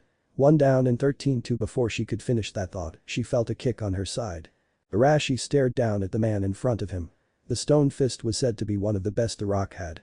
According to the stories, he had created a jutsu that turned his hand into stone and could break anything. Arashi had one thing to say when he heard that. My jutsu is better. In a childlike voice. He was brought out of his thoughts when he saw the woman being kicked down. Now he was serious. Arashi put one hand inside his jacket and the other was lifted up and began to form a Rasengan. The stone first began to use his personal jutsu as well. Then. Arashi's non-Rasengan hand threw a coup of kunai which missed horribly. The stone first smirked thinking that he couldn't be as good as the rumors said he was. His smirk vanished when Arashi vanished in a yellow flash and appeared next to him and yelled. Rasengan. Thus ended the legend of the stone fist. Arashi quickly pulled out more of his special kunai and threw them over at that other group. He got one in the back and the others hit the ground. Seeing this, he grabbed both of his kodachi and said in a low voice, Hiraishin no jutsu. He was suddenly in the middle of the group, catching them all by surprise. Kaiten Kenbu Rakurin. But the fight lasted only a few minutes before Arashi was the victor. The fifth sense that came back to Momiji was hearing. She heard a constant beep like the one a heart monitor makes. Then she took a deep breath. The air smelled like disinfectants and other thing that reminded her of a hospital. She then realized that she was in a bed. The blankets were warm and the mattress was so soft. Slowly she opened her eyes to find Arashi's face only an inch above hers. They stared at each other for a moment. Outside of the hospital, the entire village heard, pervert. This was followed by a loud slapping sound. Back in the hospital, Arashi was rubbing his face while lying on the floor. Momiji had brought the blankets close to her chest as she watched the blonde. Arashi was the first to break the silence as he got up. So, he began casually. Is this how you thank people who save your life? No, she said with venom. That is how I stop perverts from taking advantage of me. I was just checking your breathing. Likely story. Now, where the hell am I? You are in the Leaf Village, said the third as he walked into the room. He gave her a smile before continuing. Please keep your voice down. This is a hospital after all. Momiji blinked and then relaxed for a moment. She was safe, for the moment at least. Then, a thought came to mind. So, what are you going to do with me, she asked. I am of the Kagaya clan as you probably already know. Well, I was thinking about making sure you were alright, said Arashi with a grin. Momiji shot him a glare. I mean, are you going to keep me here till you can use my bloodline? Nope, said Arashi as he looked at the soon-to-be retired Hokage. I wouldn't dream of doing something like that. What about you old man? I'm not that old, whined Sarutobi. As for you miss, you are. Welcome to stay here as long as you like. If you wish to live here then you may. If you wish to leave, so be it. However, if you harm any of the shinobi of this village, you will pay a heavy price. Momiji just sighed. I have no interest in this village, she said. I only wish to live my own life. Very well, said the old man. Arashi, please come with me. I have some very good news for you that I will be making public in a few weeks. With that the two left the room. Later that night, Arashi was sitting at the Ichiraku's eating his ramen with a smirk. I'm going to be Hokage. He couldn't wait to tell his family and his team. Then, he felt two people walk behind him. Arashi turned around and saw Fugaku, his wife Mikoto who was with their son Itachi. Hey Mikoto and team, said Arashi with a grin. HMP, was the only response of Fugaku. Hello Arashi, said Mikoto calmly. So what are you two lovebirds doing over here, asked Arashi. Actually, said Fugaku, I came to find out if a rumor was true. What rumor would that be? Is there a Kagaya in this village? Yes. At this, Fugaku smirked. Now he would add that bloodline to his clan. The Kagaya clan's power was well known and very powerful. It would be a simple matter to get her into the Uchiha clan. After all, the Uchiha clan was the most loved and most powerful clan. Who wouldn't want to join? This is good news, he said. I will send an Uchiha to assist her and her stay in this village. After all, it is the least I can do as clan head. Oh, said Arashi. So, your father finally made you the clan head. Congratulations. I'm getting a promotion soon that might trump yours. What, becoming Anbu? That would mean leaving those brats you care for so much behind. Isn't one of those brats, as one called them, an Uchiha, asked Arashi. The Beto is a disgrace to our clan, said Uchiha. He is weak and doesn't understand a shinobi's duty. With that he walked away. Without finding out what Arashi's promotion was. Mikoto gave a bow and hurried after her husband. Arashi could only sigh. Obito was a good kid and had talent. He just needed some extra help. He had heard about the things going on in that clan. Obito was being bullied the clan because he had been the class's dead last and that he couldn't outdo Kakashi. In fact, they said the Kakashi would make a better Uchiha than him. With a sigh, Arashi decided that he could make sure to cheer the kid up a bit during their next practice. Time skip 1 year. It had been about a week since Arashi had sealed Rin away. Guy had gone on a large search while Kakashi just brooded. Arashi wanted to tell Guy, but he wouldn't understand. Rin needed this more than anything. Also, he was surprised that Kakashi wasn't making as big a fuss as Guy, if not more. All Kakashi said was that he didn't care and went back to reading his book. Neji had been in the village for about a year and was sick on it. The Uchiha clan had sent several of its members to seduce her so that they could add her bloodline to theirs. Then there was that snake bastard, though she didn't know it at the time, that tried to kidnap her. That didn't end so well for him. Everyone in the village would either stare at her or whisper things behind her back. She hated this hellhole. She was walking down the street in her yellow kimono when she saw a face she hadn't seen in a while. Arashi was sitting on a bench with an odd look on his face. All she knew was that he had lost 2 students recently from gossip. It must be tearing him apart. She moved over to where he was sitting. "It was Arashi, right?" she asked. He looked up at her and realized it was Momiji Kagaya. He had kept an eye on her after his run-in with Fugaku, just to make sure he didn't try anything. "Yes," he said with a smile. "How can I help you?" "I was just wondering if I could sit down." Arashi scooted over so that she could sit wherever she wanted. She gave him a nod and then sat down next to him. "So how is everything?" asked Arashi. "Keeping out of trouble?" "I'm fine," she said. "Thank you for asking. How have you been?" "I'm alright," he said. Then, he was suddenly grabbed and forced to face Momiji. "Don't give me that crap," she said with a heated expression. "Now tell the truth or else. You're very scary, you know that right?" This bit of truthfulness was rewarded with a hit upside his head. "Fine, lately things haven't been going well. I keep losing people to this stupid war. I just wish it would go away." "It can," said Momiji. "Or at least for a while. Why don't you do something fun for a while, like take your girlfriend out? Just give yourself a break." "Wish I could, but I don't have a girlfriend. I have been so busy that I just—" I get it. You're the Hokage and you're too busy to have a life." "Would you like to do something?" asked Arashi suddenly. Momiji blinked for a moment. "Like what?" "Well, I was going to get a bit to eat and then take a stroll in training ground 44. Want to come?" "Well, I have nothing better to do." "Fine, you got yourself a date. But, if you try anything perverted I'll—" "When have I ever done anything perverted?" "When we first met." "I wasn't trying anything, honest," said Arashi as he got up. Momiji got up as well, and the two of them started to walk towards a nicer restaurant than Ichiraku's. While they ate, they talked about things. Things like what they did when they were young, hopes and dreams, the best ways to sneak up on the enemy. You know, the kind of things that shinobi talk about. As they exited the restaurant, Momiji was thinking one thing. "I wonder what training area 44 is like." For those of you who don't know, that is the forest of death. Time skip 1 year. Momiji was getting ready for the biggest day of her life, her wedding to Arashi Uzumaki. Soon, she would be Momiji Uzumaki and she couldn't be happier. Sure, their first meeting was a bad start, but he was a good man. She was currently wearing her wedding dress that showed off her figure. She stopped what she was doing as 2 memories came to her. The first was the proposal. Flashback. 2 months ago. There was a knock on the door of her apartment. When Momiji answered it, there was Arashi. He was on one knee and holding out a small black box. Before she could do anything, Arashi spoke up. "Momiji, before you say anything please let me speak first. I love you. I need you in my life more than any other thing. I want to share the rest of my life with you. To have you by my side and me at yours. So will you, Momiji Kagaya, marry me?" Momiji's face was unreadable for a moment. Then she reached back and pulled out her spinal cord and wrapped it around Arashi. "Let me get this straight," she said in a cold tone. "You are asking me to marry you." She began to pull him closer. "After everything that has been between us. That giant snake nearly eating us, the time we had to dine and ditch because you forgot your wallet and all of the other things we have been through. You should know the answer." Now, their faces were only an inch apart, just like when they first met. Except, he was tied up by her spinal cord. "I'll go with yes," said Arashi with a grin. Momiji grabbed him by the shirt and pulled him close for a deep kiss. They both moaned for a few moments until she pulled him away. "You're right, I will marry you." And flashback. Then, she remembered the incident. Flashback. 1 month ago. Arashi was meeting in front of the hot springs his sensei for the first time in a while. He had contacted him to tell him about his marriage. He didn't wait long as both Jiraiya and Sarutobi came walking towards him. Arashi, yelled Jiraiya. You look great.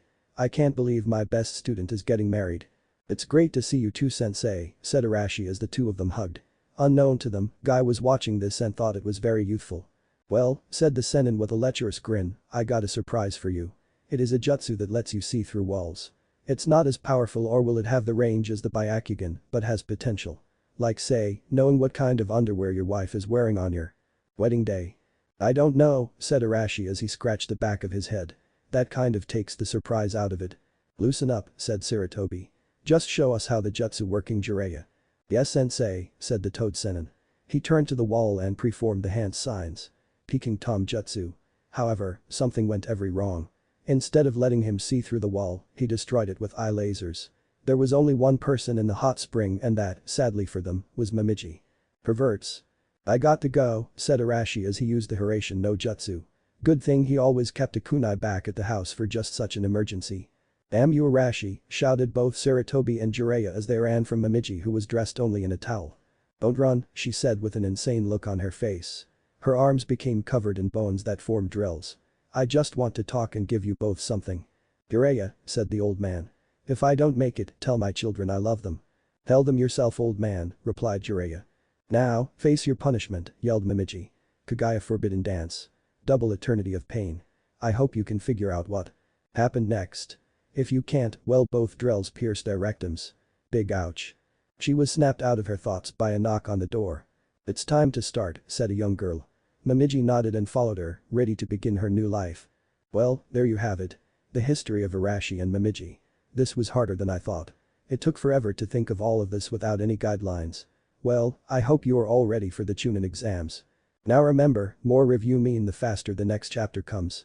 Chapter 13. I am still getting people who are voting for the princess and shampoo. Let me rephrase myself.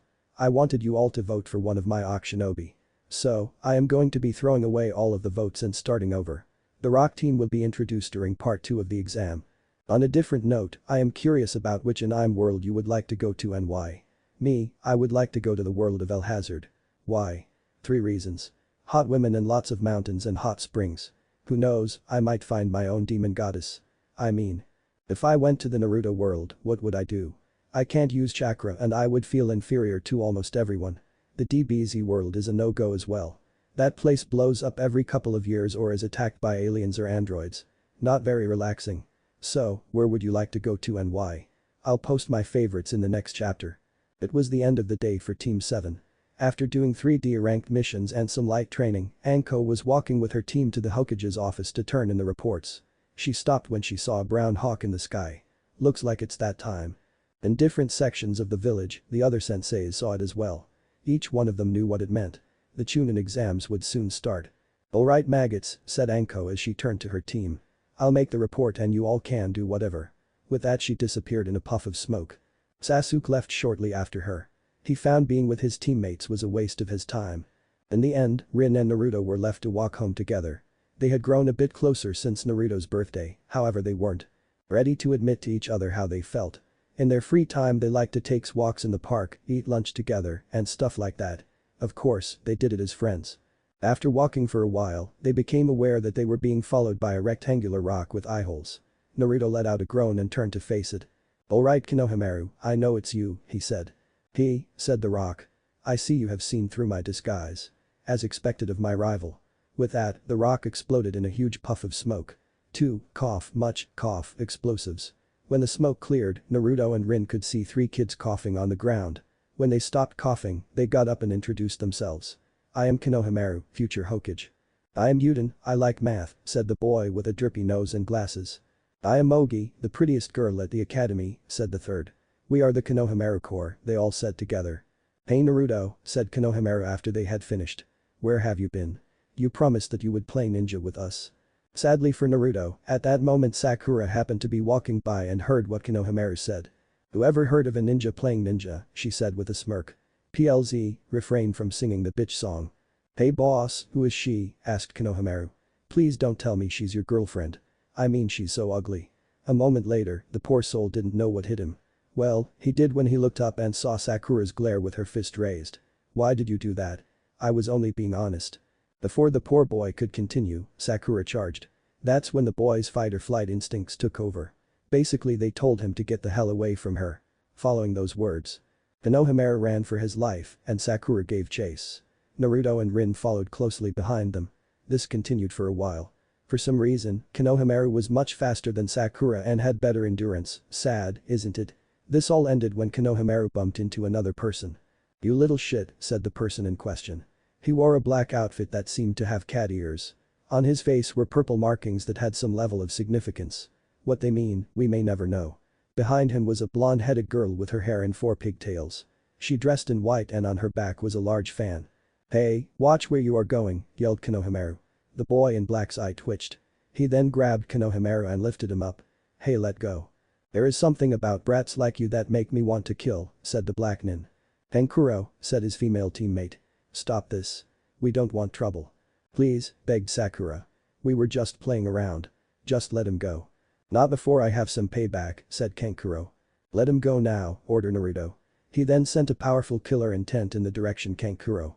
He then took off his jacket and pulled out 2 bone blades, one from each shoulder. "Holy shit," said Temari. "That's got to be a Jinjutsu," said Tenkuro. He started to say more, but a rock hit him in the back of his head. As he fell, he grasped on. Konohamaru was released and the boy ran behind Naruto. Temari turned around and looked at the person Naruto's killer intent was really focused on. It was a rock nin with white and black hair. "I see you are holding me to that next time we meet, bit I said last time," said Michi as she reached into her clay pouches. "I always keep my word," said Naruto. He then leapt at her, aiming his blades at her shoulders. Michi tossed some clay daggers at him to counter. Naruto used his blades to strike first, causing the blasts to occur a bit farther away from his body and reducing the damage. Michi then jumped back to avoid Naruto's attack. "Not bad," said Michi. "As much as I wish to continue, I can't." As she said this, she raised her hands to show that she was unarmed. The mouths opening and closing were just a bit gross. "Why you little," said Kankuro as he got up. "Stop it Kankuro," said a voice from up in the nearby tree. Everyone turned to see a red-headed boy with dark circles around his eyes. On his forehead was the symbol for love. On his back was a large gourd. "Gaara," said Kankuro as he gulped. "You are an embarrassment," said Gaara. "Make a fool of yourself again and I will kill you." "Why yes Gaara," said Kankuro as Gaara landed in front of him. Gaara turned his attention to the leaf and rock nins that had been fighting. Said nins turned their focus on him as well. The demon within him began to stir like crazy. They were strong, there was no question about that. They also used odd means to fight. The blonde used his bones to make weapons and the girl used exploding clay. He hoped he would have the chance to face them. He would love the chance to kill them to prove his existence. "Let's go," said Gaara. "Wait," said Sakura, grabbing their attention. "We are sand nins and a rock nin. Even though we are allies and on neutral terms with your individual villages, that doesn't mean you can just walk into our village." "You must really be stupid," said Temari. "I agree with Fangirl," said Michi with a grin. "We are here for the Chunin exams." "So," said Rin. "It's that time already." "You bet," said Michi. She then turned her attention to Naruto who was putting his jacket back on. "I hope you will be participating. I would love the chance to get to know you better." With that, she walked away followed by the Sand siblings. After Rin checked out Konohamaru, she and Naruto walked home together. "So Rin," said Naruto, breaking the silence. "What are the Chunin exams like?" "Well, I didn't take them," she said. "When I got my rank, it was because we needed more shinobi and my skills at the time were ranked Chunin level. I do know this, back then each village held its own Chunin exam. I guess things have changed." At the same time, the Hokage was staring at the Jonin senseis. "Alright," he began. "We will begin with the rookies. Are there any in your teams that you feel are ready for these exams?" Anko, Asuma and Kurenai all stepped forward. "I, Anko Mitarashi of Team 7, select Naruto Uzumaki, Rin, and Sasuke Uchiha for the Chunin exams. I, Asuma Saratobi of Team 10, select Shikamaru Nara, Ino Yamanaka, and Choji Akimichi for the Chunin exams. I, Kurenai Yuhi of Team 8, select Kiba Inuzuka, Hinata Hyuga, and Shino Aburam for the Chunin exams." "Now hold on one moment," yelled Iruka. "Those 6 haven't been Genins for a full year. They are too green for this exam." "I agree," said Guy. "Even though my students were ready for the exam their first year, I decided to have them wait so that they would get some more experience." "I only have one thing to say about Anko's team," said Kakashi, putting in his 2 cents. "Both Rin and Sasuke are ready, but I don't feel the same about Naruto." "What's that supposed to mean?" said both Anko and Iruka at the same time. "He was the dead last in the academy," said Kakashi in a lazy tone. I doubt that he has made enough progress to advance to the point where he could be considered to become a Chunin. Kakashi, said Anko in a serious tone. I am their sensei, not you. I know their skills better than anyone in this room, not you. If I feel they are ready, they are ready. That is enough, said the Hokage. Although this is unusual, the rules of the exam states that if a Jonin sensei feels that his or her team is ready for the exams, they will be allowed to participate. Now, let's move on. The meeting lasted about a half an hour. After announcing their students, the Jonins were told the rules of the exams that applied to them. They weren't allowed to give information of what the exams were like or what they tested them on. They had to be at certain places at certain times to make sure they weren't helping their students. The only time they could was during the one-month gap between the second and third tests. As the Jonins made their way out, Anko stopped Kakashi to have a word with him. What the hell was that about, asked Anko. I don't know what you are talking about, he replied. If you have issues with Naruto, take them up on your own time and not ours. Naruto has worked harder than anyone on my team and he deserves a bit of respect for that. He is no longer the dead last as you called him. Your Sharingan lets you see everything except potential. The dead last will always be a dead last, replied Kakashi. He can't even make a simple clone. The only things going for him are a bloodline and a larger amount of charka. He will never make it to the level of Chunin. With that, he pulled out his book and walked away. That was uncalled for, said Iruka as he walked over to Anko. You alright? I'll be fine, she replied. I just hate people who think that people are incapable of change. She then felt him grab her hand. Come on, he said as he gave her a smile. I'll buy you dinner. Alright, said Anko with a blush. The next day Anko appeared before her Genins in her usual fashion and left another crater. Sasuke was going to say something rude but stopped when he saw Anko reach into her trench coat. He believed she was reaching for her mallet, the bane of his existence. It was the one thing he hated more than fangirls. Alright maggots, said Anko her hand still in her trench coat. I got good news for you. I have nominated all three of you for the Chunin exam. After she said that, she pulled out the application. Forms needed for the exam and handed them to her students. If you want to take the exam, just fill your form and go to the designated address tomorrow. Sasuke, Rin, and Naruto were a mix of emotions. Rin was happy that she would soon be a Chunin again. Sasuke thought that the exam was a waste of time and that they should just promote him now. Naruto was excited, seeing this as the next step to becoming Hokage. Now, continued Anko, there is something I want to tell you all. Is it information about the exam? Asked Sasuke. No, was her answer. Then I'm out of here, he said as he walked away. Anko just sighed. Okay, she said. What I was going to tell you before Emo Boy left was what a Chunin is. A Chunin is a middle-level shinobi who is also a team leader. They need to have tactical knowledge and leadership abilities.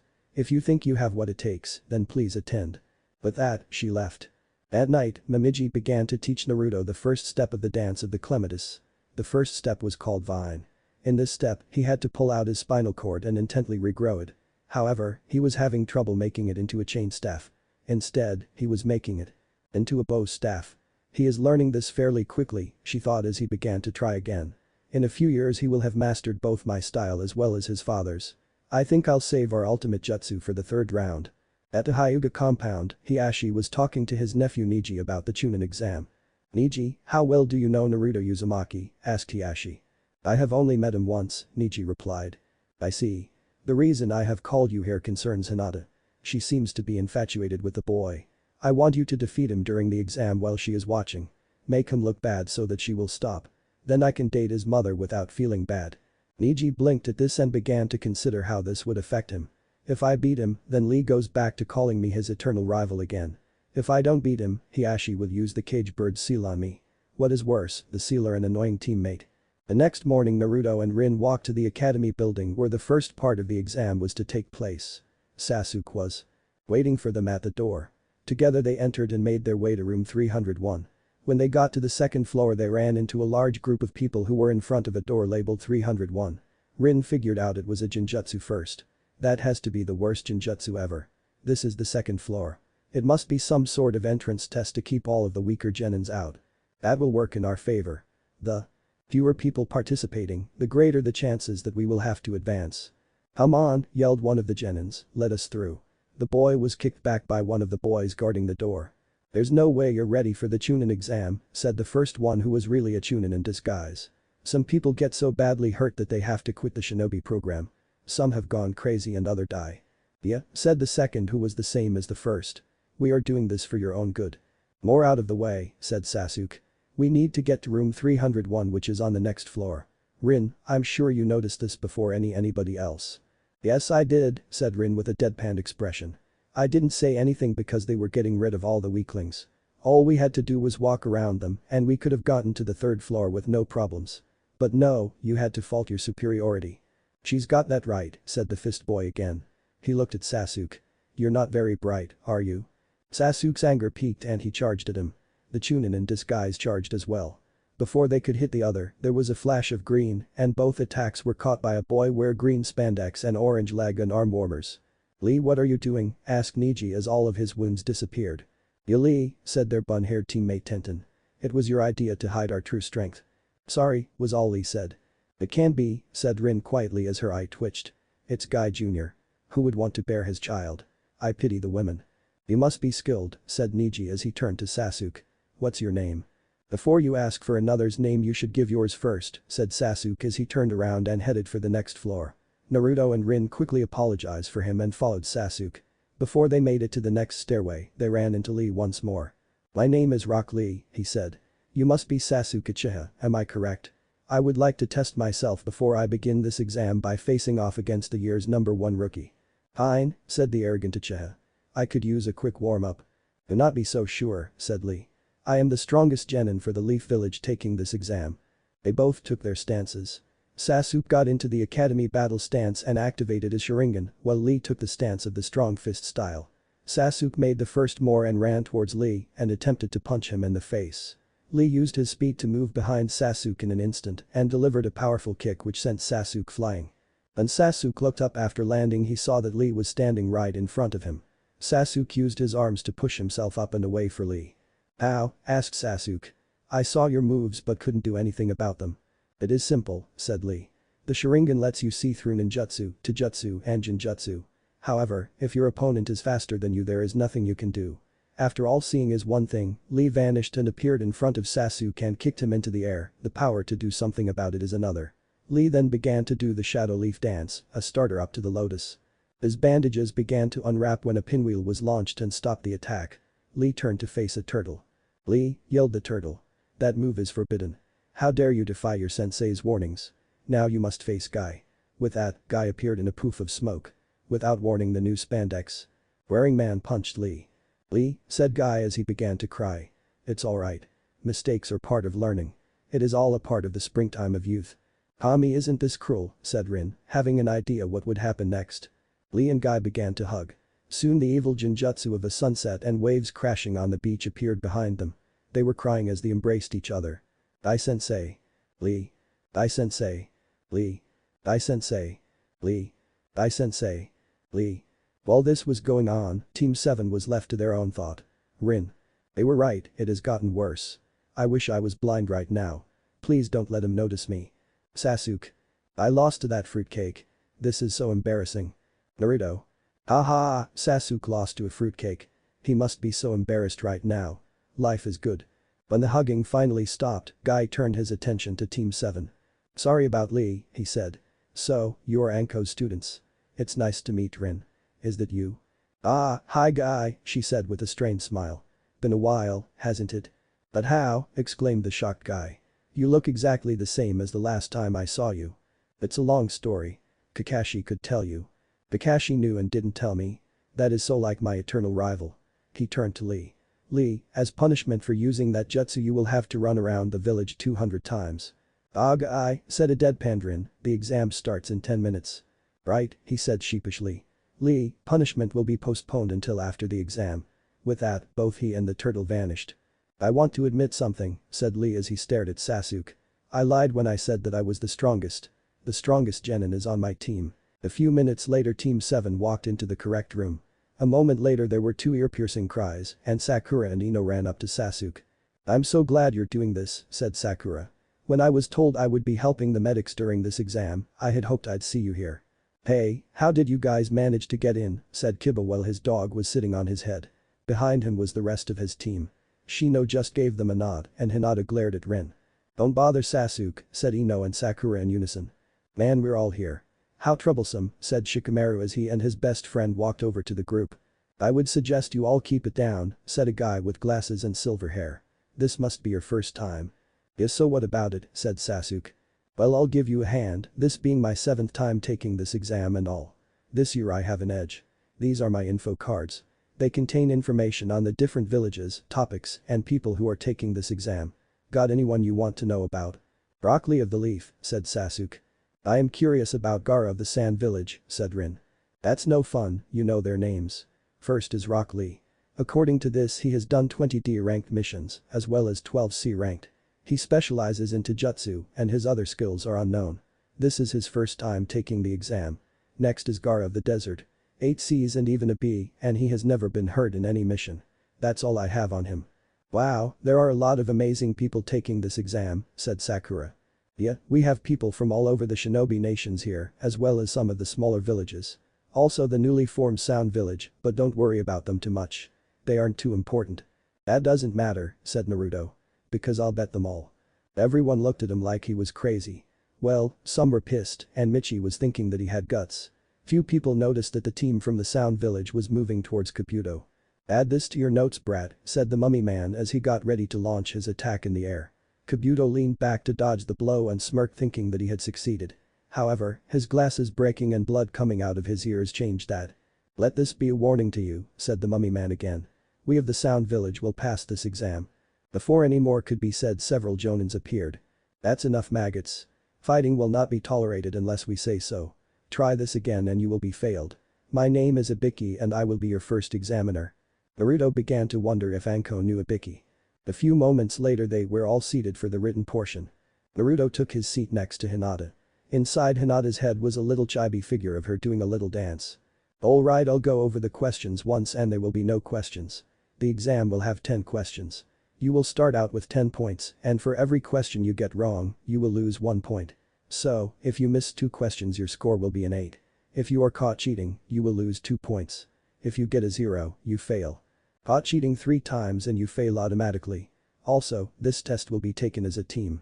If one of you fails, you all fail. The 10th question will be given at the last 15 minutes. The test was given out and was quickly begun. Naruto looked over the exam and tried to decide what to do. He looked at the first question and decided to try the next one. This became a trend. Everyone else was using their special gifts or abilities to get the information. Tenten used mirrors to get the information to Lee. Neji, Sasuke and Hinata used their taijutsus. Rin waited a while and them stole someone's paper and replaced it with hers. Gaara used his third eye to look at other people's paper. Naruto was at a clear disadvantage.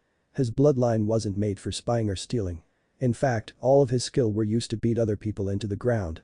So, in the end, he decided to place all his faith in the last question. After all he had to do was get one question right and he passed. Soon, the 15-minute marker came up. Alright, time for the last question. However, there are special rules to it. First, you have the option of not taking it. If you choose not to take it, you fail. If you take the question and miss it, you get an automatic 0 and are banned from ever taking this exam ever again. That's bogus, shouted Kiba. There are others here who have taken this exam before. That's true, but I wasn't in charge before. Now I am and I'm making the rules. It's just your unlucky break. Soon several teams were dismissed due to fear. Anyone else, he asked.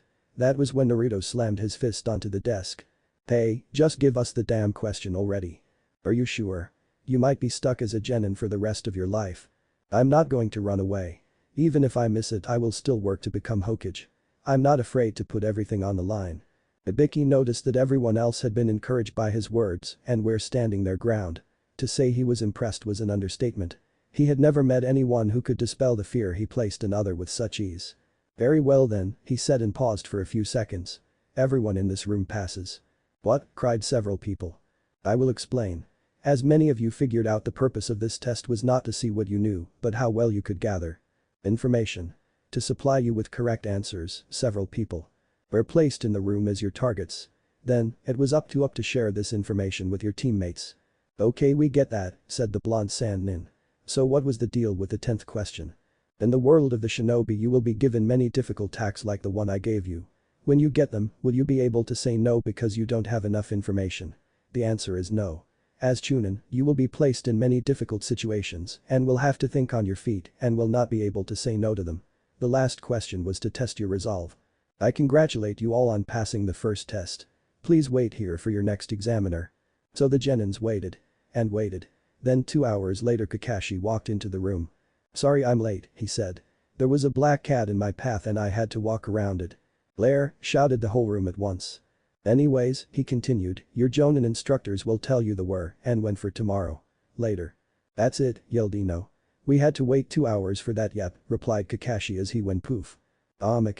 This happened several months ago when the teams were being made. The Jonins were waiting for the last person to show up. That's right, they were waiting on Kakashi. Soon, 3 hours passed. That's it, yelled the Hokage. The next person to enter this room will be the Jonin sensei for Team 7. A moment later, Anko broke through the window. Lord Hokage, she said. I need a mission. You got one, said the old man. You're the new sensei for Team 7. Anko's mouth hit the floor at the same moment Kakashi walked in. Sorry I'm late. Well, I hope you all enjoyed this. Next time I will introduce the rest of the rock team and begin the Forest of Death. As to why Sakura was they, I had a few people bugging me about her and I decided to throw them a bone. Till next time. You feel the urge to review. Do not resist. Give in to temptation. Review. Chapter 14. Welcome to the second part of the Chunin exam. I am so excited for this story. The reviews for this story have almost caught up with. Bloody Fox. So, you all rock. First, in the last chapter review I was told I had broken a rule and was reported for abuse. An assumption on my part, told me that I can't have poles and can't have omics. So as I was summiting Bloody Fox I went over the rules and found out something interesting. I can't make a chapter author's notes or polls. I didn't see anything about omics, but I'm sure I can't have a chapter that is just them. I mean, if that was the case then a lot of people are breaking the rule. And this story is rated T due to mild swearing and violence. I don't swear that often in this story. Another thing I have noticed in the reviews is the amount of people thinking there will be a time skip where Naruto leaves the village. I could have sworn I told you all that Naruto is staying in the village and there will be no time skip. I mean, he leaves, gets stronger, and we don't get to see all the cool stuff he goes through.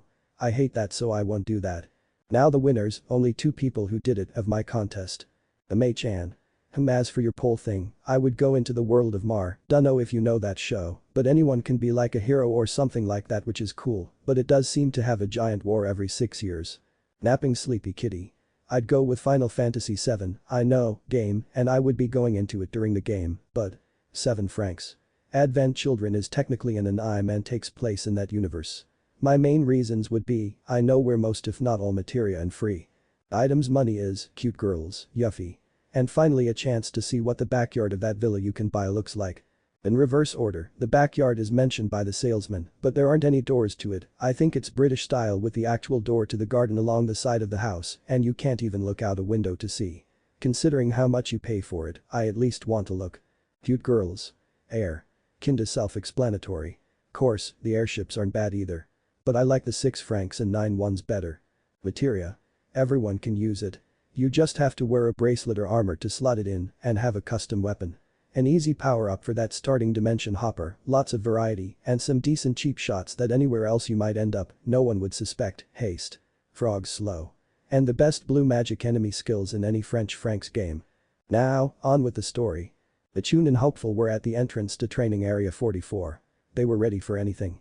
The only thing that was keeping them from taking the test was Kakashi was late. This was ticking off everybody.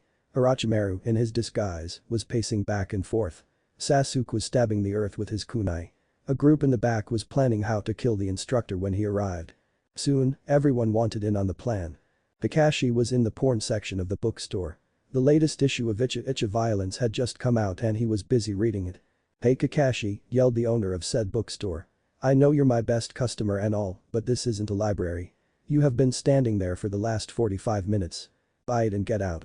Nodding, Kakashi walked over to him and paid for the book. In his opinion, it was the best yet. Good plot and, oh who was he kidding. It had more sex than the last one and that's all he cared about. Screw good plot and character development. As he read the book, he slowly made his way to the Forest of Death. About an hour and 15 minutes later, Kakashi appeared before the examinees. Sorry I'm late, he said after he appeared in a puff of smoke. I had to stop and help an old lady cross the street. It was evident that they didn't buy this as they threw all of their kunai at him. Luckily for Kakashi, he had sent a shadow clone in first. After it was destroyed he reappeared and began to give them their instructions. This is training area 44. Around here people call it the Forest of Death. This is where the next part of the exam will be held. What do we have to do? Asked a nameless genin. This is a survival test, said Kakashi. In this forest there are a lot of dangerous things that I don't feel like telling you about. Also, you will be trying to survive from each other. Each one of you will be given a scroll. There are two different types of scrolls, Earth and Heaven. In order to pass, you need to bring both scrolls to the tower in the center of the forest. Also, you can't look in the scrolls until you reach the tower or you all fail. You also fail if one member of your team dies or if you don't reach the tower in 5 days. Oh yeah, you can't leave the forest while the exam is taking place. No, cried Choji. I don't have enough food for 5 days. Before you start, said Kakashi as he held up some papers, I need you all to sign these consent forms. The Leaf Village will not take responsibility for those who die. He then turned to the Chunin's examiners. Can I go now? They just shook their heads. Everyone was handed a paper and eventually everyone signed theirs. While they waited for their teams to be called, Naruto was thinking about what was going to be happening. As he sat there, several people were staring at him. Hinata was staring at him from behind a tree, trying to get up the courage to talk to him. Michi was also staring at him. Her new mission was to kill the Uchiha and to get Naruto to join Rock by any means necessary. The rest of the stares were coming from the remaining members of the Rock team. The two other members on the team were Yu Udai and Kira Yachi. Yu, age 14, had long pink curly hair and blue eyes. His face was like Haku's in the way that it was overly feminine. He wore a blue female battle kimono that was altered to make it appear he had breasts. On his sides were black iron fans. Kira was a giant at the age 15.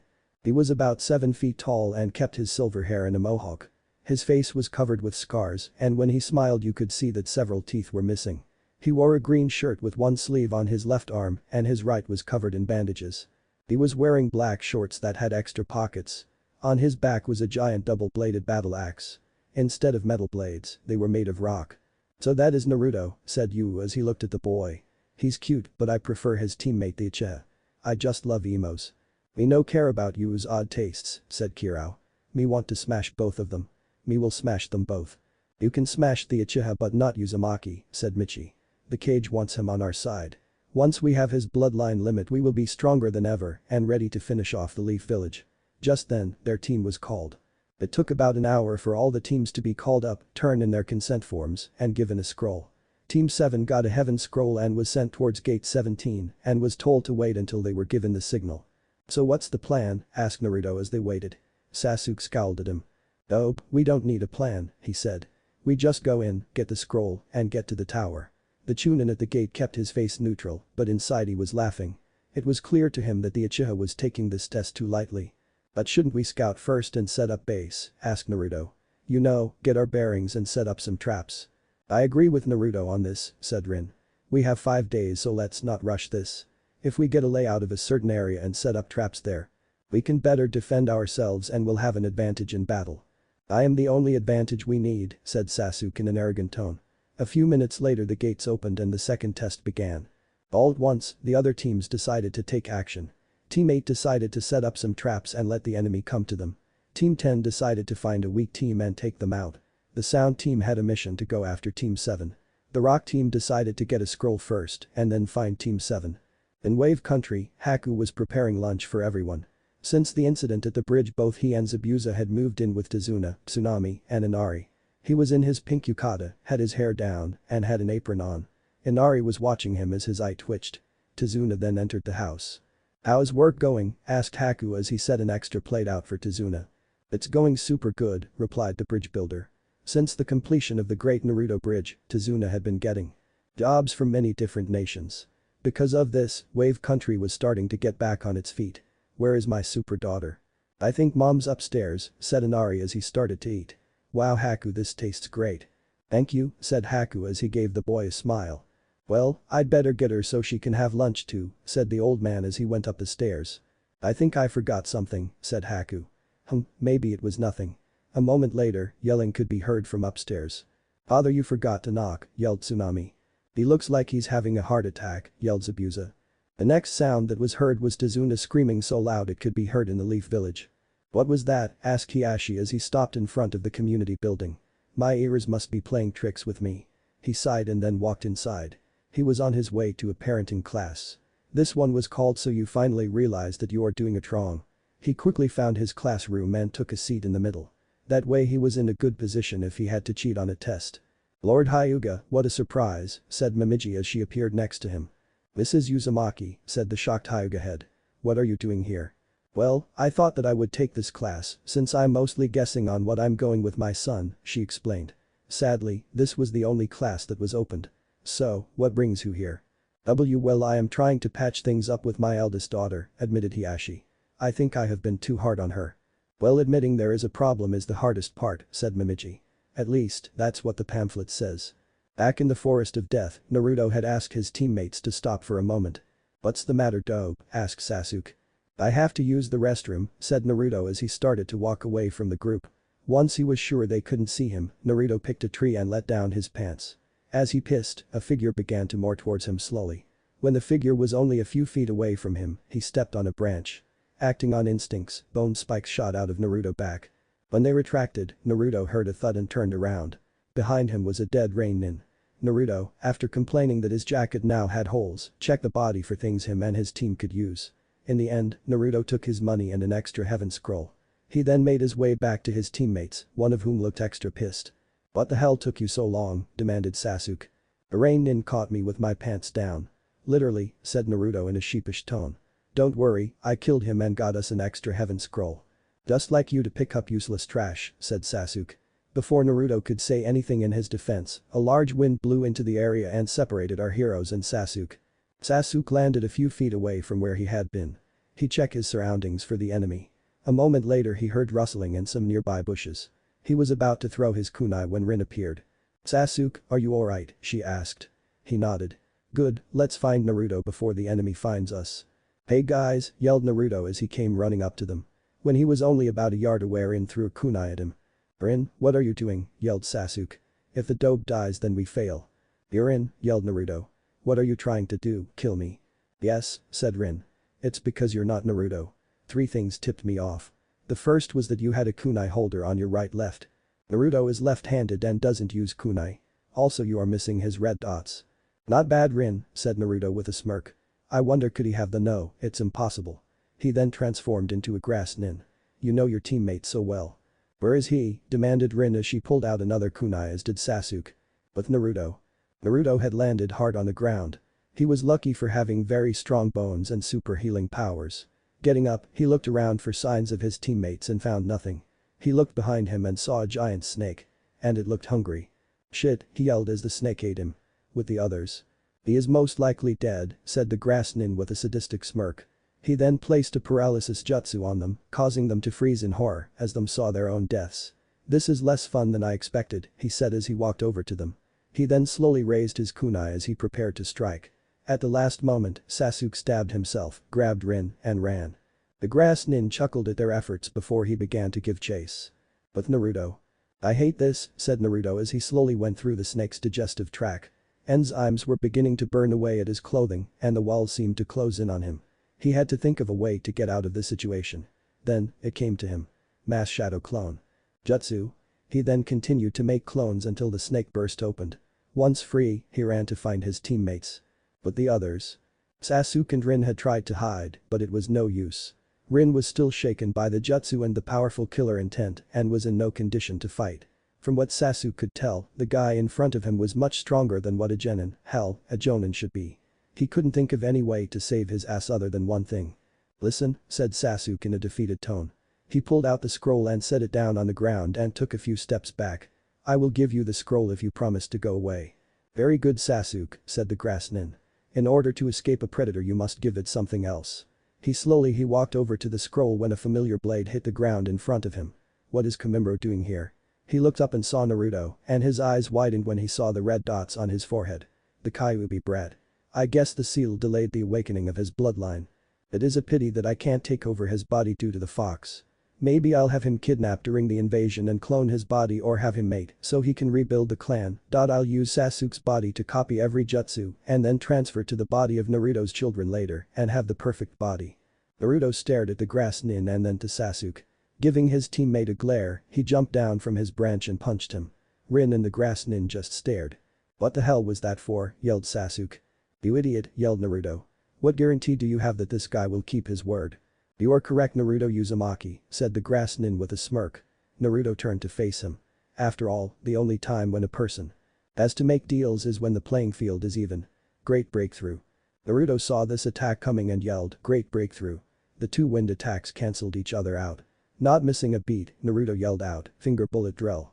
8-bone bullet shot towards Orochimaru, the grass nin, who dodged them with great ease. Biting his thumb and pulled up his sleeve, Orochimaru revealed his summoning seal. Wiping the blood on it, he summoned a large snake. The snake charged at Naruto and launched him into a tree. The snake turned its attention towards Sasuke and Rin and lunged at them. However, Naruto appeared in front of it with his back facing the snake's head and slammed his elbows into it that had bone spikes attached. Naruto's eyes were now blood red and his whisker marks were now more refined as he used the Kyuubi's chakra to keep the snake at bay. Sasuke just looked at this in utter fear. Since when has he been this strong? Am I really that weak? While Sasuke was having his pity party, Orochimaru latched his tongue around Naruto's neck and pulled him in front of him. "This will take care of you," said Orochimaru as purple flames appeared on his fingers. 5-pronged seal. After adding the extra seals onto Naruto, Orochimaru tossed him to the side. Forgetting her fears, Rin rushed to the blonde's side and began to examine him. He seemed to have been weakened and needed some fast healing. Sasuke's rage flared. Naruto fought this grass nin and he had just stood there, shaking in utter fear. How could he avenge his clan if he froze like this whenever someone stronger showed up? Making up his mind, he charged at the grass nin and launched into a series of punches and kick. Orochimaru was grinning as he blocked each blow with ease. Sasuke jumped back and yelled, "Grand Fireball Jutsu." The attack hit him and Sasuke smirked. It vanished when his opponent turned into a puddle of mud. "Not bad, Sasuke," said Orochimaru as he kicked Sasuke in the back. But Naruto did much better. Sasuke growled as he got back up. He threw several shuriken that seemed to miss. However, they seemed to have wire attached to them and circled around the enemy, wrapping him around a tree. Sasuke then yelled, "Fire." Dragon Jutsu. For a moment, everyone thought that Orochimaru had become extra crispy until he moved. "Yes," said the snake man. "You are doing very well. I guess I should give you a special present." With that, his neck extended and he bit into Sasuke's neck, giving him a cursed seal. As Sasuke fell to the ground, he turned his attention to Rin. Well, Rin. You are looking very young for someone who should be close to 30. I bet your sensei had something to do with it." With that, he tore off his mask. "Orochimaru," hissed Rin. "I should have guessed. What are you doing here? What is with those seals?" "They are presents," said Orochimaru as he licked his lips. "Tell Sasuke when he wakes up that I have given him a small sample of the power that I offer.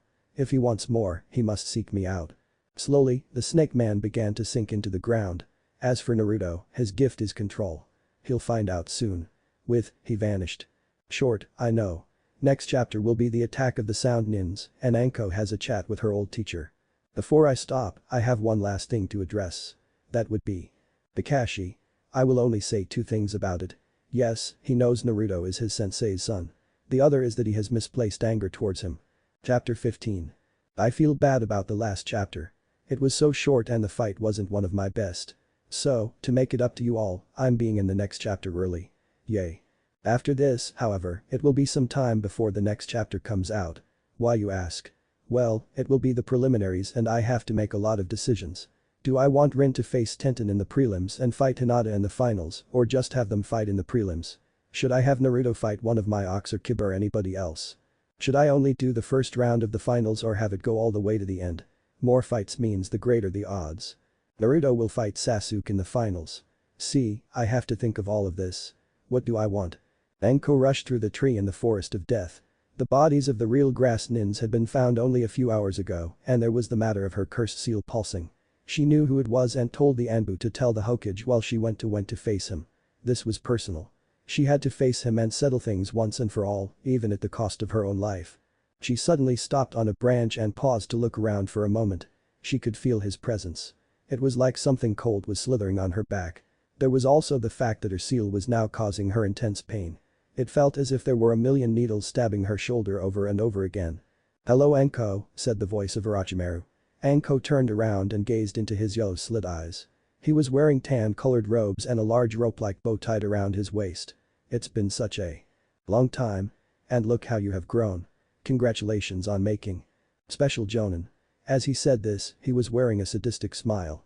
Anko quickly raised her hand and yelled, "Senijashu." Several snakes shot out of her trench coat sleeve and attacked her former sensei. When they hit, the snake Sennin turned to mud. Anko's eyes widened as she realized that her opponent was now behind her with a kunai in his hand. "Nice try," said Orochimaru as he stabbed her in the back. His eyes widened when he realized that he had stabbed a log. Before he could do anything, she had given him a powerful kick in the gut that sent him into a tree trunk. Anko then pinned her hand and his into the wood with her kunai and made a sign using both her hand and his. Orochimaru's eyes widened when he realized what she was attempting. "I think this is a fitting way to go out," said Anko with a satisfied smirk. "So you plan to kill both of us with the forbidden jutsu that I taught you," said Orochimaru in a calm voice that caught Anko's attention. "I'm sorry to say that you will fail." With that, he turned to mud before her eyes. He appeared behind Anko and pulled out the kunai and licked it. Slowly Anko turned around and glared at him. "What are you doing here?" asked Anko as she fell to her knees. She had to buy her some time for help to arrive. "Straight to the point as always," said Orochimaru as he tossed the kunai away. "I know what you're doing. Trying to get me to talk while help arrive. Sadly for you, they are still a ways away. But, I'll tell you anyways. I'm here searching for some new talent. And I happen to find some. I believe that they are your students." "What have you done to them?" yelled Anko and her rage grew. There was no way she would allow him to do the same thing to them as he did to her. "I gave the boy some seals," said Orochimaru. "I gave the Uchiha the same cursed seal that I gave to you. As for Naruto, I have cut off his access to the Kyuubi's chakra and messed up his own. You should have seen little Rin's face when I told her it was for control." "Kukuku." "Why?" demanded Anko. "The cursed seal has only a 1 in 10 chance of survival. And why did you do that to Naruto?"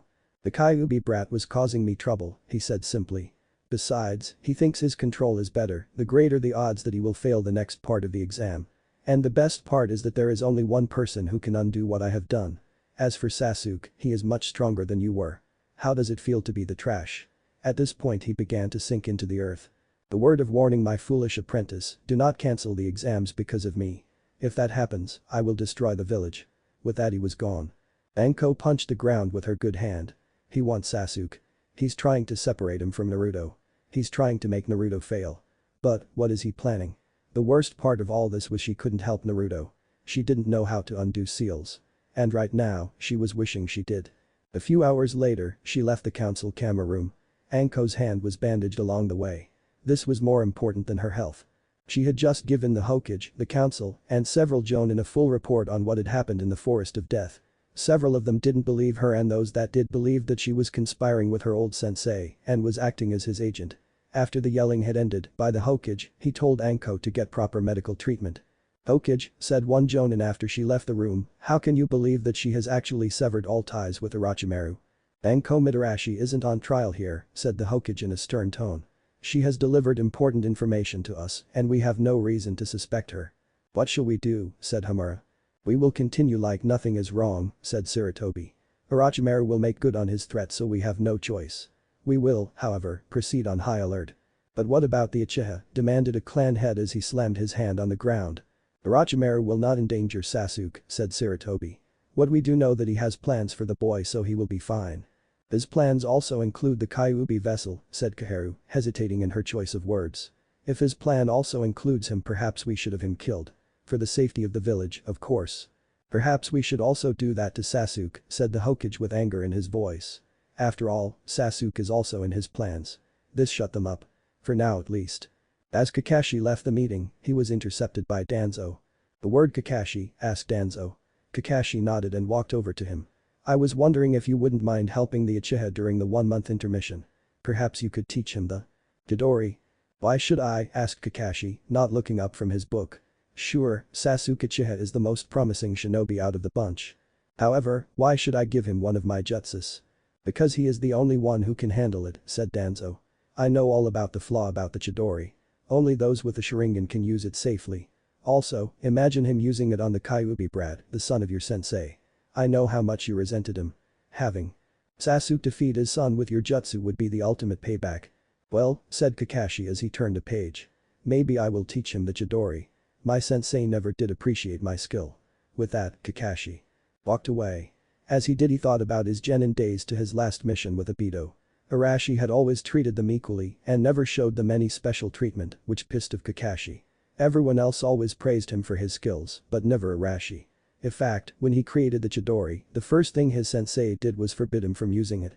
And when he got his Sharingan, Arashi Wanted him to have it removed. He never took the chance to get back at his sensei while he was alive, but there was always his son. The first thing that Rin had done after the attack was take her teammates to shelter. She that found it in a hollow tree. Once there she began to look over her teammates with her medical knowledge. Seeing that Sasuke looked like he was more in danger, she started with him. He was running a very high fever and seemed to be in intense pain, pity he can't stay that way. Using some of the water she brought and some of her medical supplies, she was able to cool him down a bit. Naruto's case was a bit different. The problem was with his chakra, everything had gone haywire.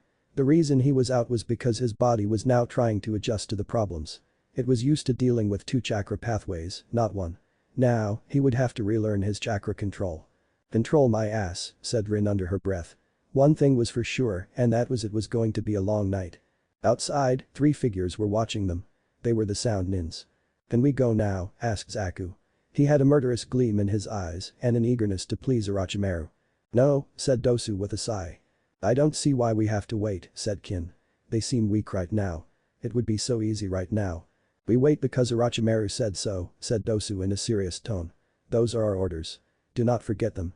It was the next morning and Rin felt like hell. She had gotten by on only a few minutes of sleep every hour. 5 minutes here and another 5 minutes later. She knew that she was being watched and was wondering why they didn't attack. In the end, she decided that they were waiting for her to fall asleep or wait until she was too tired to fight back. She looked down at her patients. Sasuke looked a bit better than Naruto at this point. However, they both looked like they would awaken within the hour or the next. Sudden movement caught her eye. She turned to see a squirrel running towards her. At first she relaxed and then tensed when she noticed the exploding note on it. She threw a kunai that landed in front of it and it ran away.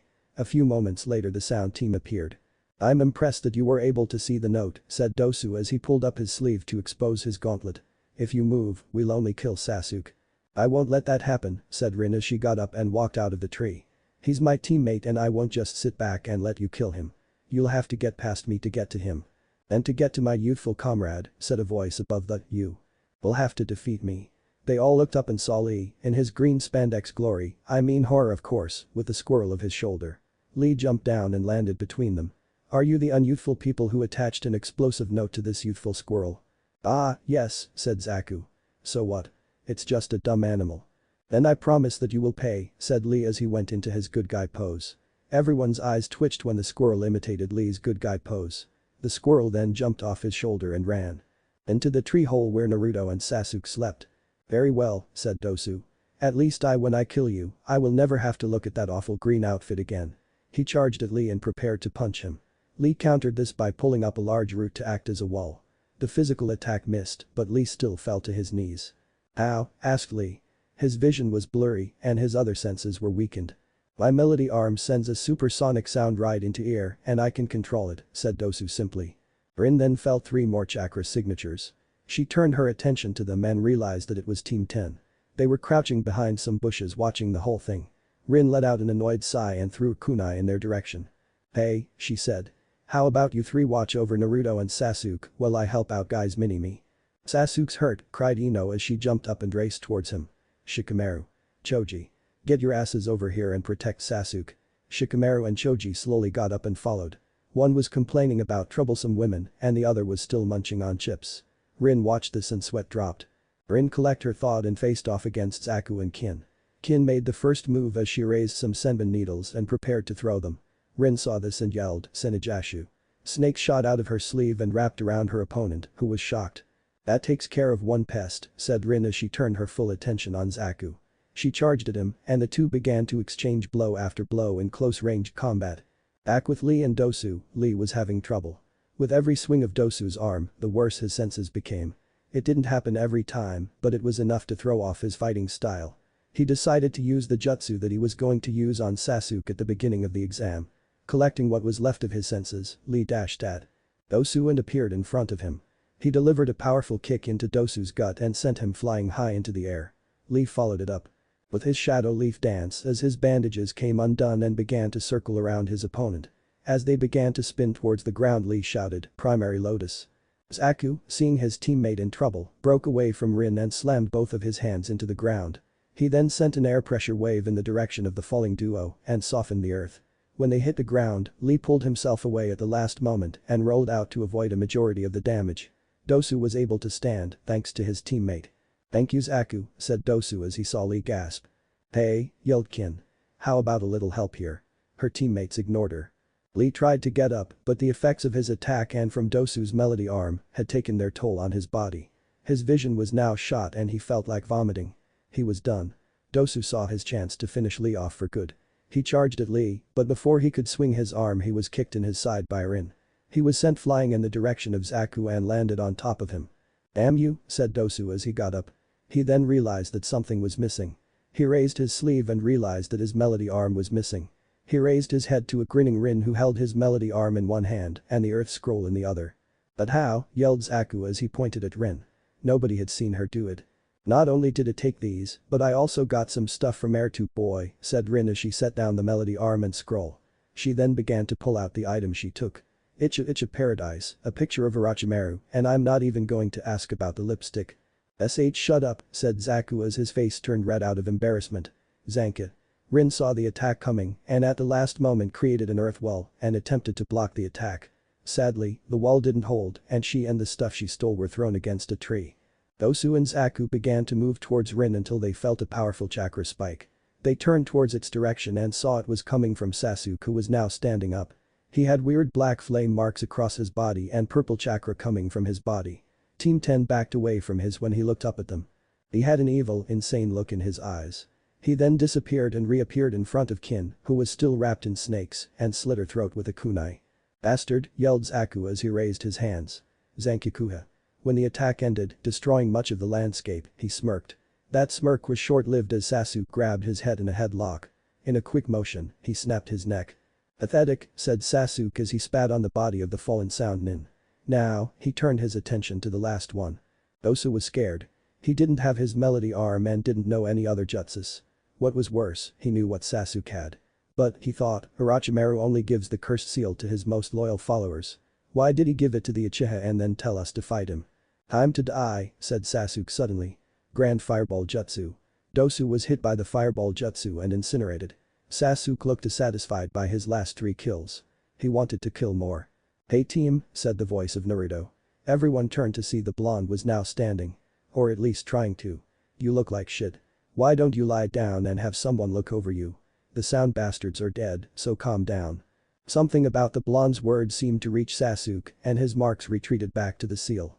Sasuke fell to the ground and began to breathe hard. Team 10 and Rin were shocked at how easy this had been. Team 10 decided to leave, not wanting to be around Sasuke for the moment. Of course Ino was the exception. As she left, she was going on about how great Sasuke was.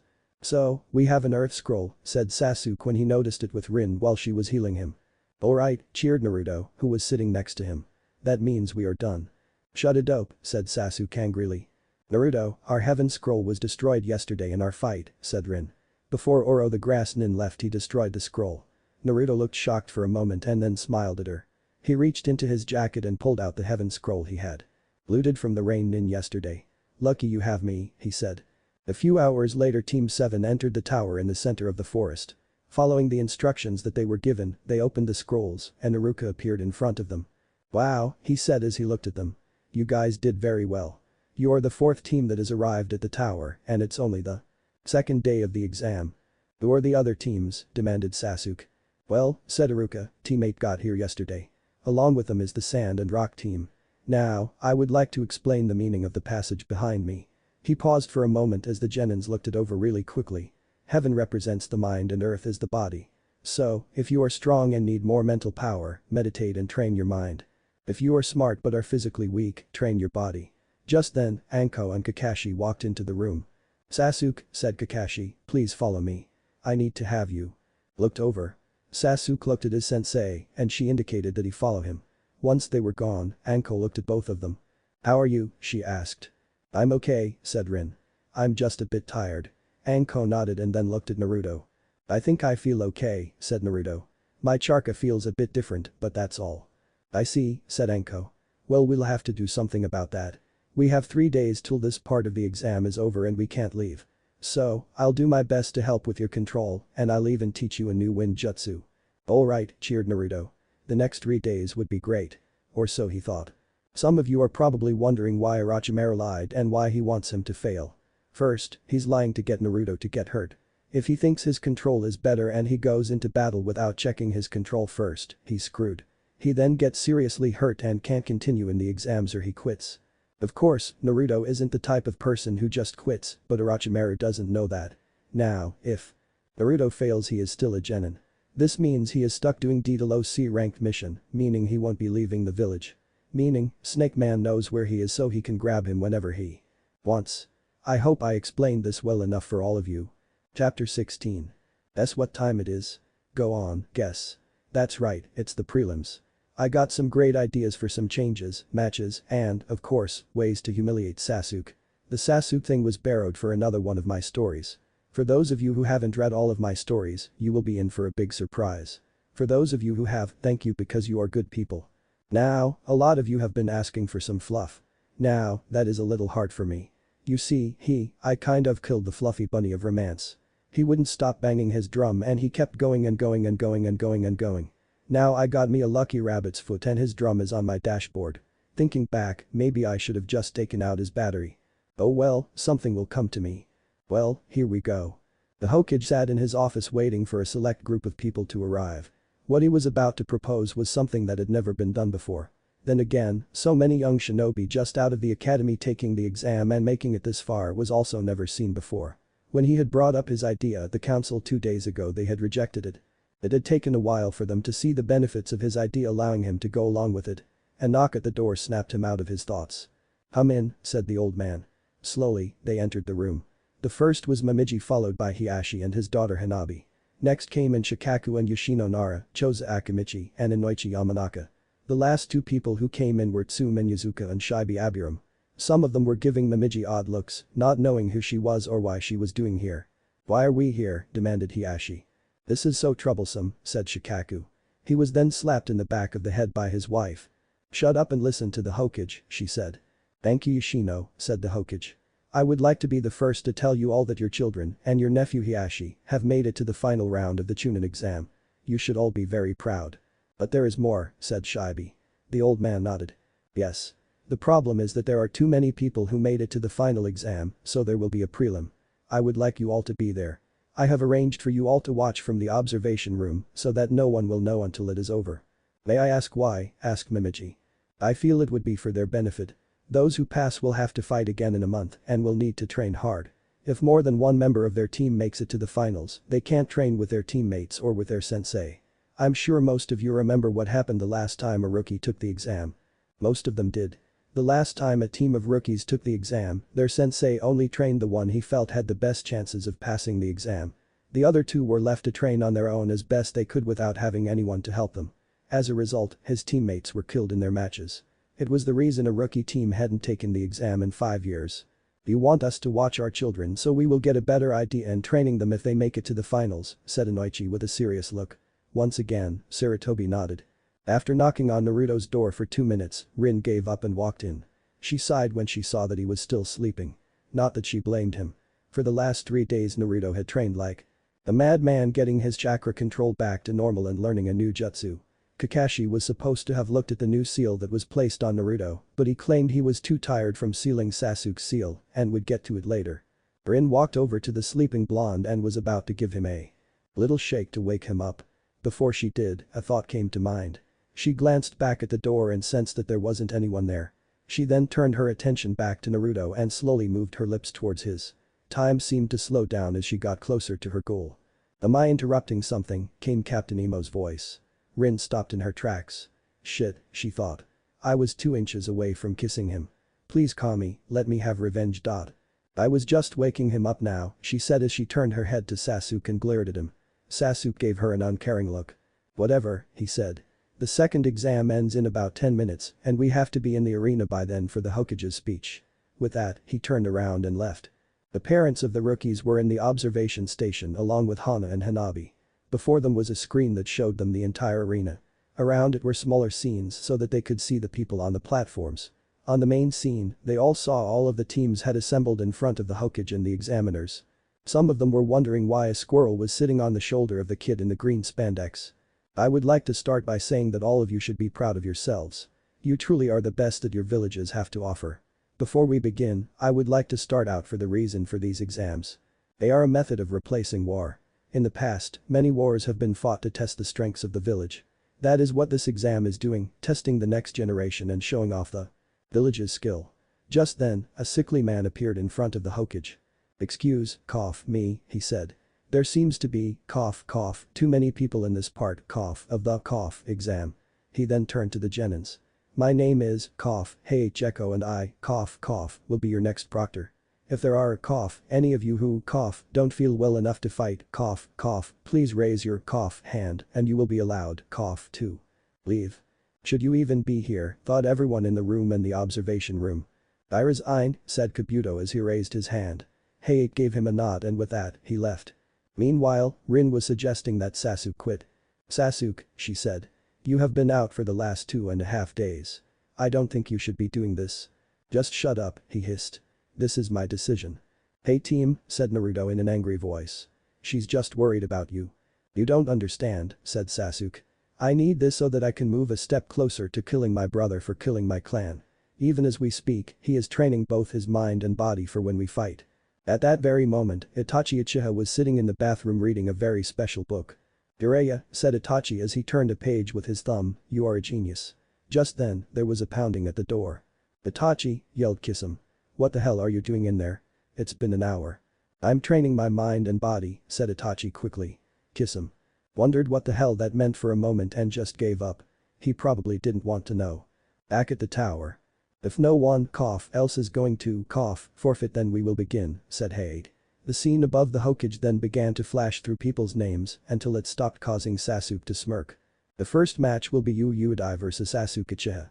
Everyone else, please make your way to the observation platform." About a minute later, everyone but Yu and Sasuke had made their way off the arena floor. Sakura had gone up to the leaf side in case anyone needed healing. "Oh, who am I kidding, she just went up there so she could be close to Sasuke when he was finished." "What do you think of Yu's chances?" asked Kirao to Michi. When he didn't get an answer he turned his head towards her and face faulted. She had her eyes closed, was bobbing her head, and listening to music on her headphones. She wasn't paying any attention to the fight. Back to the fighters.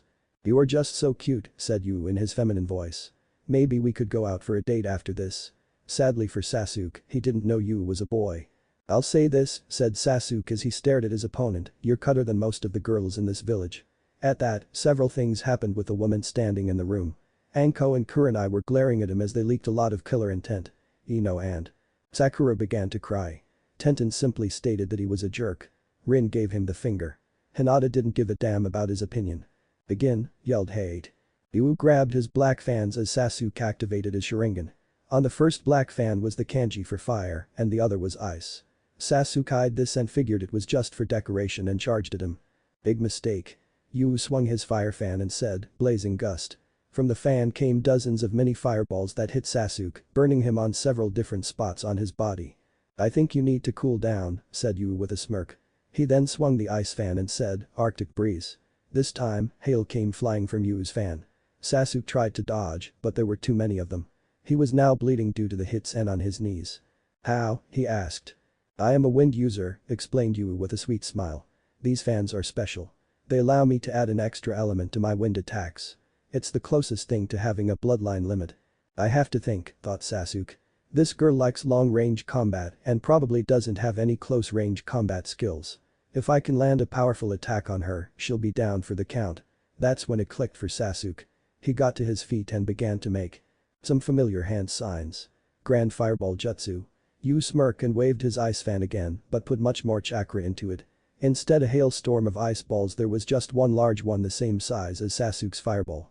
The two jutsus collided and exploded leaving the room full of steam, blocking everyone's vision that didn't have a jutsu.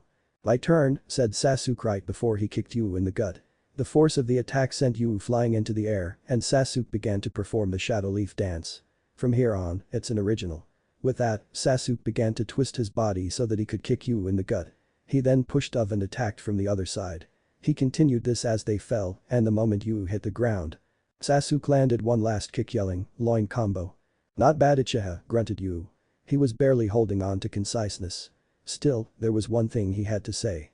"Maybe, if I was a real girl, you would have gone easier on me." With that, he passed out as Sasuke's jaw hit the floor. But, stammered Sasuke for a moment. He then walked up to where the rest of his team was with his head down. The board span to life again. Hinata was praying she could fight Rin and beat her up in front of Naruto. Lee and Naruto were both yelling at the board to pick one of them. They groaned in disappointment when they saw who was next. The next match will be Kankuro vs Gaara, said Hayate. Kankuro was sweating so much that his makeup was starting to blur and Gaara just appeared in the arena, ready to fight.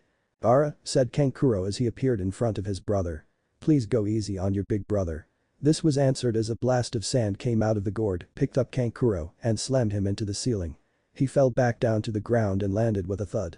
He had several broken bones and some minor internal bleeding. Thank you for going easy on me, was the last thing he said before he was rushed out of the room. That was interesting, said Hana. The genins here are more powerful than when I took the exam. Yes, said Hiashi. The next generation looks every powerful. Still, they have a long way to go. Back in the fighting arena, the board was flashing the names of the next two opponents. The next match will be Naruto Uzumaki vs Kirayachi, announced Hayate. Naruto smirked and proceeded to take off his trench coat. As he began to walk away, he heard Lee shouting. Wait, said the spandex box. Naruto turned around to look at him. You are the Naruto Uzumaki that Sakura spoke of. Up until this point, no one had mentioned that he was Naruto. Naruto gave him a nod, unsure of what he was getting at. Yosh. You are my eternal. I shall defeat you and claim Sakura's heart. Hurry up, Uzumaki, said Hayate before Naruto could ask what was going on. Naruto walked down to the arena floor. So, said Guy as he stepped closer to Anko. What do you think of your student's chances? He'll do just fine, said Anko with fierce determination. His opponent uses an odd weapon, but Naruto can handle it. Naruto was now standing in front of Kirao. Kirao had taken his giant axe off his back and had it resting on his shoulder. Naruto simply got into a ready stance. Seeing that they were both ready, Hayate told them both to begin. At that, Naruto pulled out two shoulder blades, surprising most of the shinobi in the room. You know beat me, said Kirao as he charged at Naruto. Me make you dead. With that, he swung his stone axe at Naruto. Naruto saw this and met it with his own weapon, cutting the blade part of the axe in half. Nice try, said Naruto with a grin. But my bloodline can make my bones stronger than steel. Your weapon may look impressive, but mine is stronger. We see about that, said Kirao as the rest of the axe crumbled. He then slammed the pole into the ground. When he pulled it out, a new stone blade came out of the floor, made from the floor. This time it seemed to be bigger and thicker. Yet see you try and beat Kirao. This time, he went for a downward strike. Naruto jumped back to avoid the attack. When the axe hit the ground, Naruto placed one of his blades right behind the other, yelled, Onmamhasi. As he threw them. Kirao, dropping the new blade so he could block more. Easily, was able to deflect the first, but the second hit him in the right shoulder. You hurt Kirao, said Kirao as he pulled out the blade as tossed it. Kirao hurt you now. He slammed his pole back into the floor and pulled up another stone blade, bigger and thicker than the previous. He charges at Naruto, using the weight of his weapon to increase his speed. This time, his attack connected and sent Naruto into a wall. Kirao win. This was interrupted by Naruto as he called out his next attack. Finger bullet drill. Acting quickly, he moved his axe to block the attack. 10 small holes were now in his axe. How you still alive? Me kill you. I told you that I have strong bones, said Naruto as he indicated to where the last attack hit. The skin was cut, but beneath it was solid bone. You didn't even make a dent in it. Now I'm going to take you down. Damn. Thanks to that freak messing with the seal, my chakra has been limited. At least Anko-sensei was able to help me gain back some control. Now to take out the weapon at the one place it can't be repaired. At least I hope not. With those thoughts, Naruto decided to use the new jutsu Anko taught him. He made several hand signs and yelled, Wind Sword. That's a jutsu from our village, shouted Baki. How did he learn that? Anko smirked. When she was a student of Orochimaru, he had caught a sand spy and managed to acquire that jutsu from him. He then taught it to her. While everyone was shocked, Naruto charged and aimed his attack on the pole. Kirao, not realizing his plan, used the pole to block the attack, thinking that some wind couldn't defeat his axe. When the attack hit, it easily cut the pole and left a cut along Kirao's chest. The second the pole was cut, Naruto pulled out his spinal cord and yelled, Dance of the Clematis. Vine. As it warped around Kirao. What came next was a shock. Naruto's free arm became covered in bones and took the form of a drill. When it was done, he charged and pierced Kirao, killing him. I remember that, thought the Hokage with a shudder. He must have learned that formation from his father's journals, said Mimiji in a quiet voice. She had only taught him the vine formation of that dance, not the flower. The only place he could have heard of that was from those books. Naruto slowly made his way back up to the stands while holding his wound. It was healing, but slower than usual. "Here," said Rin once he made his way back to his team. "I'll heal that for you." She moved over to Naruto, but she was stopped by Anko. "Rin, you must save your chakra for your fight," she said sternly. "Let Sakura take care of him." "I'm busy with Sasuke right now," said the pink-haired girl who was fawning over the emo boy. I have some healing cream," said Hinata as she walked over. I would be happy to help and Naruto." She undid the cap of the container and was about to apply it when Rin grabbed Naruto's arm and pulled him over to her. "I think I can handle this," said Rin. "You just go back to your team." Everyone was shocked when Hinata grabbed his other arm and pulled him towards her. "I said I would heal him," said Hinata without stuttering.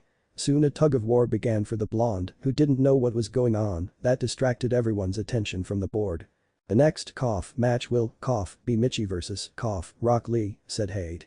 He looked at the two people who were supposed to be making their way done and let out a sigh. The green kid was yelling at Uzumaki for playing with the pink-haired girl's heart. The other was listening to music. He grabbed some small rocks from the floor and threw them at the two in question, getting their attention. When they hit them on the head, he repeated the same line and they both made their way down after Lee told his squirrel friend to stay put and Michi took of her music player.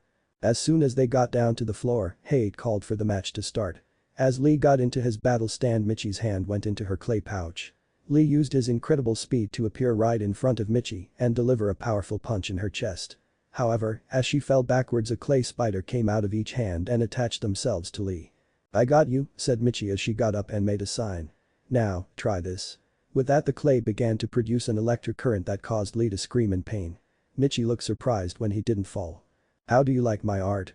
"Unlike most members in my clan, I believe something can only be called art when it affects more than one of the five senses. Sight is a given because you can usually see the attack coming or the clay itself. The touch of the clay as it presses against your skin and the feel of the electric current. The smell of your burned skin. The sound of your screams. You might taste some blood if you bite your tongue or cough up some blood. Isn't art great?" "I won't let you win," said Lee as he shook of the remains of the clay spiders. "You sure are stubborn," said Michi as she made some clay birds. Finally, Lee began to dodge them to the best of his ability, but every time he dodged them, they would simply circle back. Eventually, he jumped onto one of the statues in the room. "Lee, take them off," called Guy. "But Guy-sensei, you told me never to take them off unless I was protecting someone precious to me." "I did say that, but I'm willing to make an exception this one time." But that guy did his nice guy pose and Lee began to take off his weights. When they hit the floor, they created large craters. Michi was shocked and ordered her birds to attack. However, Lee's new speed allowed him to hit the bird and move away fast enough to escape the blast. One by one, Michi watched as her birds were destroyed. Suddenly, Lee appeared before her and delivered a kick in her chest and sent her flying. Lee then began to perform the shadow leaf dance. Slowly his bandages came undone and wrapped around Michi. As they fell to the ground, they began to spin and Lee yelled, "Primary Lotus." When they hit the ground, there was an explosion that shouldn't have been there. Lee was thrown into a wall and Michi was nowhere to be seen when the smoke cleared. Then, Michi came out of the ground a few feet away from where the explosion took place. "Looks like my suicide bombing clone was a success," she said with a grin. "After that last kick, I substituted myself with my clone and hit underground." With that, the match was called and Lee was rushed out of the room. Everyone watched as the board ran through the names once again. Hinata was hoping that she would get the chance to fight Rin and take her down. Ino was hoping for an easy match. Neji knew that fate was on his side and would win regardless of who it picked. Then, it stopped. "The next fight will be Rin versus Tenten," said Hade. Both girls nodded and jumped down. When the match began, Tenten jumped back and counted the squares between them. She was in the perfect position to attack, counter, and defend. When she looked back up at Rin, she saw that she was grinning. "What's so funny?" asked Tenten. "You sure had a lot of weapons," said Rin. She then pulled out some scrolls that belonged to the weapon master in one hand and several of her kunai in the other. Tenten was shocked. How did she get those? Up on the observation deck, Sasuke grinned a bit. He had seen everything thanks to his Sharingan. While Tenten had been counting squares, Rin had moved at lightning speed to get behind her, grab her stuff, and get back without her knowing. "Senijashu," yelled Rin. The snakes shot out of her jacket and wrapped themselves around Tenten. "You lose." "Winner Rin," said Hade. As Rin and Tenten walked back up to their teams, Hade looked at the board and announced the next fight. It was Ino versus Temari. The two girls went down to the fighting arena and stood facing each other. "Begin." Temari, wanting to get this fight over with, yelled, "Cutting. Whirlwind Jutsu." Ino didn't stand a chance and was knocked out. The next rematches ended just as quickly. It was Shino versus Yario after Ino's fight. While they both employed techniques that drained the other of their chakra, Shino could do it from a distance thanks to his bugs and won his match. The fight after that was Shikamaru versus Kiba. For a while, it looked like Kiba was winning thanks to his speed and strength. However, he became overconfident and became careless. This allowed Shikamaru to catch his shadow. Shikamaru then turned around and ran towards the wall head first and at full speed. Sadly for Kiba, he was much closer. The saddest fight was Neji versus Mitsumi. Mitsumi had tried to wrap his body around the Hyuga genius and got juken to death. The last fight will be Hinata Hyuga versus Choji. Akamichi said Hate. Once the two got down to the floor, Hei told them to begin. Hiashi, who was watching with great interest, watched as his eldest daughter made several hand signs and was surprised when nothing happened. For Hinata, it was a different story. Choji's face had vanished and was replaced with grins. Her face twisted into rage that scared everyone including the Hokage. Is something the matter, Hinata?" asked a very scared Choji. This was answered as Hinata began to a severe barrage of palm thrusts on the poor boy. The fight was soon called off and Hinata undid the genjutsu. "You must be very proud of her," said Momiji as she turned to Hiashi. "She is one of the more serious kunoichi in this exam. And her skill is a testament to your training." Hiashi began to sweat a bit and nodded. Oh well, what she didn't know wouldn't hurt him. But that being the end of the fights, the winners were called to the floor. A box was presented before them and they were told to draw a single piece of paper. This was used to decide the matches for the final matches. The pairings were Naruto vs Neji, Gaara vs Sasuke, Hinata vs Rin. Temari vs Shikamaru, Michi vs Shino Amik. Sakura and Hinata were at the tea house, drinking some nice hot tea. It was about a week before the Chunin exams and they were getting some downtime. That's when a question popped into Sakura's head. "Hey Hinata," she began. "I know you like Naruto, but why? I mean, what makes him so much better than Sasuke?" Hinata answered her in a calm voice, without stuttering. This only happened when she was drinking tea. "Well, there are several reasons," she began. "He is kind and very funny.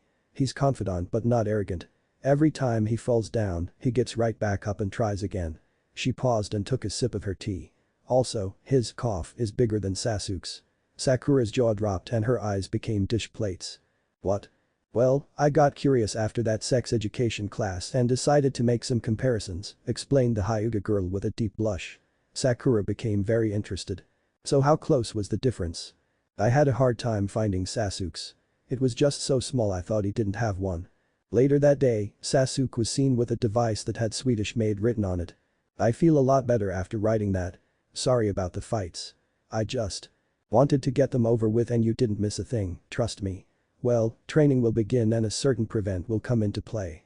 Now I have to decide if I want to do all of the matches or just the first round. Well, hope you all press that button at the bottom of the page and let me know what you all think." Chapter 17. The best episode of Stargate Atlantis, in my opinion, would have to be Common Ground. It has everything.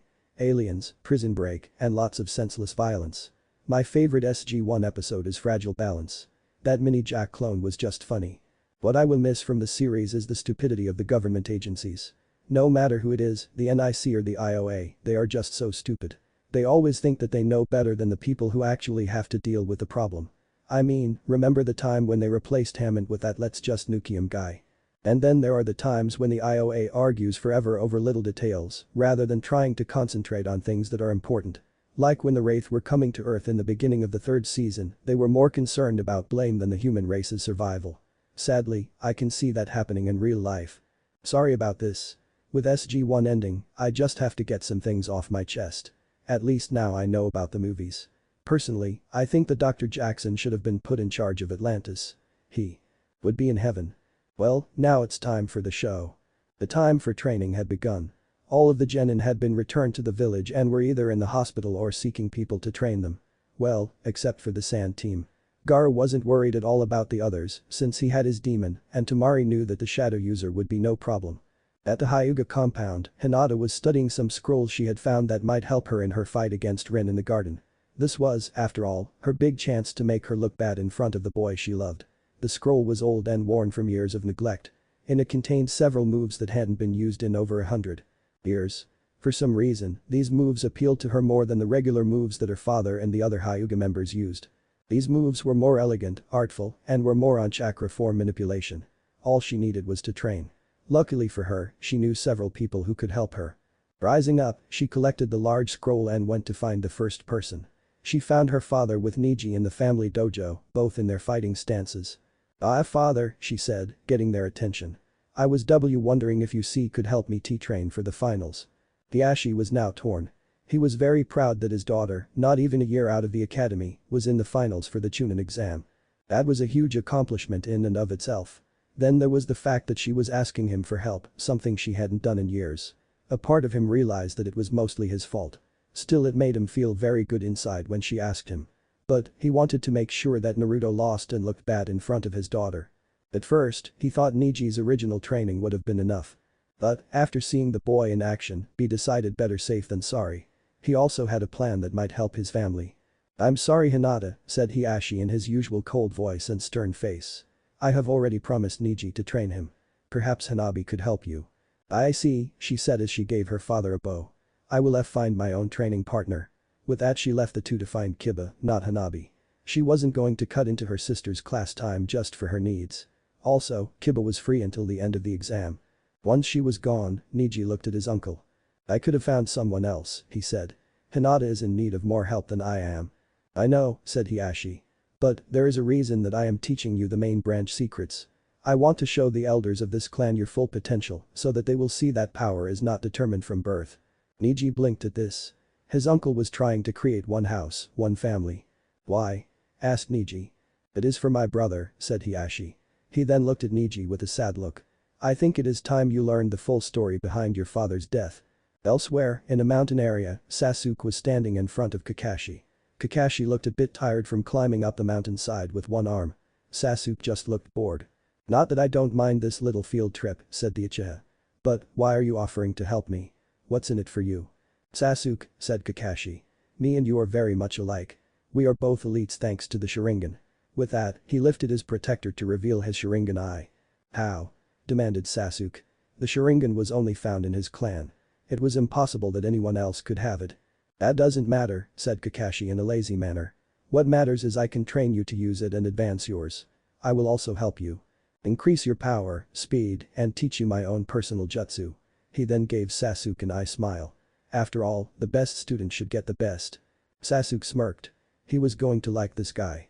Inside Kakashi's mind, he could see his plan coming together. If Naruto could defeat Neji, that would tire him out and make him easy pickings for Sasuke.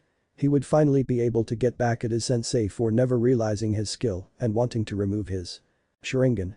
Simply put, those who had it were the best. Naruto was walking down the street as he remembered his conversation with his sensei. Flashback. "What do you mean you're not going to be training me?" demanded Naruto. He was standing in front of Anko in their team's training ground. "Come on, kid," she said with a grin as she messed with his hair. "Don't be like that. You have your mom to train with and Sasuke was taken by Kakashi to train with. Rin will need my help for training and she's my apprentice as a snake summoner." "I know that," said Naruto. "But my mom also works at the academy so I won't be able to train with her as much as everyone else. Also, my chakra is still messed up." "I know that," said Anko. Kakashi was supposed to look at it before he left and the Hokage is too busy with the exam and the village at the moment. You'll just have to deal with it until one of the two become available. Until then, I suggest you work on it." She then reached into her coat pocket and pulled out a small scroll. She then tossed the scroll to him. "Don't think that I'm leaving you high and dry. That scroll has an interesting kinjutsu that should go well with that drill of yours." Naruto opened the scroll and gave it a quick look. The jutsu seemed to be a powerful thrusting move that was originally meant for swordsmen. Yet, she did have a point about the drill. In fact, the scroll said that, if done correctly, a person should be able to use this move without a weapon. "Alright," said Anko, getting Naruto's attention once again. "Just do your best and you'll do fine." Then flashback. That was a little over an hour ago. Now he had to decide how he was going to use his month to train. His mother could only train him in the morning and late at night when she came home from the academy. This left the majority of the day to himself. Naruto began to think of the things that he knew he had to do. The first, and most important, was to get his chakra control back to normal. The second was to work on this new jutsu until he felt comfortable with it. There were other things he had to do as well, but these two were his biggest issues. Also, without anyone to help him, he would probably be spending all of his time working on these two. Naruto was so focused on these thoughts that he didn't notice a familiar person yelling at him. "Naruto," yelled Haku as he ran over to Naruto in his usual pink attire. When he reached the blonde, he gave him a pat on the back which caused Naruto to jump up several feet in shock. "Ah!" yelled Naruto as he spun around. Haku. What are you doing here? I thought you and Zabuza had decided to live in Wave Country." "We are," said Haku as he gave Naruto a warm smile. "It's just that thing are a little hectic right now at home with Zabuza, Tsunade, and Tazuna. When I heard that the Chunin exam was taking place here, I decided that I would come and visit due to the open door policy that Shinobi villages have during the exams." "Oh," said Naruto in understanding. "So, what's wrong with the others?" "Well, Tazuna walked into Tsunami and Zabuza having sex," began Haku. Naruto's jaw dropped to the floor and Haku continued. "Tazuna took it pretty hard and had a slight heart attack. Things got a bit worse when he found out that Tsunami was pregnant." Haku stopped when he saw that Naruto was on his back, twitching. "Interesting." Tazuna had that same reaction. It took about 20 minutes for Naruto to get over the shock. When he did, a thought occurred to him. Haku had been trained by Zabuza. That meant he should know some jutsus and have more advanced chakra control training methods. "Haku," began Naruto, "in about a month I'll be taking part in the last section of the Chunin exam. But, during the second portion of the exam, an enemy nin messed up my chakra control. I was wondering if you knew any exercises that might give me better control." Haku began to think for a while. He then gave Naruto a big smile and began to pull the blonde boy with him. It took about a half an hour to reach Haku's destination, the hot springs. "Alright Naruto, I'll help train you," said Haku as they stood in front of a steaming pool of water. The next level of chakra control is to walk on water. In this exercise, a person simply lets out a steady stream of chakra from his or her feet and walk on the water like a person does on stilts. Seeing the confused look on Naruto's face, Haku stepped on the water and began to walk around. "Cool," exclaimed Naruto. "Let me try." With that, Naruto gathered his chakra and took a step onto the water. The results were not what he had hoped for. He sank into the boiling hot water. Screaming. Naruto swam out of the water at full speed. "I forgot to mention the hot springs water," said Haku as he walked over to Naruto. "This was how Zabuza trained me to walk on water. The hot springs water adds a bit of incentive to learning this, don't you think?" "I'll get this," growled Naruto. With that he tried again. And again. And again. After 10 more tries, Naruto was starting to get the hang of the exercise and only his feet were submerged. Haku was astounded. It had taken him a week to get the hang of this exercise. But, Naruto was more resilient and had a lot more chakra. Plus. Haku was only 10. But still, this was a great accomplishment. There were jonins who had problems with this exercise. Everything was going fine until Naruto saw something that made him lose his concentration. There was a man with long white hair peeking on the girl's side of the hot spring. Naruto charged out of the water to confront the pervert. "Hey old man," yelled Naruto. "What the hell are you doing?" "What does it look like?" said the man without turning around. "I'm getting some research down for my next book." "What book requires you to look at naked women?" demanded Naruto. The man simply reached in his back pocket and pulled out an orange book. He then tossed it to Naruto without turning around. With a sigh, Naruto opened the book to see what kind of book it was. He had seen Kakashi reading the book on several occasions and was a bit curious. Naruto opened the book on a random page that described the leading female character. She had white hair, blue eyes, and red dots on her forehead and hated perverts in a very hypocritical position. After reading this, the Jeopardy music began to play in Naruto's head as he put this information together. Now. Naruto wasn't dumb, he just didn't want to think of his mother doing that. In the end, he had to admit it. And he was pissed. "This is my mother," he yelled at the prevent in front of him. This statement shocked the man who finally decided to turn around. What Jiraiya saw shocked him. It was a mini Arashi with red dots on his forehead and whisker marks. "It's Arashi's brat. Wait a moment, I thought Sensei said that he was going to wait to tell Naruto about his mother when she woke up or he was 16. If she's up then oh shit." "Listen kid," said Jiraiya as he moved over to the boy. "There is no need to tell your mother about this, is there? I mean, I'm sure the two of us can come to some sort of agreement." "Like hell," shouted Naruto. "What could a pervert like you do that I would want?" "Listen kid," shouted Jiraiya. "I happen to be the legendary Senin Jiraiya and the world's greatest super pervert. You should be begging me for help." "Wait," said Naruto as he calmed down and narrowed his eyes.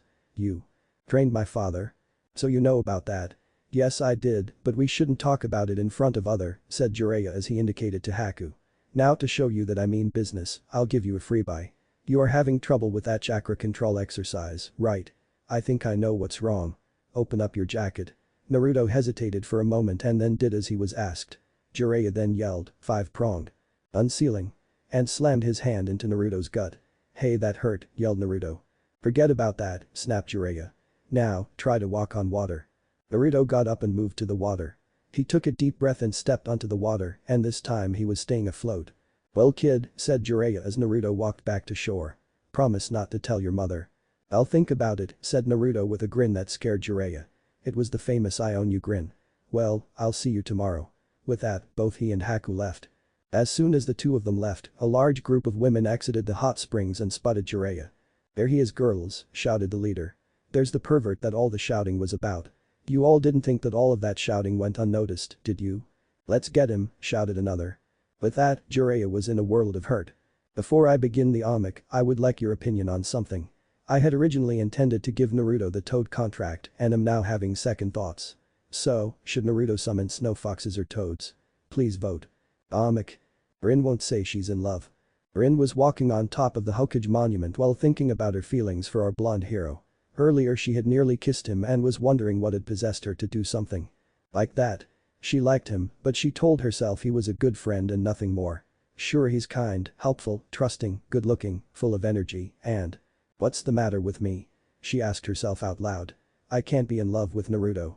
I mean, what if the same thing that happened to Obito happened to Naruto? That was when the music came out of nowhere. Rin. If there's a prize for rotten judgment, I guess I've already won that. No man is worth the aggravation. That's ancient history, been there, done that. Then, the stone faces of the Hokage monument began to sing chorus. Chorus. Budai, I think you're kiddin'. These the earth and heaven to you try to keep it hidden. Honey, we can see right through you girl, you can't conceal it. We know how you feel and who you're thinking of. Rin. No chance, no way. I won't say it, no, no. Chorus. You swoon, you sigh, why deny it, oh. Rin. It's too cliché. I won't say I'm in love. I thought my heart had learned its lesson.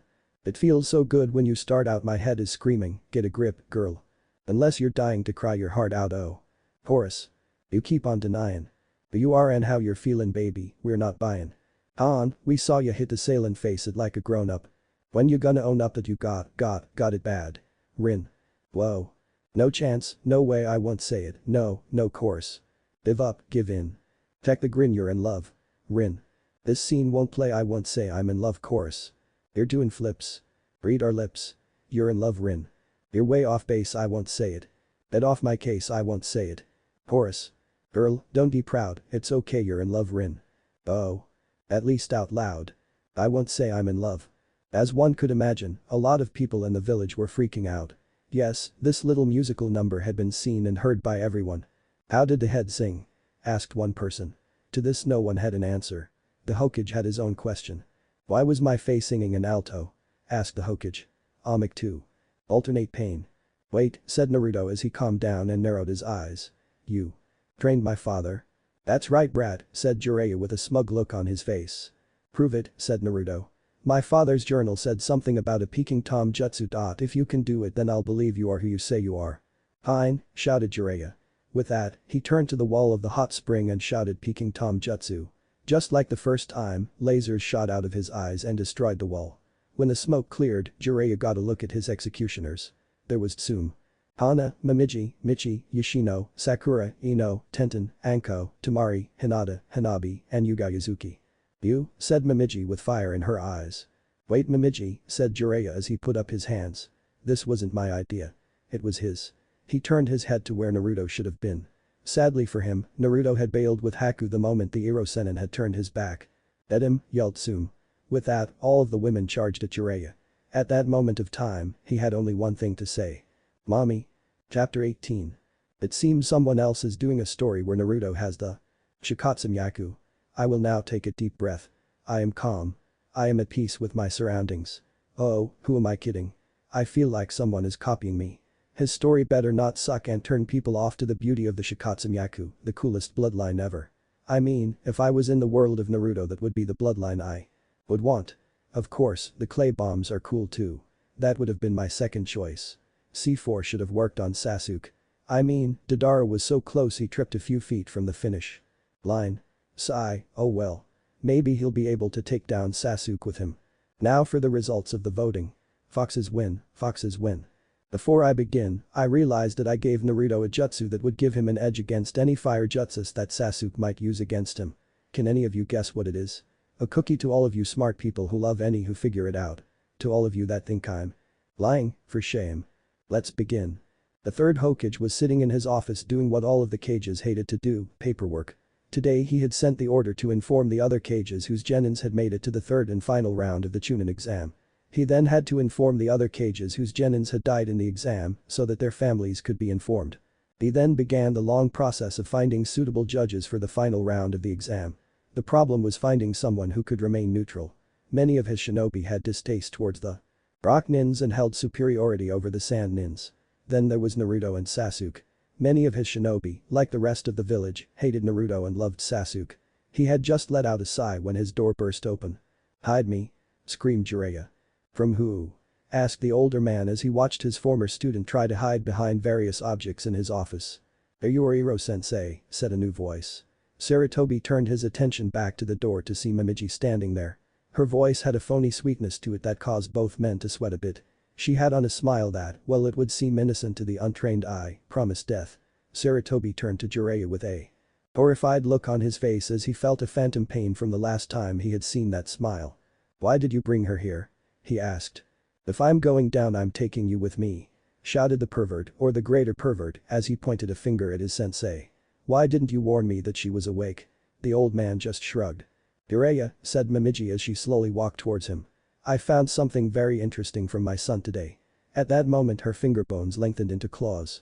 She then vanished and then reappeared in front of Jiraiya, holding him by the throat with one hand and the other was poised to strike little Jiraiya. Now, this wouldn't normally be the cause between them seeing as Momiji was only at mid-jonin level. However, with anger fueling her actions, a Kage would have difficulties trying to take her down. "Yeah, she's that pissed. How could you put me in that book of yours and then show it to my son?" "I didn't know he was your son," pleaded Jiraiya and then attempted to save his little partner. "So you just show your book to everyone? Have you no shame? He's underage." "Old enough to kill, old enough to read porn," replied Jiraiya. Based on the veins in Momiji's eyes and the tick marks on her face, this was the wrong thing to say. Before things could get out of hand, Sarutobi cleared his throat. "Momiji, I know that you are very angry with Jiraiya, but could you wait to kill until the exams are done? I know that he has offered to train your son and—" "Like hell he will," interrupted Momiji. "I'm not letting him make my son a pervert." A bit late for that, thought Sarutobi as he thought of Naruto's sexy and harem jutsu. "But I can't let her kill Jiraiya. Orochimaru is back and I will need him here for whatever that snake is planning. Also, the paperwork I'll have to fill out will be enormous." "Momiji, think of all that Naruto could learn from him," said Sarutobi. "He would receive the same training that his father got." Momiji bit her lip as her two sides battled for dominance, her hatred of all perverts and the well-being of her son. She didn't want to admit it, but the old man had a point. Jiraiya was a pervert, but he knew his stuff. She could see Naruto becoming much stronger and his chances of becoming a Chunin increasing dramatically. However, the thought of him helping Jiraiya with his research kept her from saying yes. Sarutobi noticed this and decided to continue. "Also, I have heard that Kakashi is training Sasuke Uchiha the Chidori." "What?" spat Momiji as she let go of the self-proclaimed super pervert. Once he was free he checked to make sure that little Jiraiya was fine. "That scarecrow is teaching that spoiled brat that jutsu." When she saw Sarutobi nod she turned her attention back to Jiraiya. "Fine, I'll let you train him. But know this, if he learns anything perverted I will make sure that you will never be able to write those books again or even be able to do your research." Jiraiya gulped and then nodded weakly. That wasn't a threat, it was a promise. If there was one thing that mother and son shared, other than their temper and bloodline, it was that they always kept their promises. The next day Naruto made his way slowly to the area where Jiraiya and Haku were going to train. He was moving slowly because of his early morning training session with his mother. She had decided to teach him the last of the dances, the dance of the seedling fern. Unlike the others that he had learned, this more was much more difficult and more demanding of him. Maybe it was because, in a way, it was an earth jutsu while he was a wind user. Or maybe it was the fact that it took much more chakra and concentration than even he expected. He remembered earlier when his mother had shown him what it would look like once he had mastered it. She had covered the entire backyard with tree-sized bone spikes in a second. Once the jutsu was done, she explained that once mastered he could cover a much larger area and even avoid allies in the heat of battle. In short, it was an ultimate offensive jutsu. "You're late Gaki," said Jiraiya as Naruto finally made his way to the stream where they would be training. "Sorry," said Naruto. I'm a bit worn out right now. Too bad, said Jiraiya with a smirk. Oh, he was going to love this. This is what life will be like when you become a Chunin. The enemy will not give you time to rest and replenish your strength. Now, I have been talking to the girly Gaki, points at Haku, and he told me about your fight with the rock chick. During the fight you used Kyuubi's red chakra. What I plan to teach you for the remainder of the month is how to tap into that power at will. Wait, said Naruto as he held up his hands. The last time I did that I went out of control. I could have killed everyone. And you told Haku about the Kyuubi. I guessed it actually, said Haku. Naruto just stared at him as he shrugged it off. What? I had a lot of time to think about it. Oh, said Naruto. Back on topic, said Jiraiya. True, you lost control. But that's what we are going to work on. Summoning it and controlling it. While we are doing that, Haku will be helping you with elemental chakra manipulation. How can I do two things at once? Asked Naruto. Geez, you're stupid, said Jiraiya as he slapped his face. Don't tell me you never noticed the special ability of the shadow clone. Naruto's blank stare gave him the answer. Anything that the clone learns goes back to the caster once the clone is destroyed. Naruto just blinked. This was news to him. He then began to think about what Jiraiya was saying and began to see the advantages of this new jutsu. He could use the shadow clone for tracking by sending the clones in all directions, and when they found the target they would just go poof and he would know where the enemy was. He could use it for spying by having the clone tail the suspect all day and to have all the information would then just poof into his head. Fighting was obvious. And training he could learn more things faster. Awesome, said Naruto. I think he got it, said Jiraiya in a mocking tone. Now Gaki, make as many clones as you can and they will go with Haku for elemental training. Naruto nodded and created about 100 clones. Naruto then told them to do whatever Haku told them to do. He then turned to Jiraiya as his clone army left him. Good, now I want you to sign something. With that, he reached behind his back for his large scroll when a smaller one fell out of one of his pockets. Naruto picked it up and noticed that it had a fox's head on it. Interested, he opened it and found that it had people's names on it with a thumbprint below it. What's this? Asked Naruto. That was something I found while I was in Snow Country, said Jiraiya. I was fighting some enemy nins back with my teammates and picked that off of the nin that I killed. That must have been about 25 years ago. What it is, well, it's a summoning contract and an original one at that. Here, let me show you something. With that, he pulled out the large one off his back and showed it to Naruto. Can you tell the differences between them? Naruto thought for a moment before he spoke. Yours is larger and looks a bit newer, he said. Correct Gaki, said Jiraiya. That's because this isn't the original one that was created centuries between the contractor and the summons. Mine is like an add-on or an extra because so many people have signed it in the past. Mine summons toads while that little one summons snow foxes. Naruto looked at the scroll for a moment as he made his mind up about something. Hirosenin, do you mind if I sign this one? He asked. This was answered with a hit on the head. Don't call me that, said Hirosenin, Why would you want to summon foxes? I mean, I would think that you would want nothing to do with them because of the Kyuubi. Also, I don't think the village would like it much either. Wouldn't you like to summon toads like me and your father? I can't blame all foxes because of the actions of one, said Naruto. To generalize a whole group due to the actions of a few would be stupid. Besides, this village has to come to grips with that if they want to move on. So I'll work with them to show this village that how wrong they are about us. And as for my father, I do want to be more like him. But, I don't want to be him. I want to be myself and not a clone on him. Fine Gaki, said Jiraiya with a sigh. Just write your name and blood in an empty space and then leave a thumbprint beneath it. Naruto nodded and bit his thumb. He then quickly signed the scroll, signed it, and left his thumbprint at the bottom. Jiraiya then explained how a bit of blood is needed and showed him the hand signs. After that, Naruto was ready to try. Summoning jutsu, shouted Naruto as he slammed his palm on the ground. Smoke soon blocked his and Jiraiya's vision for a moment. When the smoke cleared, there was a small snow vixen that was puppy-sized curled up in front of them. It then yawned, got up, and stretched. That's when she noticed them. Hi, she said in a quiet voice. My name is Banshee. Are you the new summoner? Yep, said Naruto as he gave Banshee his foxy smile. I just signed it today. You must be really strong to summon me. My daddy says that I'm really powerful. At that, Naruto's ego grew until Jiraiya began to laugh. The little Gaki like you can't be strong, laughed the old pervert as he pointed at Banshee. I bet you're the weakest. Even Gamakichi could beat you. At that point, Banshee's eyes became large and watery. She then began to sniff. You're a meanie, she said. Then, she began to cry and that is when she lived up to her name. The wailing is incredible. Both Naruto and Jiraiya were holding their ears and were brought down to their knees. Thinking quickly, Naruto did the only thing he could think of. "Banshee, do you like ramen?" he yelled. "I'll treat you and we'll leave the big bad meanie out." Banshee stopped crying immediately and looked very happy. "Okay," she said. With that, she and Naruto walked away as Kyuubi began to heal Naruto's ears. Sadly, Jiraiya was left there to suffer temporary deafness. For the rest of the month, all of the genins were training like there was no tomorrow. Over with Michi, she and Yu were training. At that moment, she was working on making a C2 gobi and learning a fire jutsu that would make her explosions 10 times more powerful. Anko was teaching Rin some poison jutsus and some snake jutsus that she had made herself. Hinata had borrowed Kiba for some training as she worked on increasing the speed of her hand thrusts and creating a new jutsu based on the principles of the old scroll. Shino was working hard with his bugs and Gaara was watching Sasuke. Temari was just chilling and Shikamaru was going through troublesome training. Naruto's training had progressed rapidly as well. At the end of the first week he had gotten down the dance of the seedling fern. After that, he began to work on controlling its area and avoiding certain objects that were in the area. After all, what's the point of a jutsu that kills your allies as well as your enemies? According to Momiji, that was the difference between knowing a jutsu and mastering it. His training with Haku had gone well. He had cut the leaf with his chakra by the end of the first day.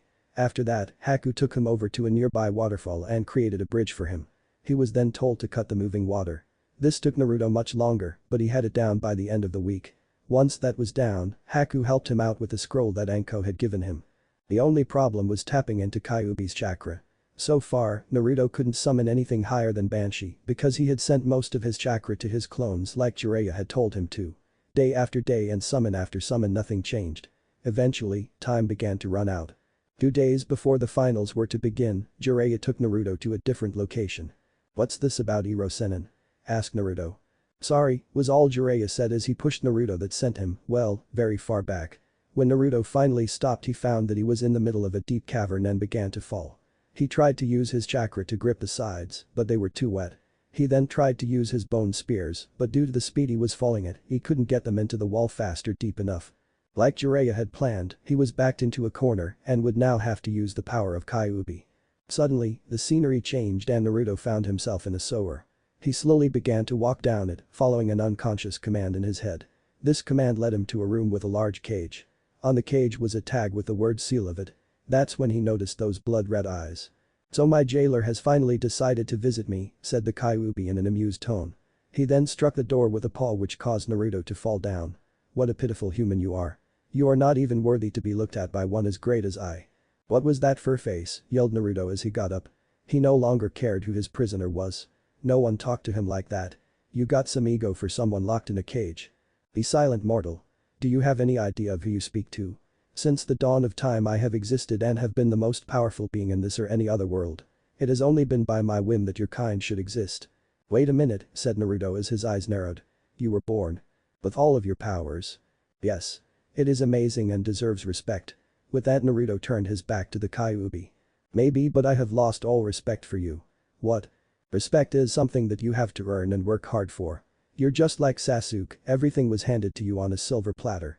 You look down on others who have had to struggle all their lives and make light of their accomplishments. I bet that you have no need for it. What do you have to protect? Only you humans need to protect things. I have lived my life for me and me alone." With that, Naruto turned his head back to the Kyuubi and looked him in the eye. "And are you happy?" Kyuubi was about to speak, but they hesitated. "I have lived a long time, kid. I have seen the world change hundreds of times. I have fought all of the other Biju at least once and won. At first, I was. Then, as the endless centuries went by that faded. I had done everything and experienced everything. There was no one who could challenge me. Now I am destined to spend the remainder of my life in your gut. So no, I am not happy." "Then I pity you," said Naruto. He then sighed before he continued. "Now listen up. We are going to die unless I can get some chakra. So guess what, I'm here for the rent you owe me." With that, red chakra poured out of the cage and encircled Naruto. "Then I'll lend it to you. Think of it as a present brought forth by your courage. We shall meet again, kid." Naruto suddenly found himself falling again, but this time he could feel a small amount of Kyuubi's chakra coming out of him. He quickly bit his thumb and made the hand signs. "Summoning jutsu." He yelled, and this time he didn't summon Banshee. This time it was a 50-foot-tall snow fox with a red scarf around its neck. Its paws were on the sides of the cavern stopping them from falling. Naruto found himself on its head. "What am I doing here?" demanded the boss fox. He then flicked his head and sent Naruto to the tip of his nose. Who are you? I'm Naruto, he nervously replied. I mean, wouldn't you be nervous and you were standing on the nose of a very large fox with very large teeth? So you are the one that my daughter has been talking about for the last month. She speaks highly of you. I suppose you need my help. Naruto nodded. Very well. Before I do I must make sure that you are worthy. If you are not then I shall leave and let you fall to your death. How are you going to tell if I am worthy? Asked Naruto. Stare into my eyes, said the fox.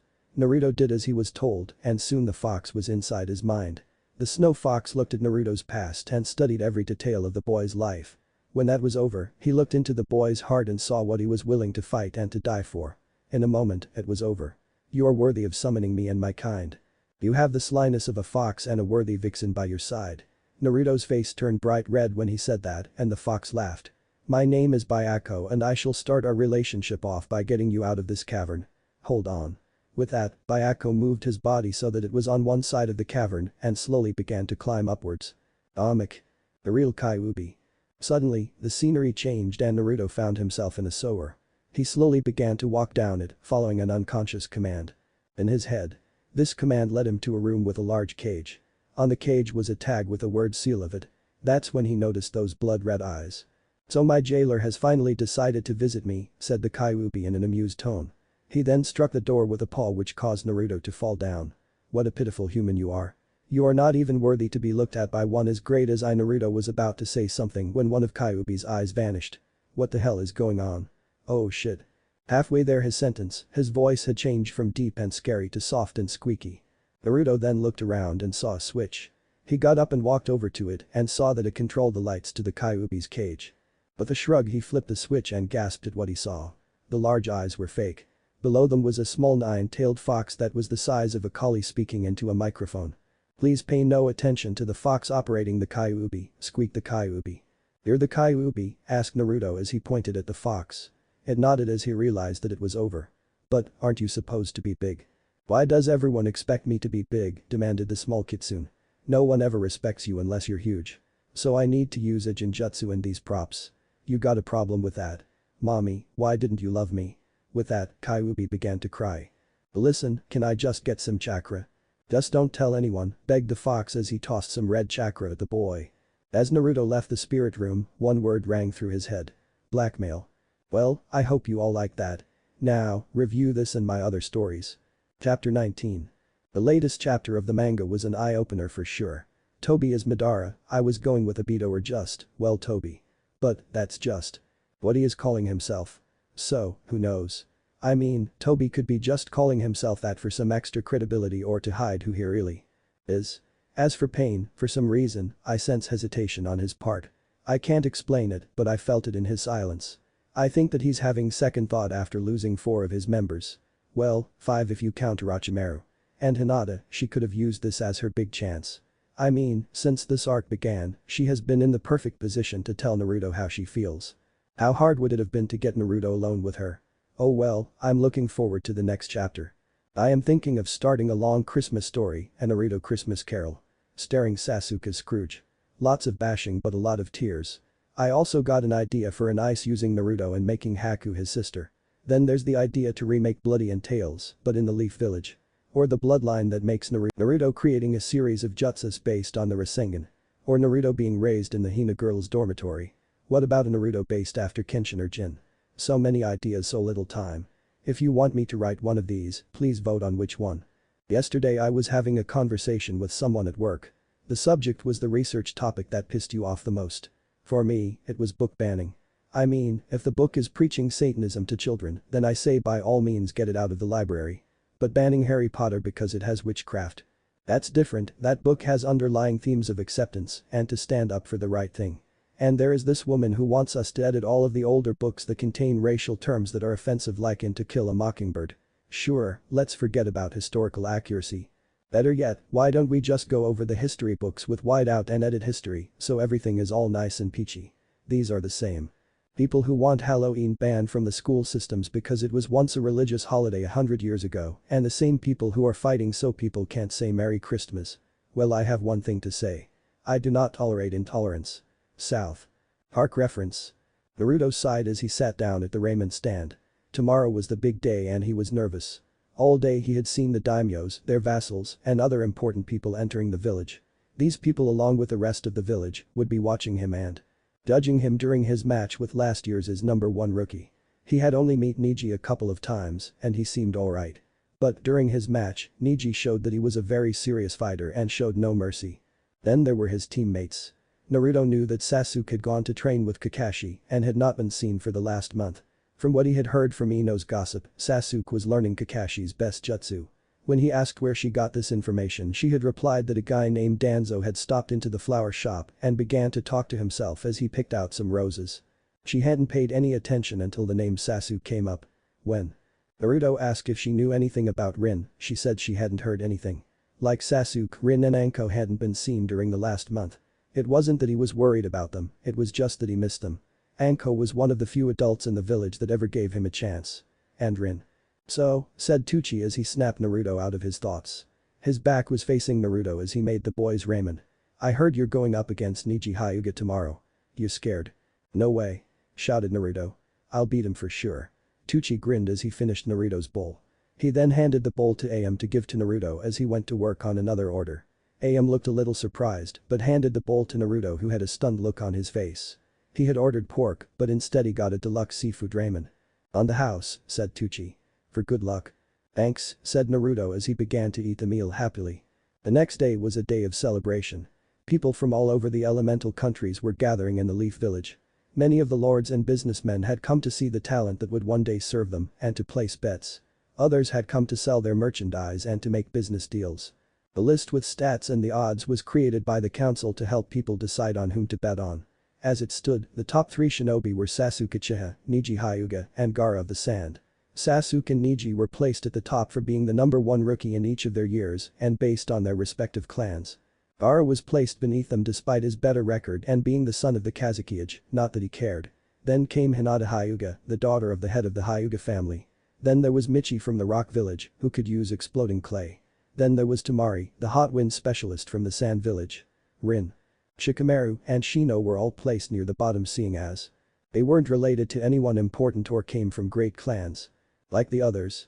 Last on the list, at 1 to 10 million to win, was Naruto due to the usual reasons. What a bunch of morons, said a man as he walked into the village.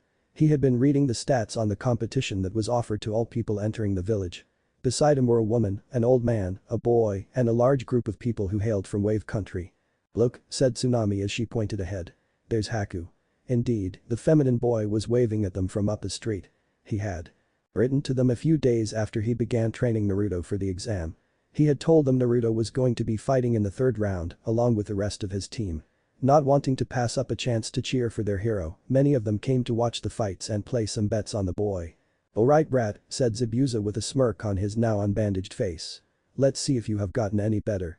The group made their way to the stadium in silence as they looked at the village. When they got to the ticket booth, they each bought a ticket and then asked where they could place bets. Right here, said the 32-year-old genin behind the counter. Let's have the guy without eyebrows go first. This comment caused Zabuza's eye to twitch. I'll place 300 Ryo on Naruto Uzumaki to win the first match, said Zabuza. Cheering for the underdog, said the genin, and he wrote up a ticket of Zabuza and accepted his money. Just between you and me, I think he only got as far as he did on luck.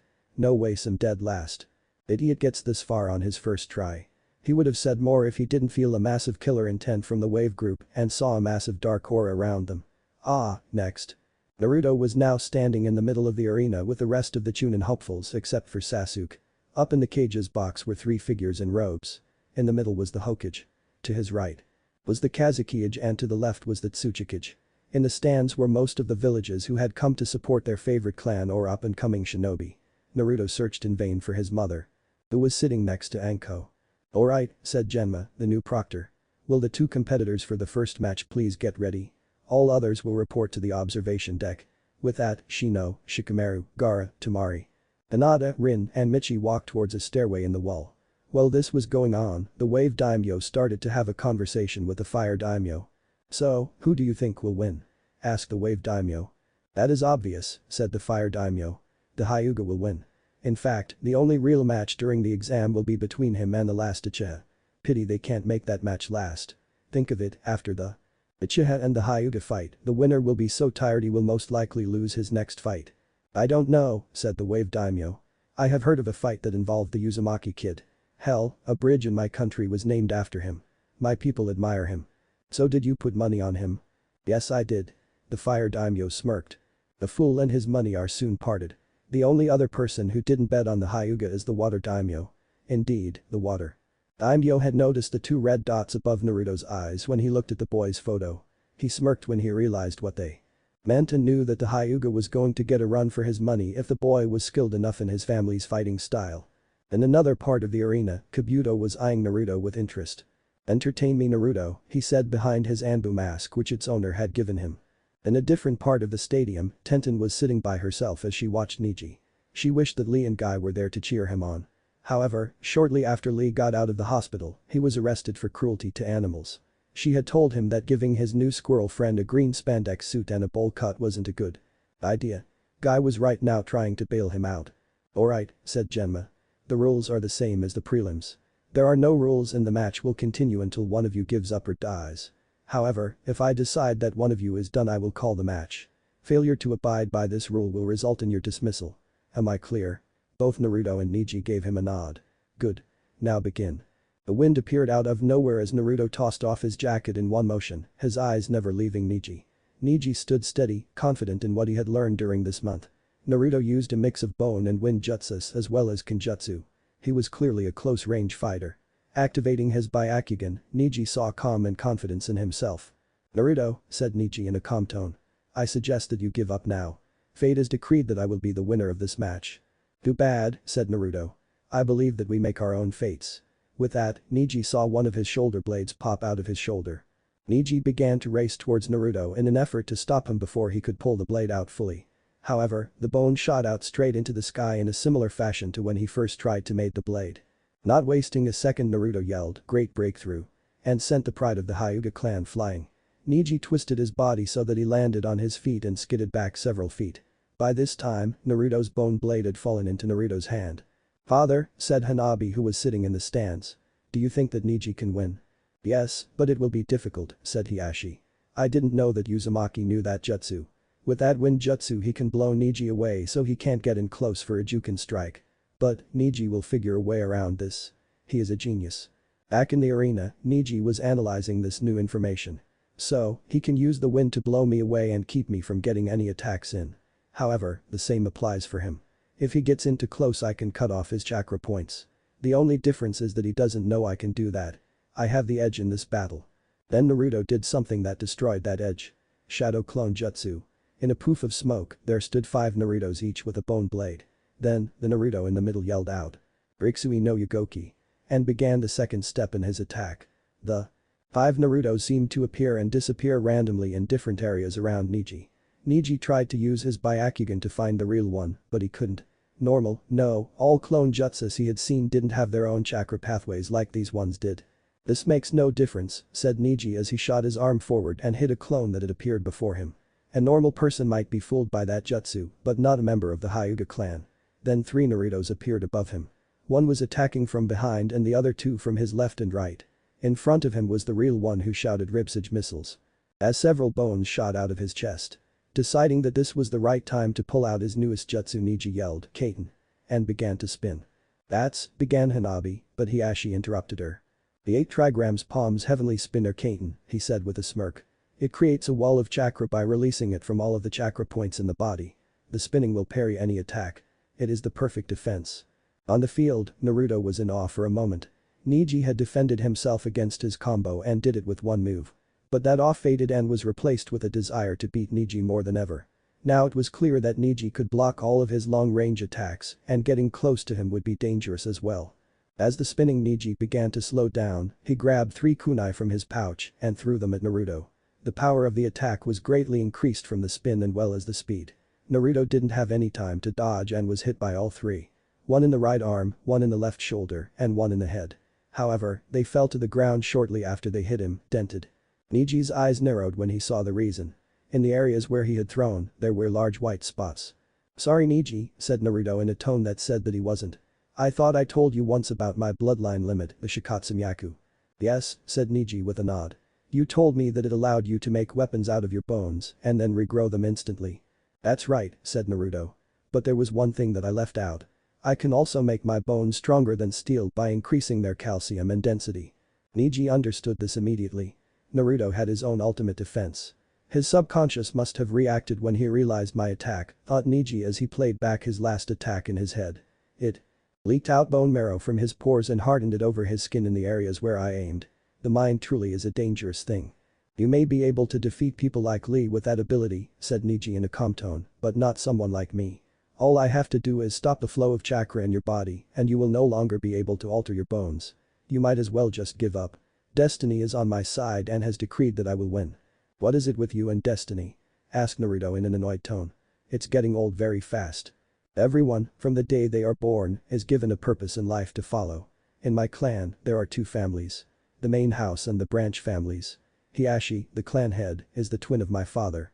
However, since Hiashi was born fist, my father was sentenced to the branch family and a seal was placed on him as well as all members of the branch family. A seal? Asked Naruto.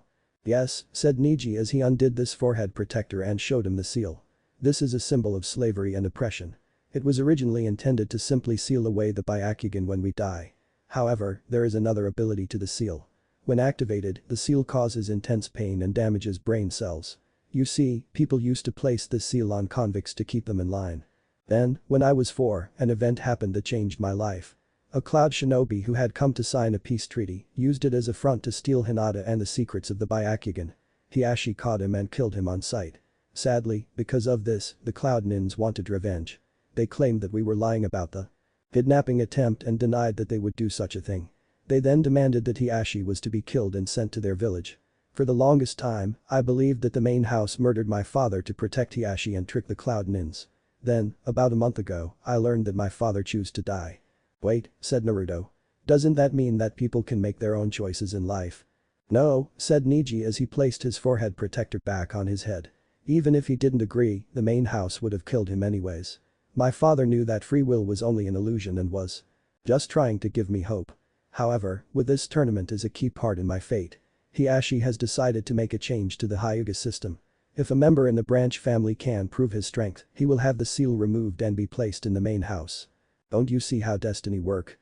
Because of my father's death, Hiashi was allowed to live so he could fulfill this purpose.